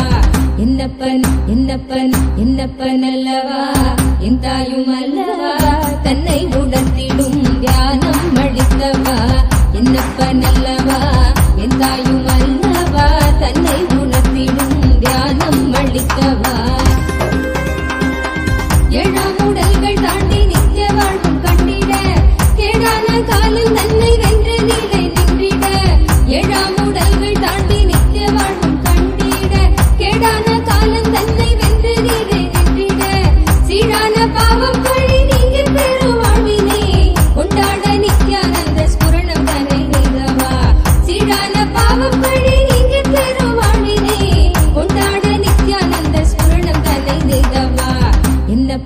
என்னப்பன் என்னப்பன் அல்லவா என் தாயும் அல்லவா தன்னை உணர்த்திடும் ஞானம் அளித்தவா என்னப்பன் அல்லவா என் தாயும் அல்லவா தன்னை உணர்த்திடும் ஞானம் அளித்தவா என்னப்பன் அல்லவா என் தாயும் அல்லவா தன்னை உணர்த்திடும் ஞானம் அளித்தவா என்னப்பன் அல்லவா என் தாயும் அல்லவா தன்னை உணர்த்திடும் ஞானம் அளிக்கவா எங்கும் நிறைந்தவா எண்ணம் கடந்தவா பொங்கும் அருவியாய் ஆனந்தம் தந்தவா எங்கும் நிறைந்தவா எண்ணம் கடந்தவா பொங்கும் அருவியாய் ஆனந்தம் தந்தவா என்னப்பன் அல்லவா என் தாயும் அல்லவா தன்னை உணர்த்திடும் ஞானம் அளிக்கவா என்னப்பன் அல்லவா என் தாயும் அல்லவா தன்னை உணர்த்திடும் ஞானம் அளிக்கவா எங்கும் நிறைந்தவா எண்ணம் கடந்தவா பொங்கும் அருவியாய் ஆனந்தம் தந்தவா எங்கும் நிறைந்தவா எண்ணம் கடந்தவா பொங்கும் அருவியாய் ஆனந்தம் தந்தவா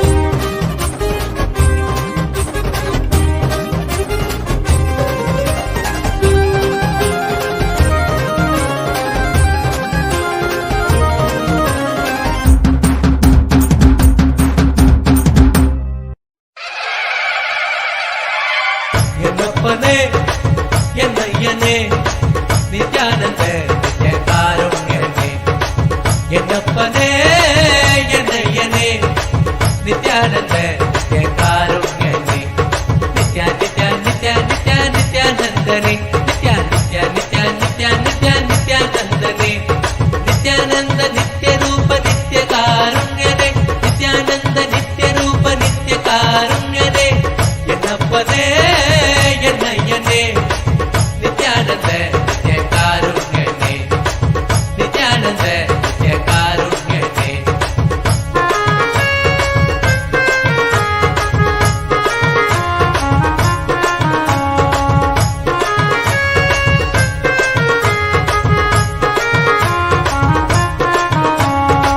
பன்னீர் கை நித்ய குருநாதனே பன்னீர் கை குருநாதனே பன்னீர் கை நித்ய குருநாதனே பன்னீர் கை குருநாதனே பக்தர்கள் அனுகூலனே பக்தர்கள் அனுகூலனே நித்யா நித்யா நித்யா நித்யா நித்யானந்தனே நித்யா நித்யா நித்யா நித்யா நித்யா நித்யானந்தனே நித்யானந்த நித்ய ரூப நித்ய காருண்யனே நித்யானந்த நித்ய ரூப நித்ய காருண்யனே என்னப்பனே என்னையனே நித்யானந்த நித்ய காருண்யனே என்னப்பனே என்னையனே நித்யானந்த நித்ய காருண்யனே நித்யா நித்யா நித்யா நித்யா நித்யானந்தனே நித்யா நித்யா நித்யா நித்யா நித்யா நித்யானந்தனே நித்யானந்த நித்ய ரூப நித்ய காருண்யனே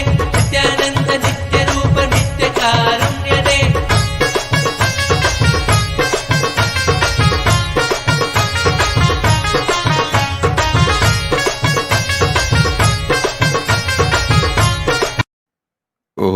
ॐ नित्यानन्देश्वर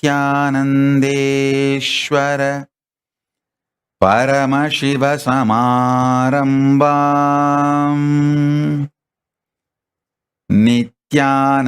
नित्यानन्देश्वरि परमशक्तिमध्यमाम् अस्मदाचार्यपर्यन्ताम् वन्दे गुरुपरम्पराम्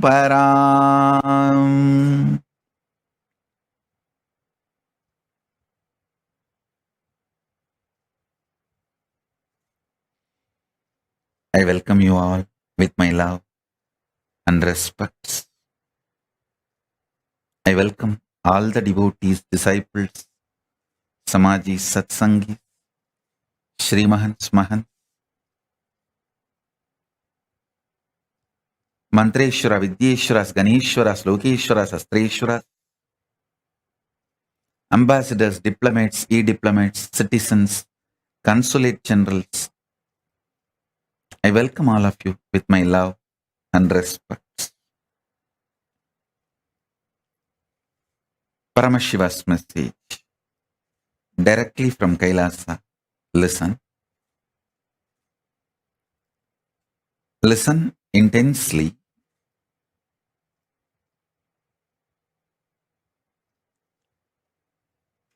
Conscious sovereignty can be manifested in you just through the Shaktipada and Shaktinipada, most simplest way. I'm not saying easy or difficult. I'm saying simple. Listen.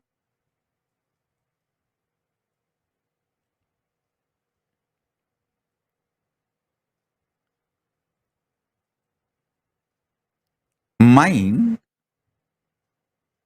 always works in the language of quality and quantity. If your mind, which can relax from this constant engaging with qualities and quantities, and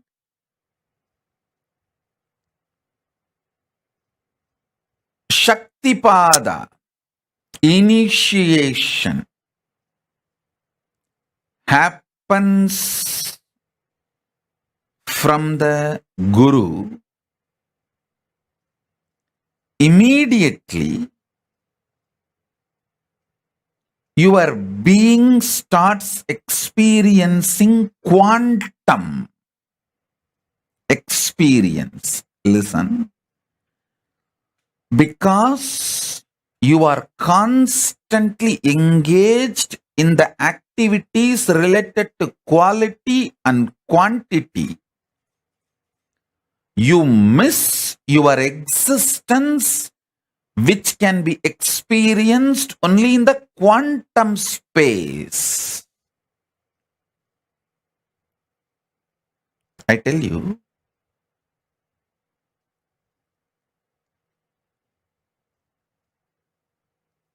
you can achieve conscious sovereignty in multiple ways. Through powerful yoga, you can achieve. Through kriyas, you can achieve.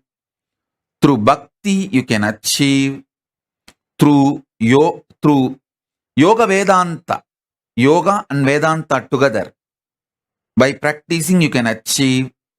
You can achieve with Veda and Agama. Making Veda and Agama as your lifestyle, Charyapada, you can achieve.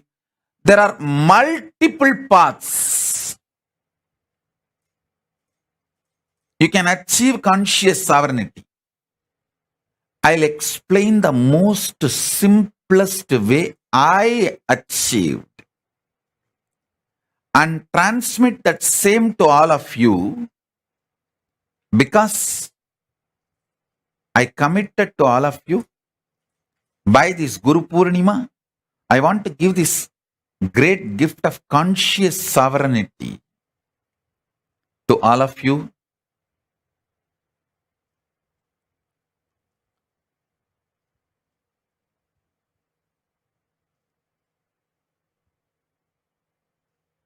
Today I am going to reveal very important truth and very important initiation. So listen.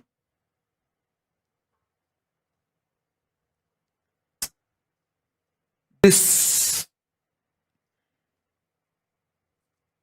quantum experience of initiation, Shaktipada and Shaktinipada, happens in a very sweet, simple, relaxed sitting with the Guru.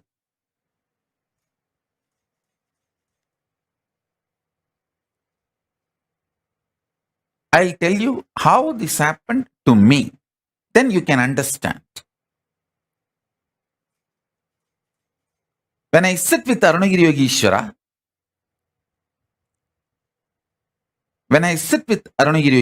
my guru,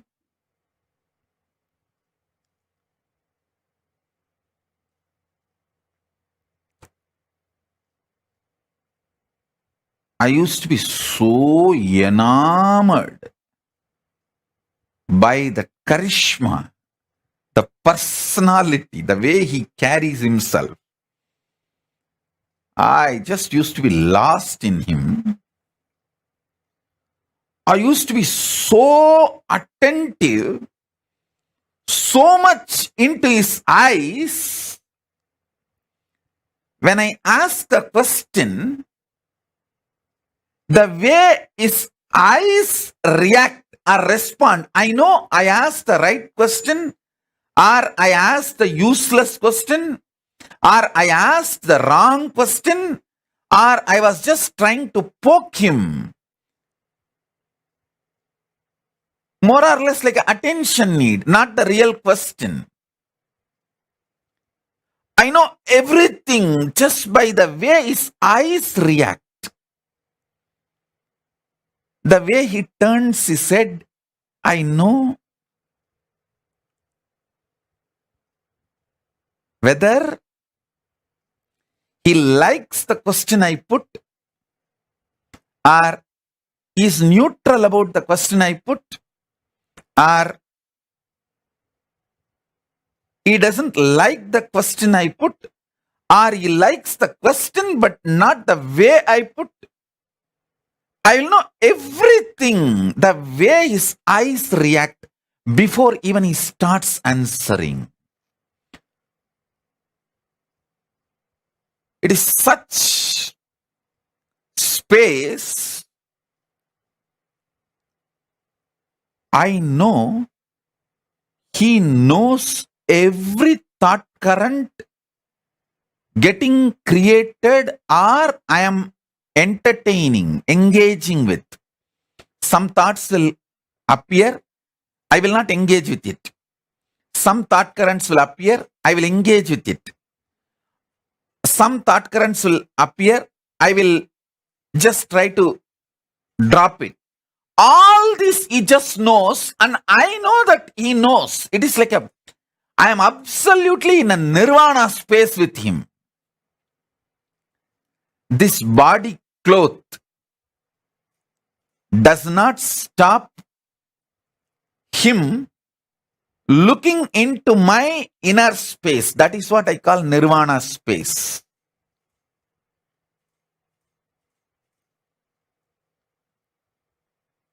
Don't try to misunderstand purposely the word nirvana as a nudity. No.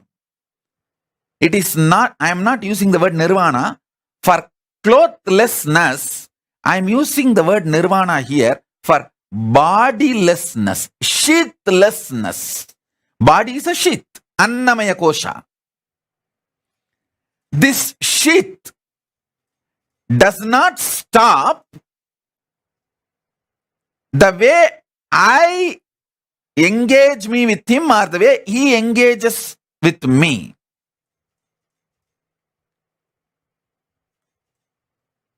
It is extremely sweet,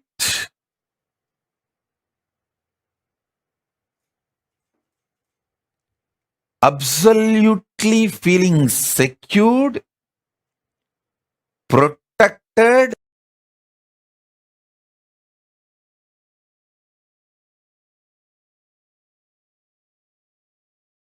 even if you have to go through death, you will not bother, because somebody who is very trustworthy and right person who loves you and your interest, you are going through that death in his lap, under his control, monitor and space. It's extremely feeling protected, sweet, understand, whenever you feel secured, you are ready to go through any change at any level.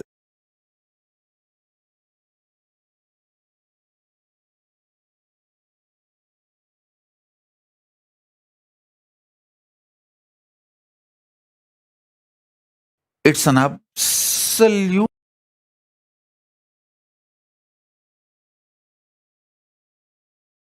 feeling connection and absolutely sweet boundarylessness. I will feel so free with him even when he eats. If food particles, if they drop from his mouth on his body or few grains, I will never leave them. Without missing a single grain, I'll pick up and eat it away. Even if it falls on his body, some sambar or little curd, I'll make sure I'll take it and eat it away. Because Guru Uchishta, the Guru's prasada is so sweet. The Guru Uchishta is such extremely sacred.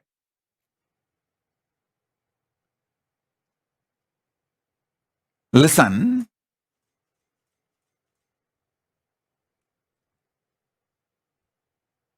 it is that kind of a space. Actually, few days before I was telling a story of ant picking up few grains of rice fell from his hand while he was eating, and I was brushing aside that ant. I did not tell you precisely more details.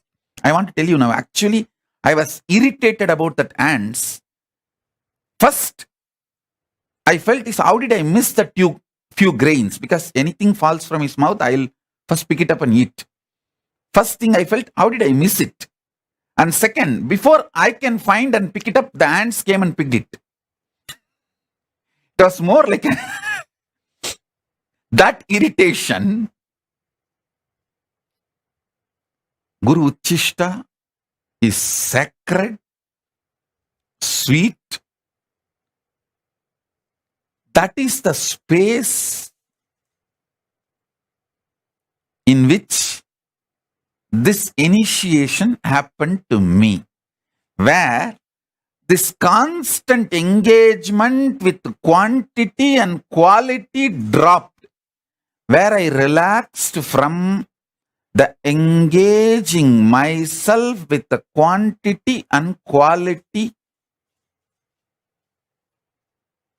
centric thought currents. Vacation means your ability to relax from quality, quantity centric thought currents. In the Guru's lap, in the Guru's space, that real pure vacation happens. Where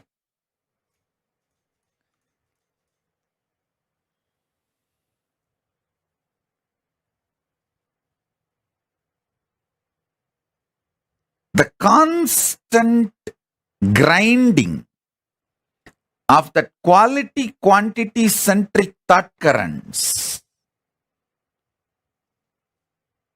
are dropped, where the quantum start manifesting. Listen.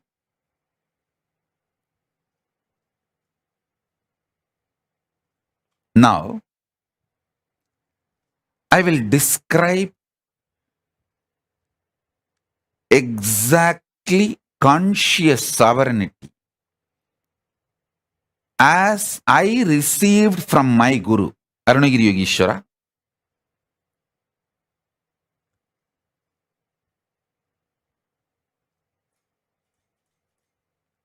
Listen intensely.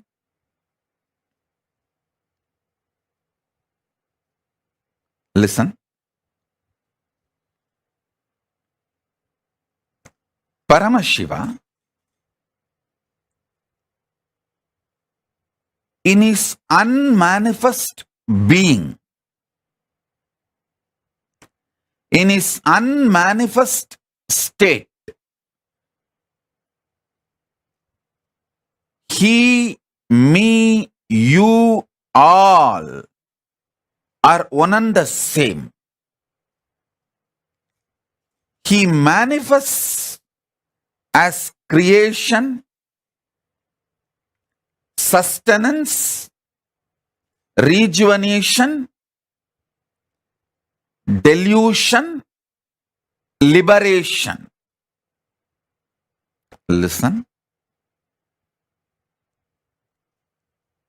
Creation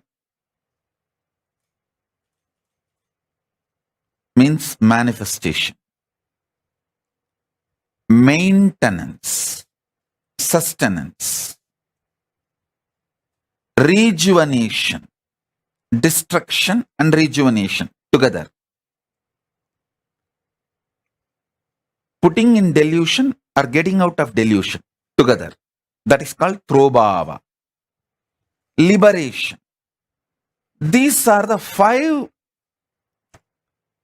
ways he manifests. The unmanifest Paramashiva manifests in these 5 ways. And still he continues to remain as unmanifest also. Listen. This every truth I am revealing now, internalizing, will make what I am experiencing as Paramashiva as a quantum experience in you and me, where the Shakti Pada will happen in you. What I am going through, you will go through. So what I received from my Guru, you will receive it now. My Guru, Arunagiri Yogeshwara, Paramashiva himself, me, you, all 3 of us will vibrate in that same oneness frequency now through this quantum initiation. Listen carefully.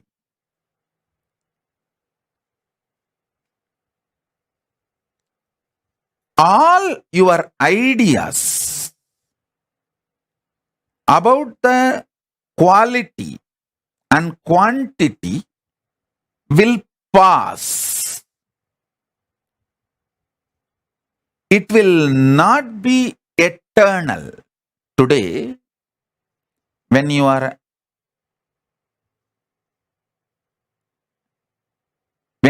young, some things you want to add in your life, some things you want to leave from your life. The quantity, quality, greed and fear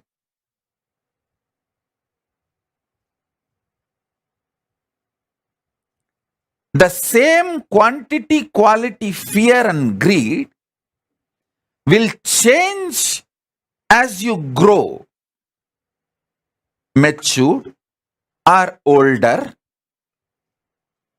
Listen. So I'm giving you one example.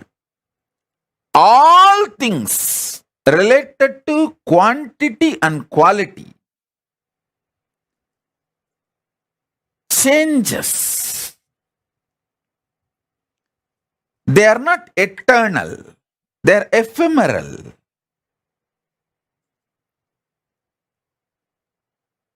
Sometimes you enjoy the change. That is called maturity. Growing in wisdom. Sometimes you hate the change. That is what is called attachment, suffering. This quantity quality centric drama, whole thing is only superficial life. Even the maturity which comes when you understand this quantity and quality changes is not complete enlightenment. That is more like a dharma. You get matured, but that's not ultimate. Ultimate is understanding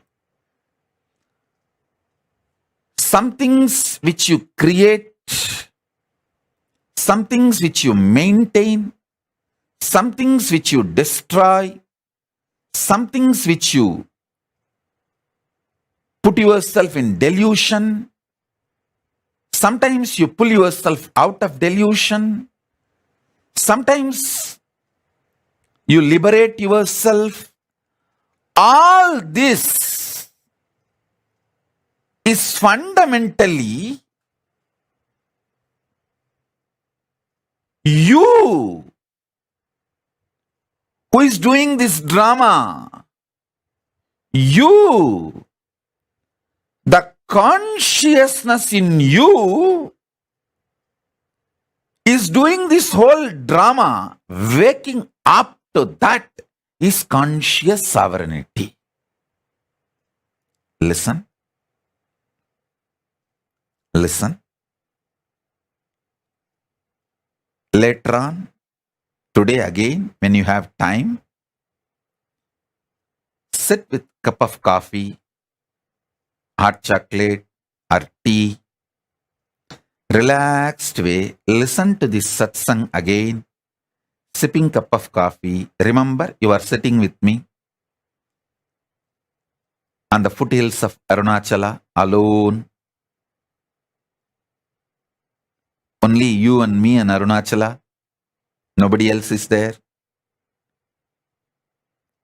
Cup of coffee for you. Keep a cup of coffee for me. We both sit and sip cup of coffee. And I am giving you this quantum initiation. Listen with this relaxed mood. You will understand. I want you to understand 3 layers. 1, the quantity quality based thinking, acting, whole productivity centric lifestyle.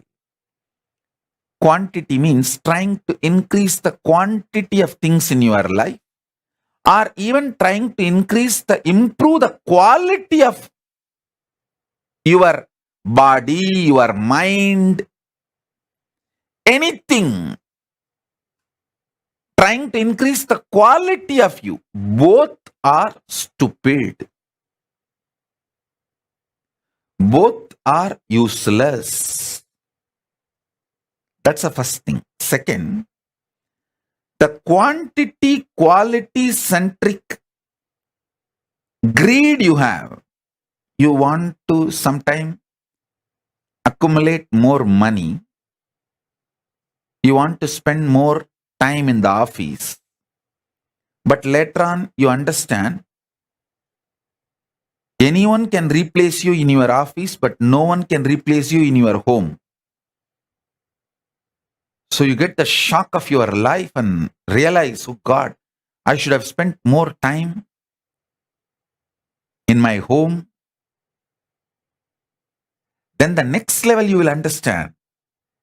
Anyone can replace you even in your family, but no one can replace what you need to do to yourself to raise your quality. Then next level you will get matured. Even the idea of raising your quality by yourself is extremely wasting time. Instead, a simple quantum initiation with Guru can raise you beyond the quality, quantity, stupidities. The levels of evolving. Because even if you work on yourself, raise all your qualities to higher and higher level, it is more like an ant trying to climb the hill. When it is going to reach the top. But the same ant sitting on the shoulder of the Guru, when he climbs the hill, just in few hours, it is going to reach the top. So, now, what I am doing is I am just taking you on my shoulder and raising you to the Kailasa top, offering you at the feet of Paramashiva so that quantum initiation can happen. Listen. Things you desire when you are in the creation space, you may hate when you are in the destruction space. And you should know, all the destruction in your life is your conscious choice. Things you like very much when you are in a maintenance mode, you may hate when you are in delusion. Many things which you hate when you are in delusion, you may feel so valuable when you are liberated. Listen, when you are in delusion, you will feel suffocated by Guru. You just want to escape from him. You don't even want to see him. You don't even want to remember. Even if you see his photographs in some shop, you will feel irritated and leave that shop when you are in delusion. But when you are moving towards liberation, you just wait for him to appear here and there. Even in the car sticker, if you see him, your face becomes white with a smile.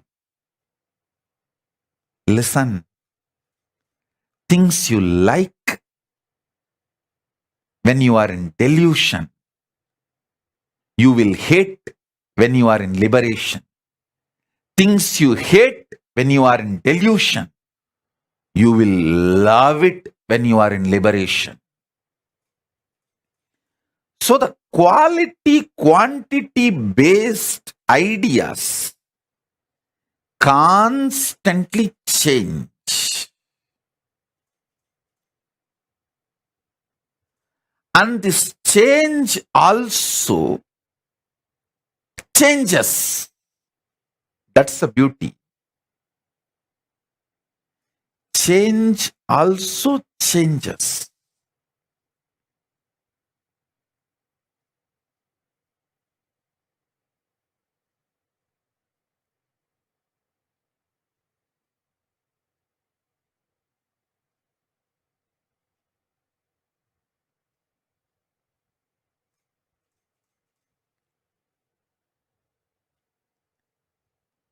I will reveal statement by statement. You just listen. That is more than enough, because now all of you, I can see, have got into that space of that quantum initiation. When I see only hearts, smiles, and no questions in the social media, YouTube, Facebook, everywhere, I know everyone who is listening has dropped from this quantity, quality centric thought current and ready for quantum initiation. So I'll just make statements. Asudosha, call and tell your mother to get your dad also for initiation. Always your dad comes for initiation. Today I am not seeing him. I don't know whether he is there, or if he is not there, call him for initiation. And Ma Bhaktivashyananda, Hari, get your pet. He sincerely listened to my satsang and gets initiated. I don't want him to miss the initiation. Call him. Get him and make him sit. Sobi, tell Raghu to watch from the wherever he is. I want him to have the initiation. Listen. Shiv Pandit, sit straight.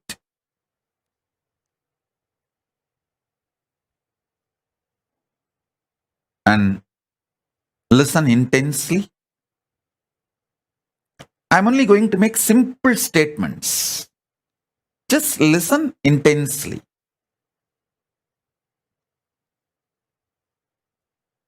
That is enough. Shiv Pandit, if you are able to see me, hear me, wave your hands. I want you to know every day I accept sincerely that banana, fruit, and the betel leaf and the offerings you keep for me. So sit straight. Listen to this initiation.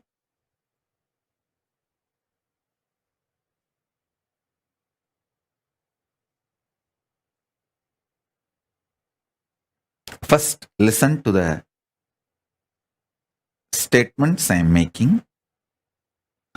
The quality and quantity centric thought currents constantly keeps you in friction, agitation. Because of that friction, agitation, stress, you never get a space to reclaim your conscious sovereignty. So listen.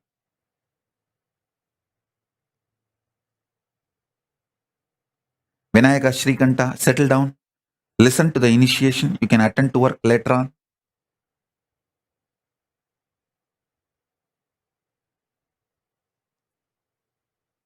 Asudosha, call and tell your mother to get your dad and settle down for the initiation. Maitreyi, get all the kids and make them sit. Listen to the initiation. Listen.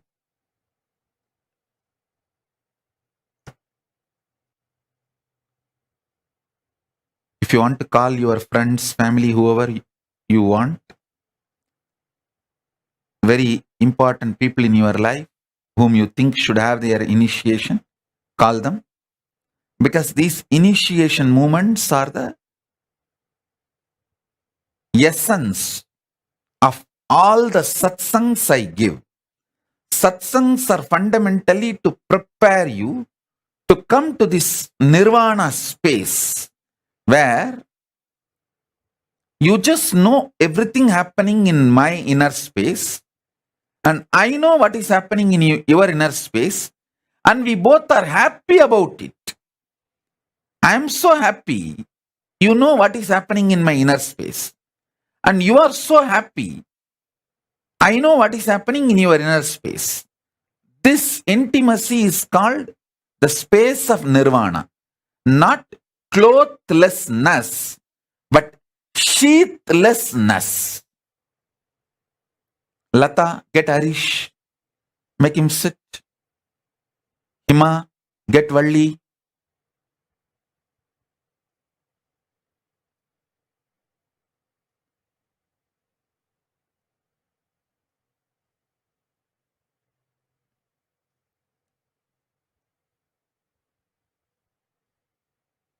Listen. I think many times people get shocked because they don't think I know all their names and who is sitting in the satsang and who is not sitting in the satsang. When I call and tell them, they get shocked. Oh God, Swamiji is watching so closely.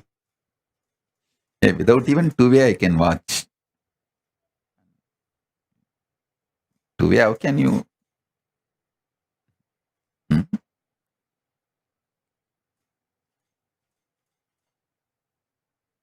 Sadantra Priya, I think Asudosha is not able to reach your mom. You call and tell your mom, still your dad has not come for initiation. If he is not in home, let him log wherever he is and get him to initiation. Listen. Now I'll make the next statement.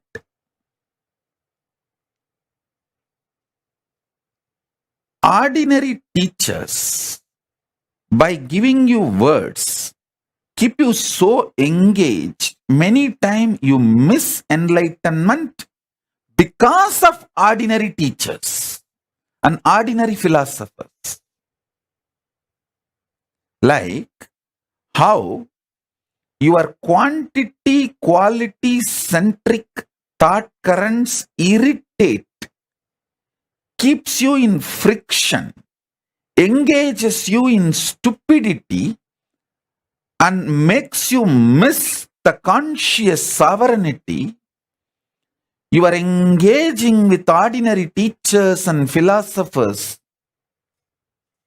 makes you miss stupidly the real Guru's initiation. So now, sit. I'll bring the initiation to you. Nirvana Diksha. Again, I wanted to repeat, Nirvana is not clothlessness, it is sheathlessness. You sitting with me without your body, such deep engagement where you know whatever is going on in you is known to me, and I know whatever is going on in me is known to you, and both of us are happy to know each other's inner space. I have nothing to hide from you. Everything is happening here. I want you to know. Not only I don't want to hide, I want you positively for you to know. Same way, if you feel everything happening in you, you have nothing to hide, you want me to know and you are happy that I know it. You are very positively interested in me knowing it. This space is called Nirvana. And in this space only the quantum initiation happens. The conscious sovereignty is experienced by you. In this space of Nirvana Diksha, the Shakti Pada and Shakti Nipada for the conscious sovereignty happens. So listen.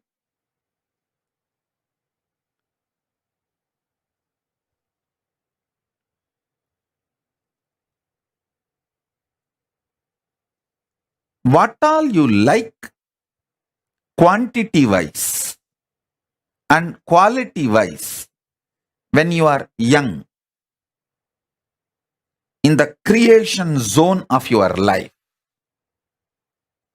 you may not like them, you may not want them when you move to a different phase of your life. Sometimes you may even hate them. I have seen many people feeling that they spent too much time on money making instead of living the life they always wanted. I always feel more stamps on my passport makes me rich than the zeros in the bank account. Of course, by the grace of Paramashiva, I don't have a bank account.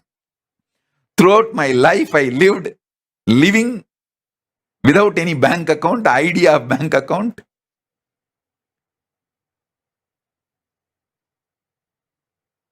Many times, your likes, dislikes, changes based on the space you are in. All I am asking you is, first, get comfortable. First level, the preliminary level. Get comfortable with the idea this quantity quality centric lifestyle is not complete. That is not absolute. That is not freedom. That is not your sovereignty. The second thing, you knowing the likes you have, dislikes you have, the greed you have, the fear you have about some quantity, some quality during the creation dimension or maintenance dimension, destruction dimension, delusion dimension, liberation dimension, all this is your decision. You, who is the source and center, you are the powerful existence during all this. Listen to this statement very deeply. You will have conscious sovereignty now. Before this satsang is over, you will experience conscious sovereignty, because it's not difficult and it's not easy, it is simple.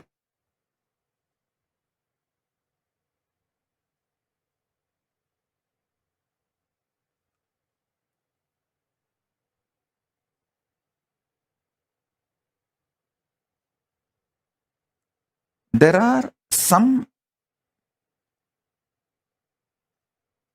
pain points in you.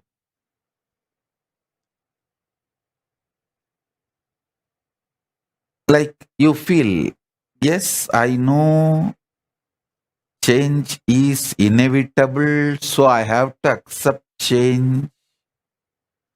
Okay, as long as this money is there in my life, I will enjoy. This person is there in my life, I will enjoy. When I am not able to handle the pain I have to go through to keep this money or keep this person, when it becomes high maintenance, I will drop. All this kind of a very vague strategies, thought currents.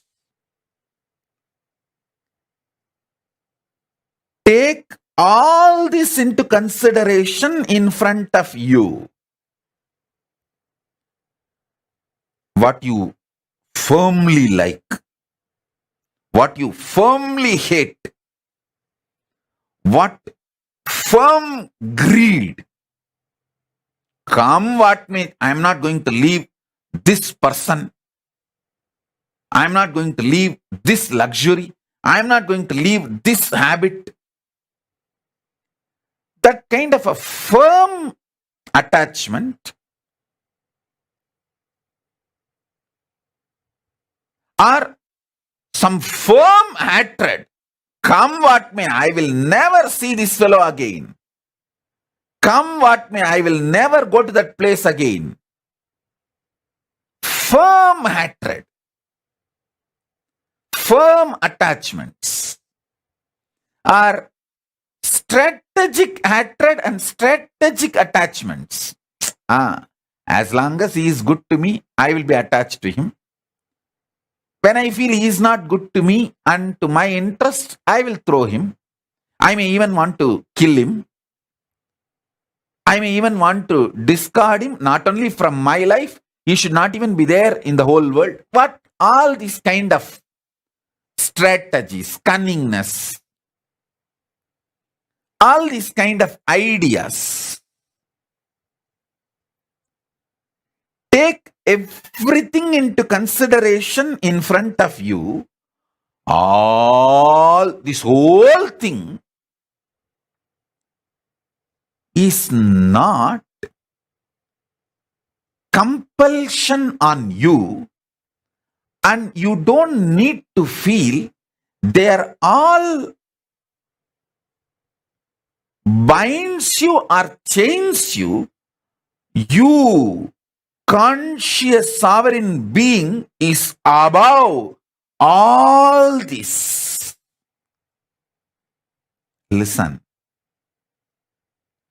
You, conscious sovereign being, is above all this.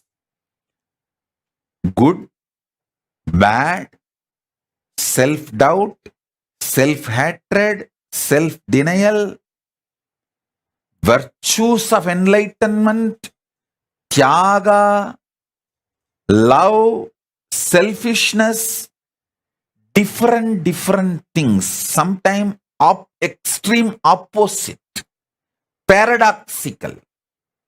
Even those qualities, those kind of people, those kind of experiences, all that can coexist in you. That coexistence does not need to be contradicting your conscious sovereignty. Your conscious sovereignty is your identity, existence. Listen, sometimes you may cook, that does not mean you are a chef. Sometimes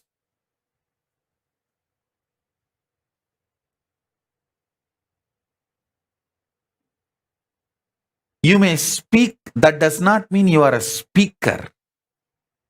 Sometimes you may administer, that does not mean you are an administrator. Sometimes you may manage, that does not mean you are a manager. All this is periphery existence of you. The quantum existence, the actual existence of you is conscious sovereign being who plays with creation, maintenance, destruction, delusion, liberation. It is you who is playing all this. It's like a lotus having 5 petals. The core lotus is unmanifest Paramashiva, and these 5 petals are the manifest Paramashiva. My Guru has given me the Paramashiva mandala. It has that 5-star symbol. The center one linga and 5 stars, 5 lingas are drawn.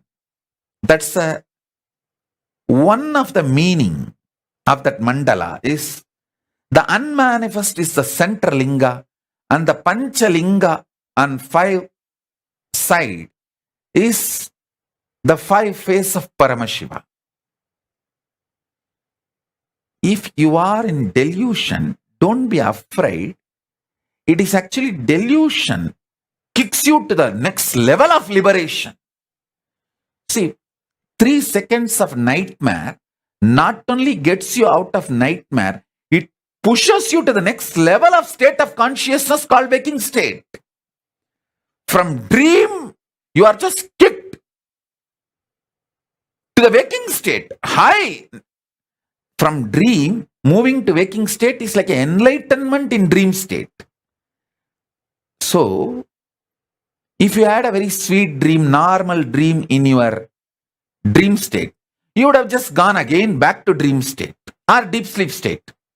But if you had a nightmare, you can neither go back to dream state or deep sleep state. You have to be kicked to waking state. So delusion in the delusion in the dream state is nightmare. But ultimately that nightmare does a great good thing, that you are enlightened, pushed out of the dream state to the waking state.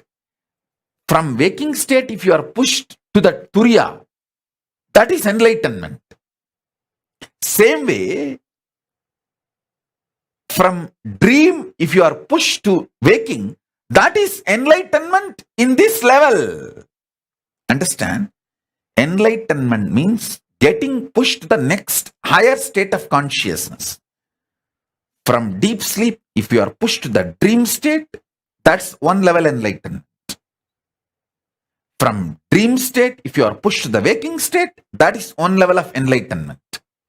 From waking state, if you are pushed to the Turiya, that is next level of enlightenment. From Turiya, if you are pushed to Turiyatita, that's the next level of enlightenment. So understand, the nightmare in your dream state is not as bad as you always think, because just the 3-second nightmare, and you need to know, no nightmare can be longer than 3 seconds. It's a law of life. In the dream, it may look like a long time, but actually, in chronological waking state time, it is only 3 seconds. So,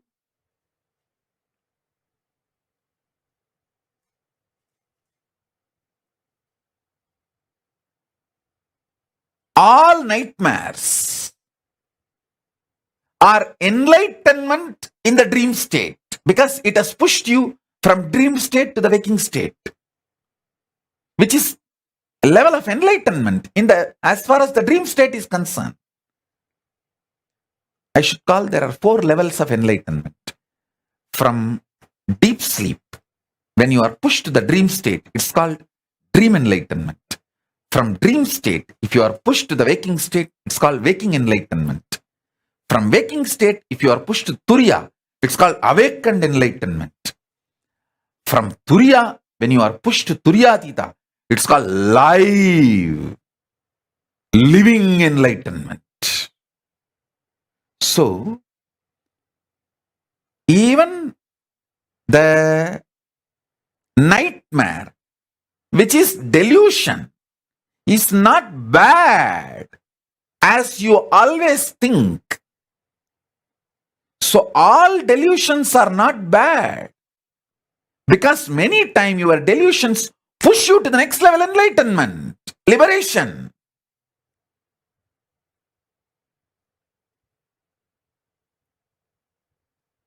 So understand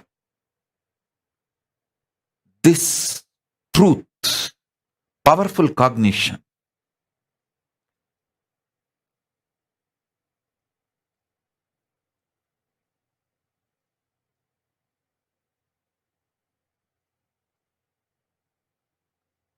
No nightmare can be longer than 3 seconds, and no death will be longer than 3 seconds. Because during the death, you go through the nightmare, the worst nightmare of your whole life. If you lived as a deep devotee connected to Guru, you go through the best wet dream of your life. Wet dream also wakes you up. Nightmare also wakes you up.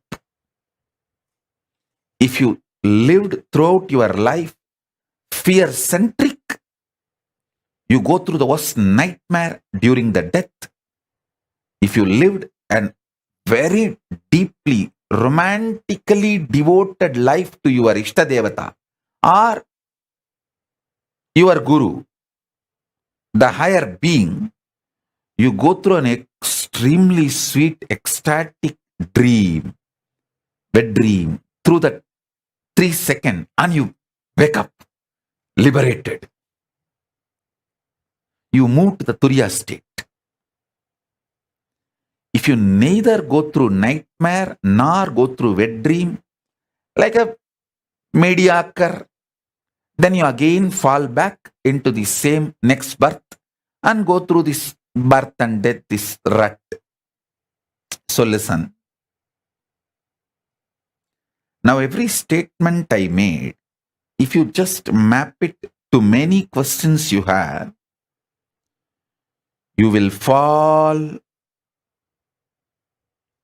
from this quantity, quality, nagging, irritating frictions into the quantum enlightenment now.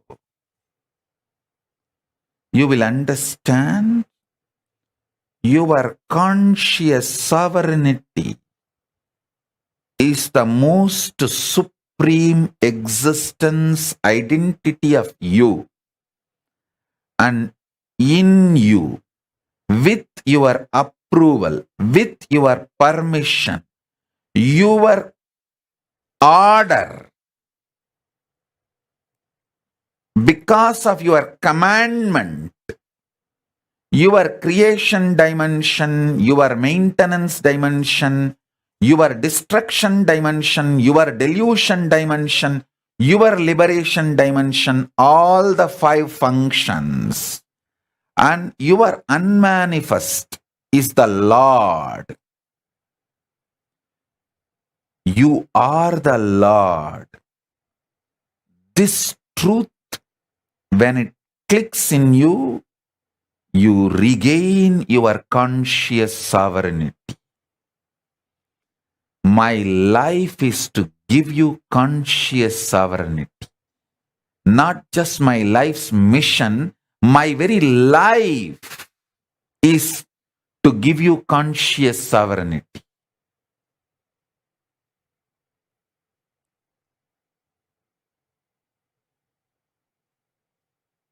My Guru gave me this.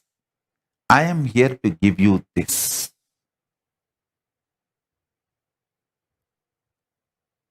I will repeat the same truth in a different words,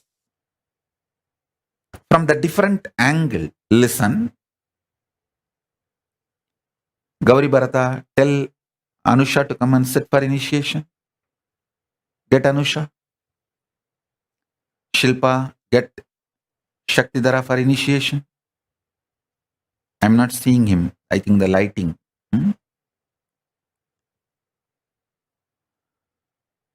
Listen. I'm going to repeat the same truth with the different words.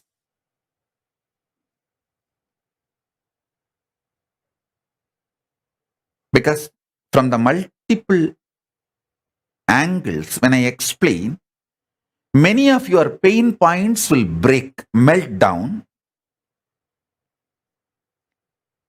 The arrogance with which you stick to your ideas, if it melts down, you can achieve the conscious sovereignty now. My goal is you experiencing conscious sovereignty now.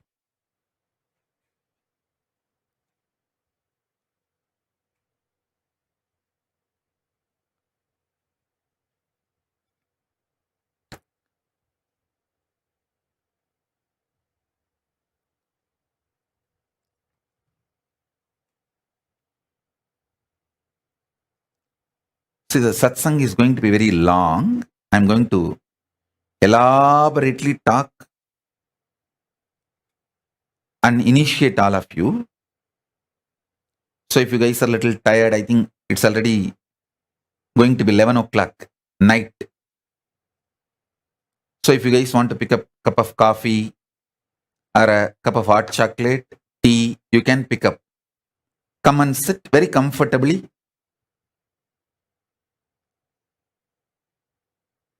All I want is you being in a very relaxed, sweet, fresh mood.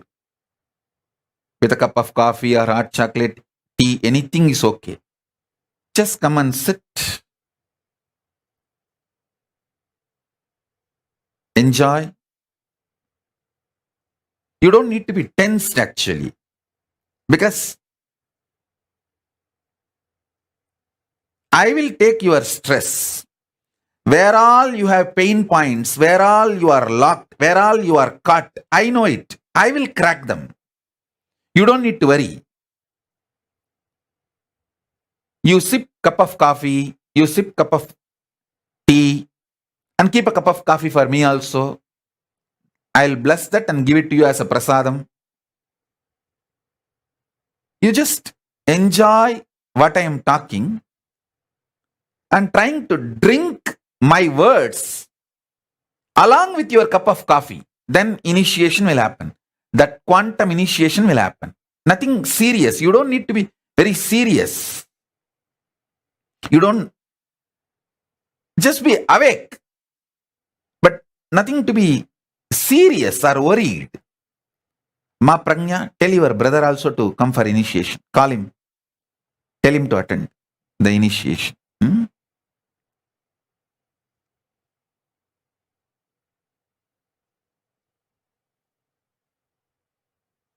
Vinesh, can you get all your pets? Not only kids, pets also. Let them all have initiation.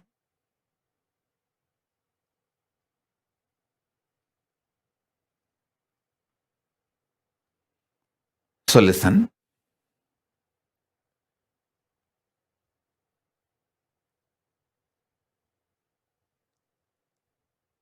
Conscious sovereignty means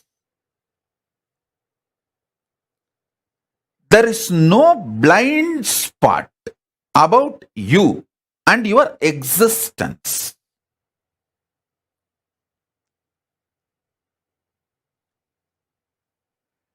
There is nothing called shocking. Everything is sweetly surprising. See, sweetly surprising is not wrong. But there is nothing called shocking.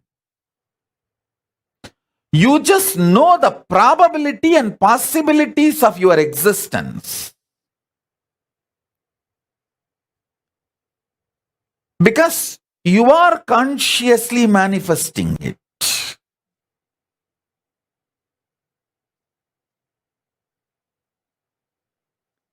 Even your so-called negative patterns, bondages, chains, which binds you, your mind, your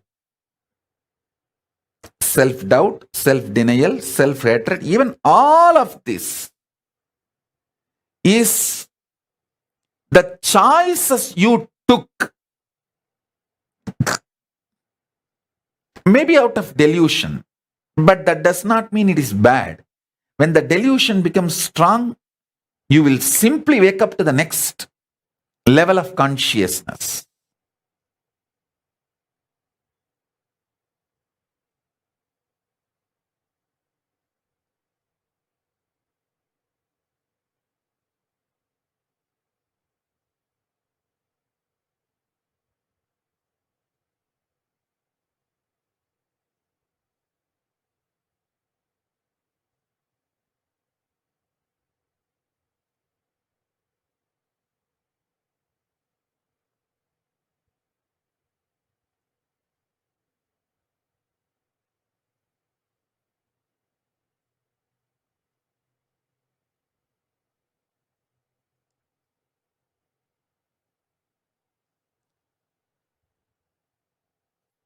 One funny thing with human beings, all the things they like, they feel as good.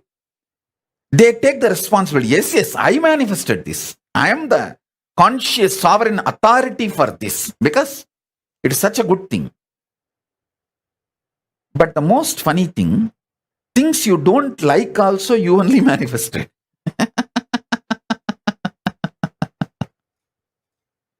You manifested it for different reason. Maybe after manifesting you forgot. You liked it and you wanted it. You called for it. So listen. Tripura, call Vedaswarupa to attend. Yes. Vedaswarupa, call Bhagavan Reddy also to come and attend. Bhagavan Reddy and his daughter and wife, the whole family. Listen. I'll repeat now. Even if you missed the whole satsang last, I think 1 hour I am speaking. Even if you missed the whole 1 hour, don't worry. I'm going to be elaborately repeating in various words. Because it's an initiation, the words I am uttering are like a mantra. Initiation. It is not discourse or a teaching. It's a mantra. So, it will just go inside you and it will start working inside you and manifesting the conscious sovereignty. It's like a conscious seed, powerful seed going into your system. So listen. You take responsibility for all the good things in your life. That's great. Nothing wrong with it. Understand, even the bad things, you only called for it. And if you don't want to take the responsibility for the bad things, that irresponsibility is also okay. Because that irresponsibility is delusion.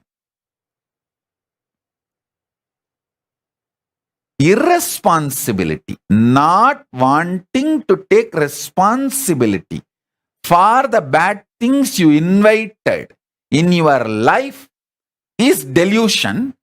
That delusion is also going to wake you up and lead you to liberation. So it is not that delusion is something bad.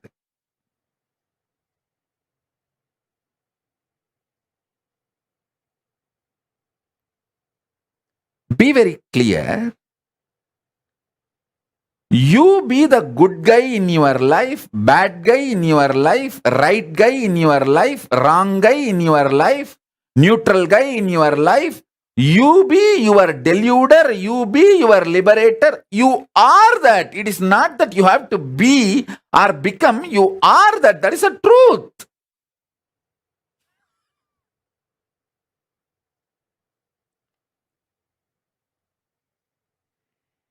Get comfortable with this. And if you don't want to get comfortable, also is okay. Because you are that. See, even if you don't get comfortable with the truth, you invited your headache by having a head. You deciding to have a head itself. You accept the process of possible headache, the possibility of headache. The moment you decide to drive in the road, you accept the possibility of the accident or a sweet surprise of meeting your friend whom you did not meet for a long time. So the surprise, sweet surprises, shocking accidents, both are possibilities, probabilities of your decision to drive in the road. So ultimately, you are the source is not teaching, it's a reality. And the great news is, when you start getting comfortable with this truth, you manifest powers. You manifest powers. You manifest powers of conscious sovereignty. That is what is powers of Paramashiva. Every time when you manifest powers of Paramashiva, I give you one powerful cognition to manifest that power. That powerful cognition is one of this liberating principle.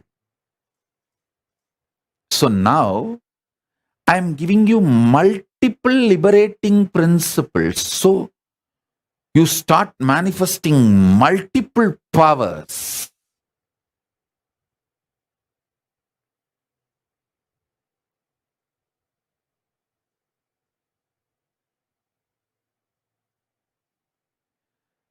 Do not let others play bad guy role in your life.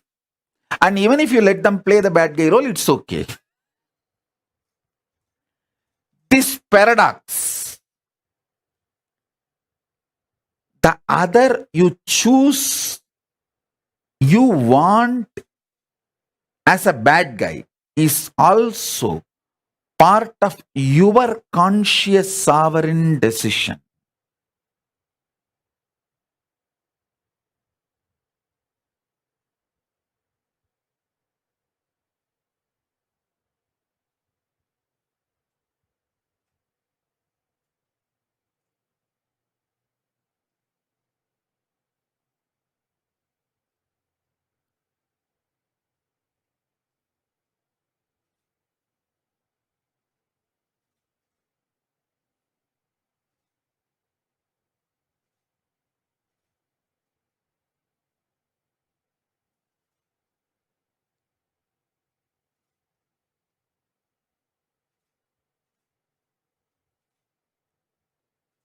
Paramashiva, creation, creation of sustenance, creation of destruction, creation of delusion, creation of liberation,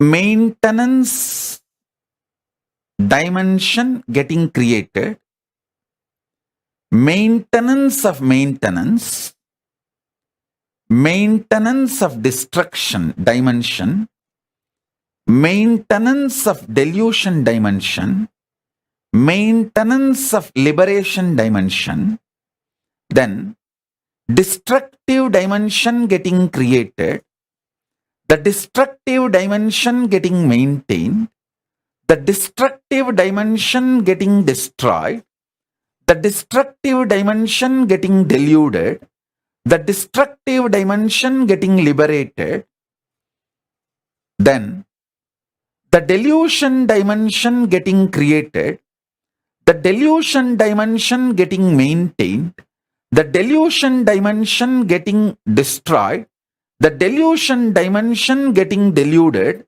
and the delusion dimension getting liberated, and liberation dimension getting created, the liberation dimension getting maintained, the liberation dimension getting destroyed, the liberation dimension getting deluded, the liberation dimension getting liberated.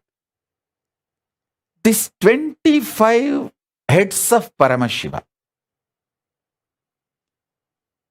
contemplate how in each of these dimension you are manifesting your life. How you yourself enjoy many times your own delusions knowing it is delusion. Multiple times you enjoy your delusion knowing it is delusion.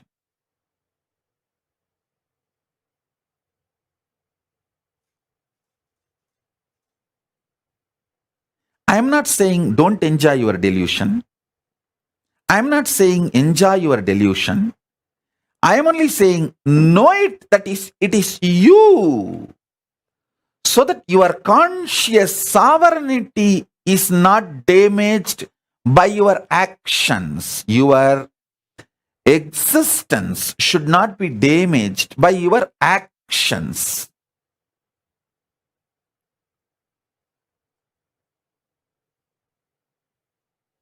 You may be eating, does not mean you are an eater.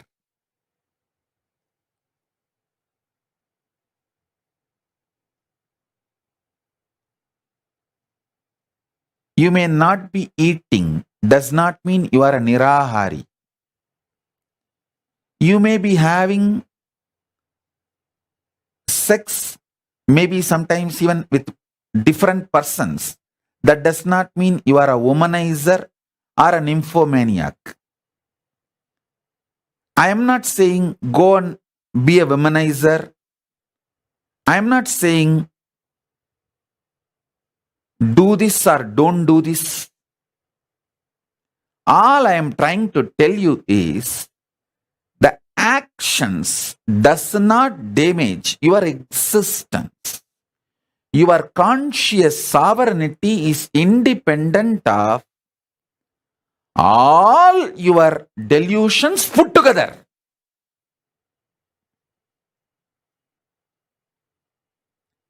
Because your unmanifest is more powerful than all the 5 manifest put together. Your creation, maintenance, delusion, destruction, liberation, all 5 put together is only 25% of you. 75% of you is your unmanifest. I am giving you kind of this percentage for you to understand. In reality, 99.999999% of you is unmanifest. Only the 0.0000001% is the manifest. In that manifest is a 5 manifestation.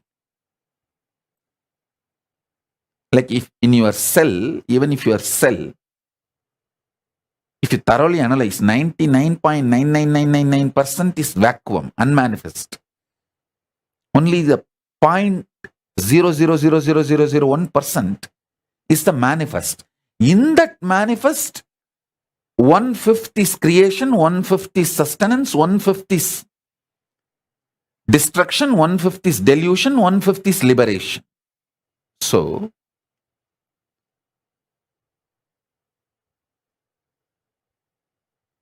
drop from quantity quality based irritative, stressful, kind of a drugged thought flow, life current. That's the right word, I'll call it. Drugged life current.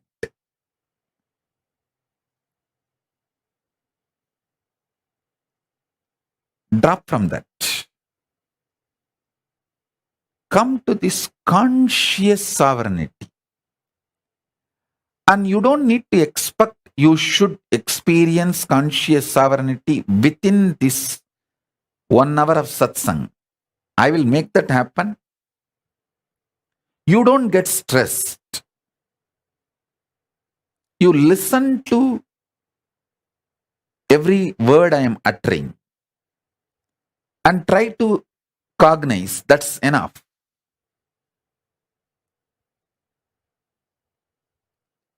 Mind is a drug.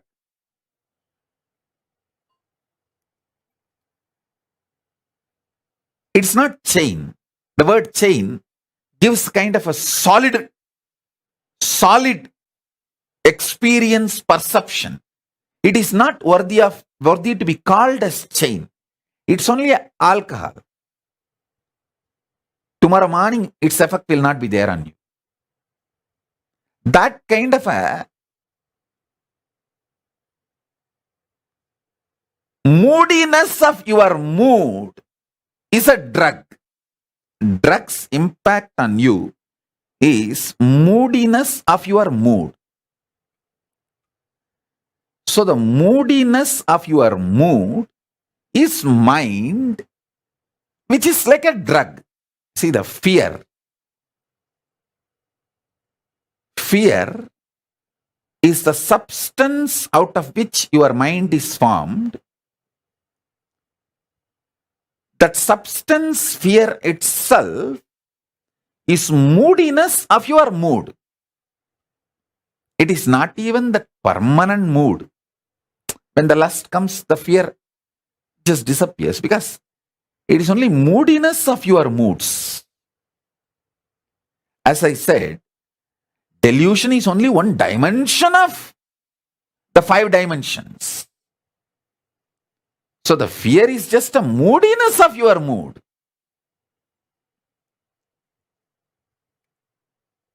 The Chidananda Swabhava, which is like a ecstasy of knowing your conscious sovereignty, even if a drop of that ecstasy, knowing your conscious sovereignty starts seeping into your mind, the drug called mind loses power over your brain. See, your brain as on now is drugged with a drug called mind. Even one drop of nectar, dose of Chidananda Swabhava Amrita, if you know your conscious sovereignty even in one dimension, hey, yes. What Swamiji is saying is clicking, yes. Other words I don't understand, but this one word I understand what he is telling. Even if one click starts happening and clicking, that nectar starts getting you out of the drug called mind. So listen. Now I am giving you multiple nectar drops. Anyone works on you is enough. You will start cherishing the conscious sovereignty, which I sincerely want all of you to manifest by Guru Purnima. By Guru Purnima, I want all of you to have the conscious sovereignty, because by this whole Chaturmasya, I want all of you to enjoy this conscious sovereignty and manifest powers. Powers of the unmanifest, Paramashiva, the source of you. Listen.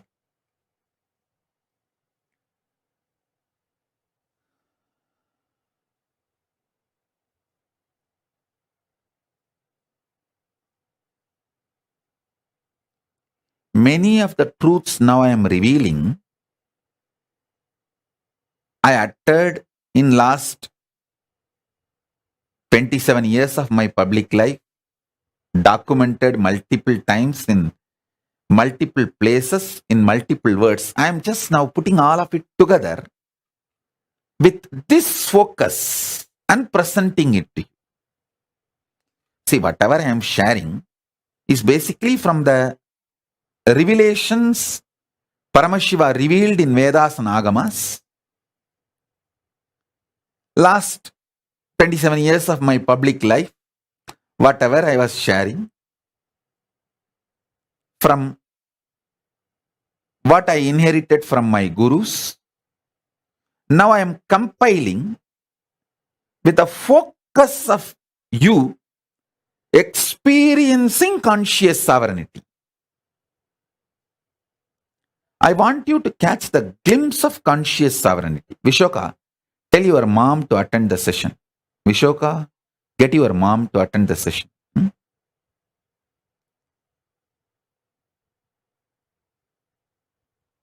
So listen.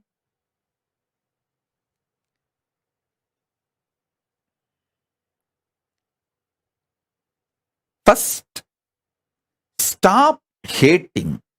Stop getting powerless about anything in your life.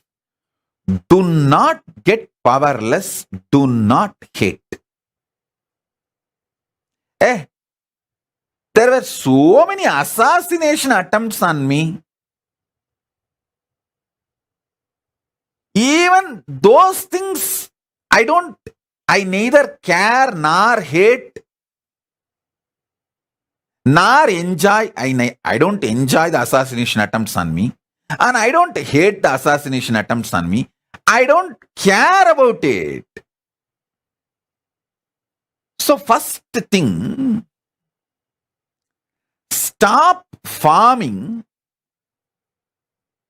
rigid attitudes. Stop appreciating rigid attitudes as your wisdom. That is not wisdom. Rigid attitudes are informations frozen in your brain, not wisdom radiating in your brain. Informations frozen in your brain can only be the brain blockage.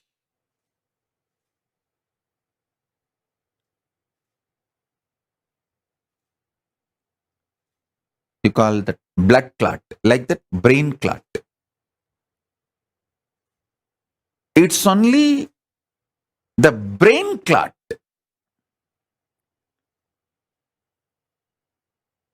Go for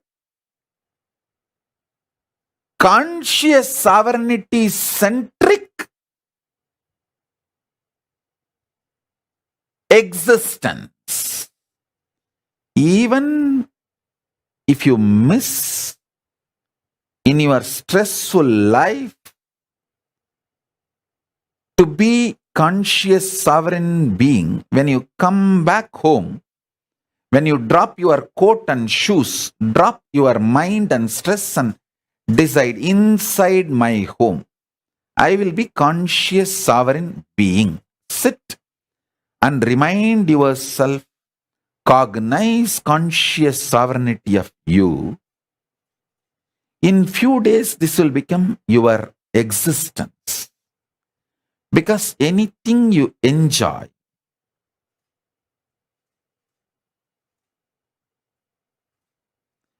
anything you entertain, you become that becomes you. See, throughout your life, if you enjoy being a clerk, you will retire as a clerk. If you enjoy being a manager, you will retire as a manager.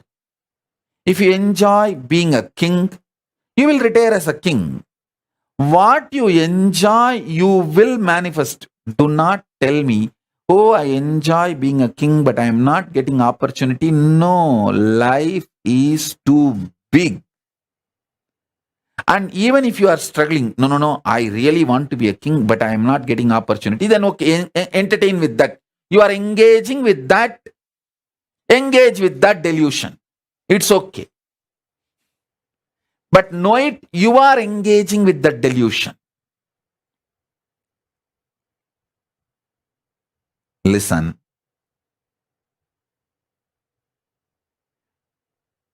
When you want to brand life as unfair, you decide you want this, but you are not given that. That is why life is unfair. The conclusions you want to come due to your non-involvement with the life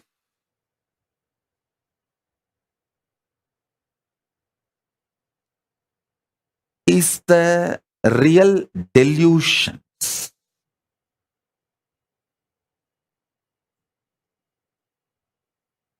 But as I said, it's not that delusions are wrong, because when the delusion becomes thick, it becomes nightmare and you wake up. You are pushed to the next level of enlightenment automatically.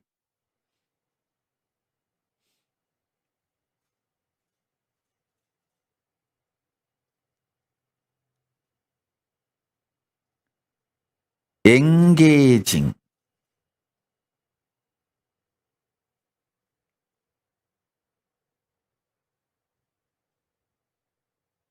with the quality, quantity centric thinking always leads to destruction and delusion. decide truth about the life is the goal of your life. I tell you, first be genius. What is the meaning of genius? Search for the truth is the center of life. From that, make a six-pack body. From that, make billions of dollars. From that, make all the relationships you want. From that, manifest all the powers you want. You want, create what you want, enjoy what you want, celebrate what you want, destroy what you don't want. Be deluded when you want, be liberated when you want, but centered on your conscious sovereignty. Listen, people who search for the truth in the field they have chosen in their life, they become genius.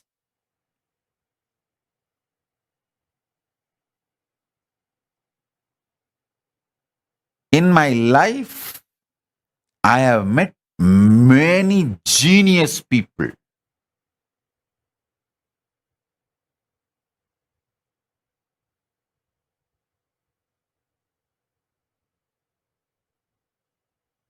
In Tiruvannamalai alone, I have met at least 50 genius people. Genius means extraordinary genius because their whole focus is about the truth of life. From the truth, whatever they want to manifest, they can manifest, and they manifested that what they need and lived it. I tell you, Annamalai Swamigal had only 2 loin cloth and 2 towel his whole life. But I have not seen a more richer person than him. In my life, I have not seen anybody else richer than Annamalai Swamigal because he manifested the 2 kaupin and 2 towel from his conscious sovereignty. His decision to exist on the truth of life is a genius, I tell you. I have met many Nobel laureate scientists, but the geniusness, nobody can be compared to Annamalai Swamigal or Ram Surat Kumar. A geniusness is not related to what others feel about you. It is related to your strength of cognizing the truth of life. Your brain's capacity to cognize the truths of life and manifest them in your life in a very cohesive, coherent way. That is geniusness. That's what I call geniusness.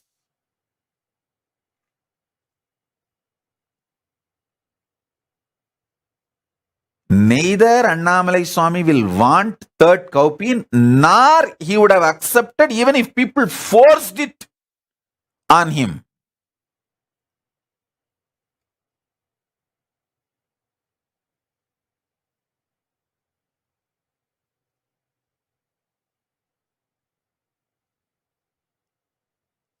Listen, I am not saying you also live with just 2 kaupin and 2 clothes. No. All I am saying is manifest billions and trillions without losing your geniusness. Genius means your capacity to cognize the truth. You have 25 heads, as I explained now. You have 25 heads.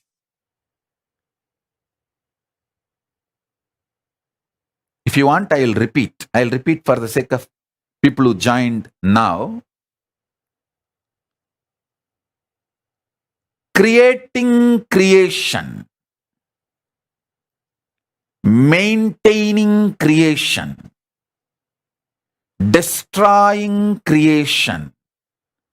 Deluding creation. Liberating creation. Maintenance being created. Maintenance being maintained. Maintenance getting destroyed. Maintenance being deluded. Maintenance getting liberated. Destruction getting created. Destruction getting maintained. Destruction getting destroyed. Destruction getting deluded. Destruction getting liberated. Delusion getting created. Delusion getting maintained. Delusion getting destroyed. Delusion getting deluded. Delusion getting liberated. Liberation getting created. Liberation getting maintained. Liberation getting destroyed. Liberation getting deluded. Liberation getting liberated.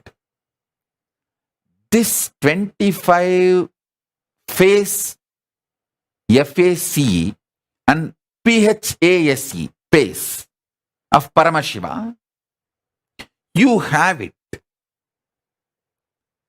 Recognizing this gives you conscious sovereignty.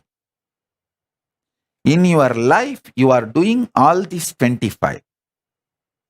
When you understand this, you become Ishvara of your life. You become Paramashiva of your life. Then naturally you become Paramashiva of existence, cosmos. If you become Paramashiva of your macrocosm, you become Paramashiva of the microcosm. Because both are one and the same.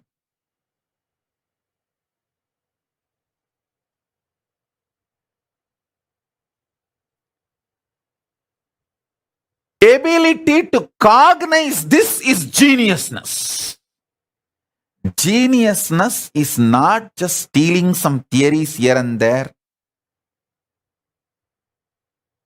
Listen, the so-called modern civilization mostly built on stolen money and stolen theories from Hindus of India. Instead of India, I'll use the word Bharat.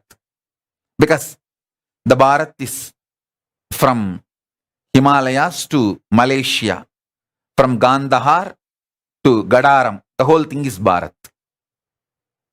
India means you will feel only that small area, but Bharat. The modern day civilization mostly built on stolen wealth and stolen ideas of Himalayas, from Himalayas to Setu and Gandhar to Gadaram, Bharat. From Bharat, the knowledge, ideas, principles and wealth stolen. Out of this only, the modern day civilization is built. Only thing is, they stole parts of it. They did not fully steal. That is why the whole mess. Geniusness is not about stealing some concept, principles and rebranding, rewording in your name and getting Nobel Prize or this prize, that award, this award, that recognition, this recognition. Geniusness is ability to cognize. You are doing this 25 in your life.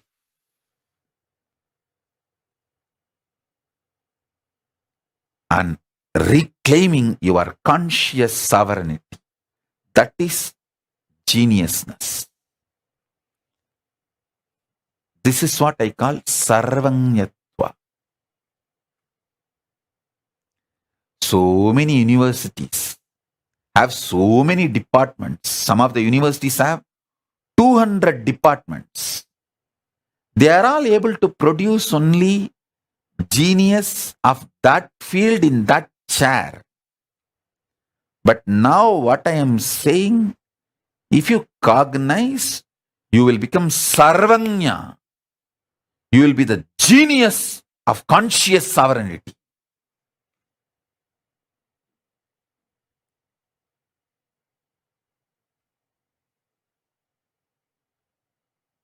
Spend little time on cognizing this. Nothing wrong. That will be the best worthy time in your life. See how you are creating creation in your life, how you are maintaining creation in your life, how you manifest a cell, and how you sustain that cell, how you destroy that cell, how you put that cell into delusion, means different usage, and how you liberate that cell. Once for all, you free it, and that becomes part of your larger existence, unmanifest form. How you are playing all these 25 dimensions of you, cognize. These 25 phases and paces.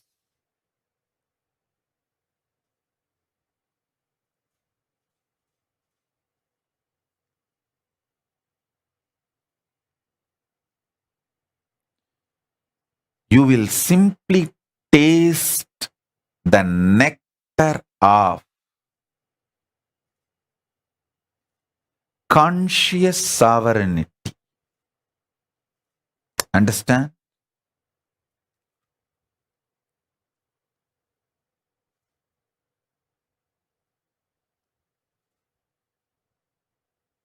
This quantum initiation to happen between Paramashiva, me, you, all three of us.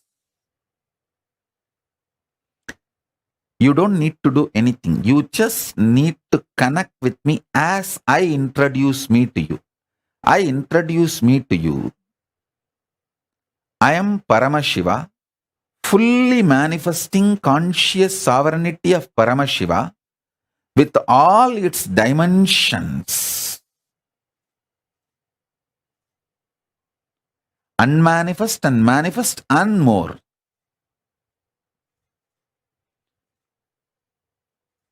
When you choose to connect with this introduction,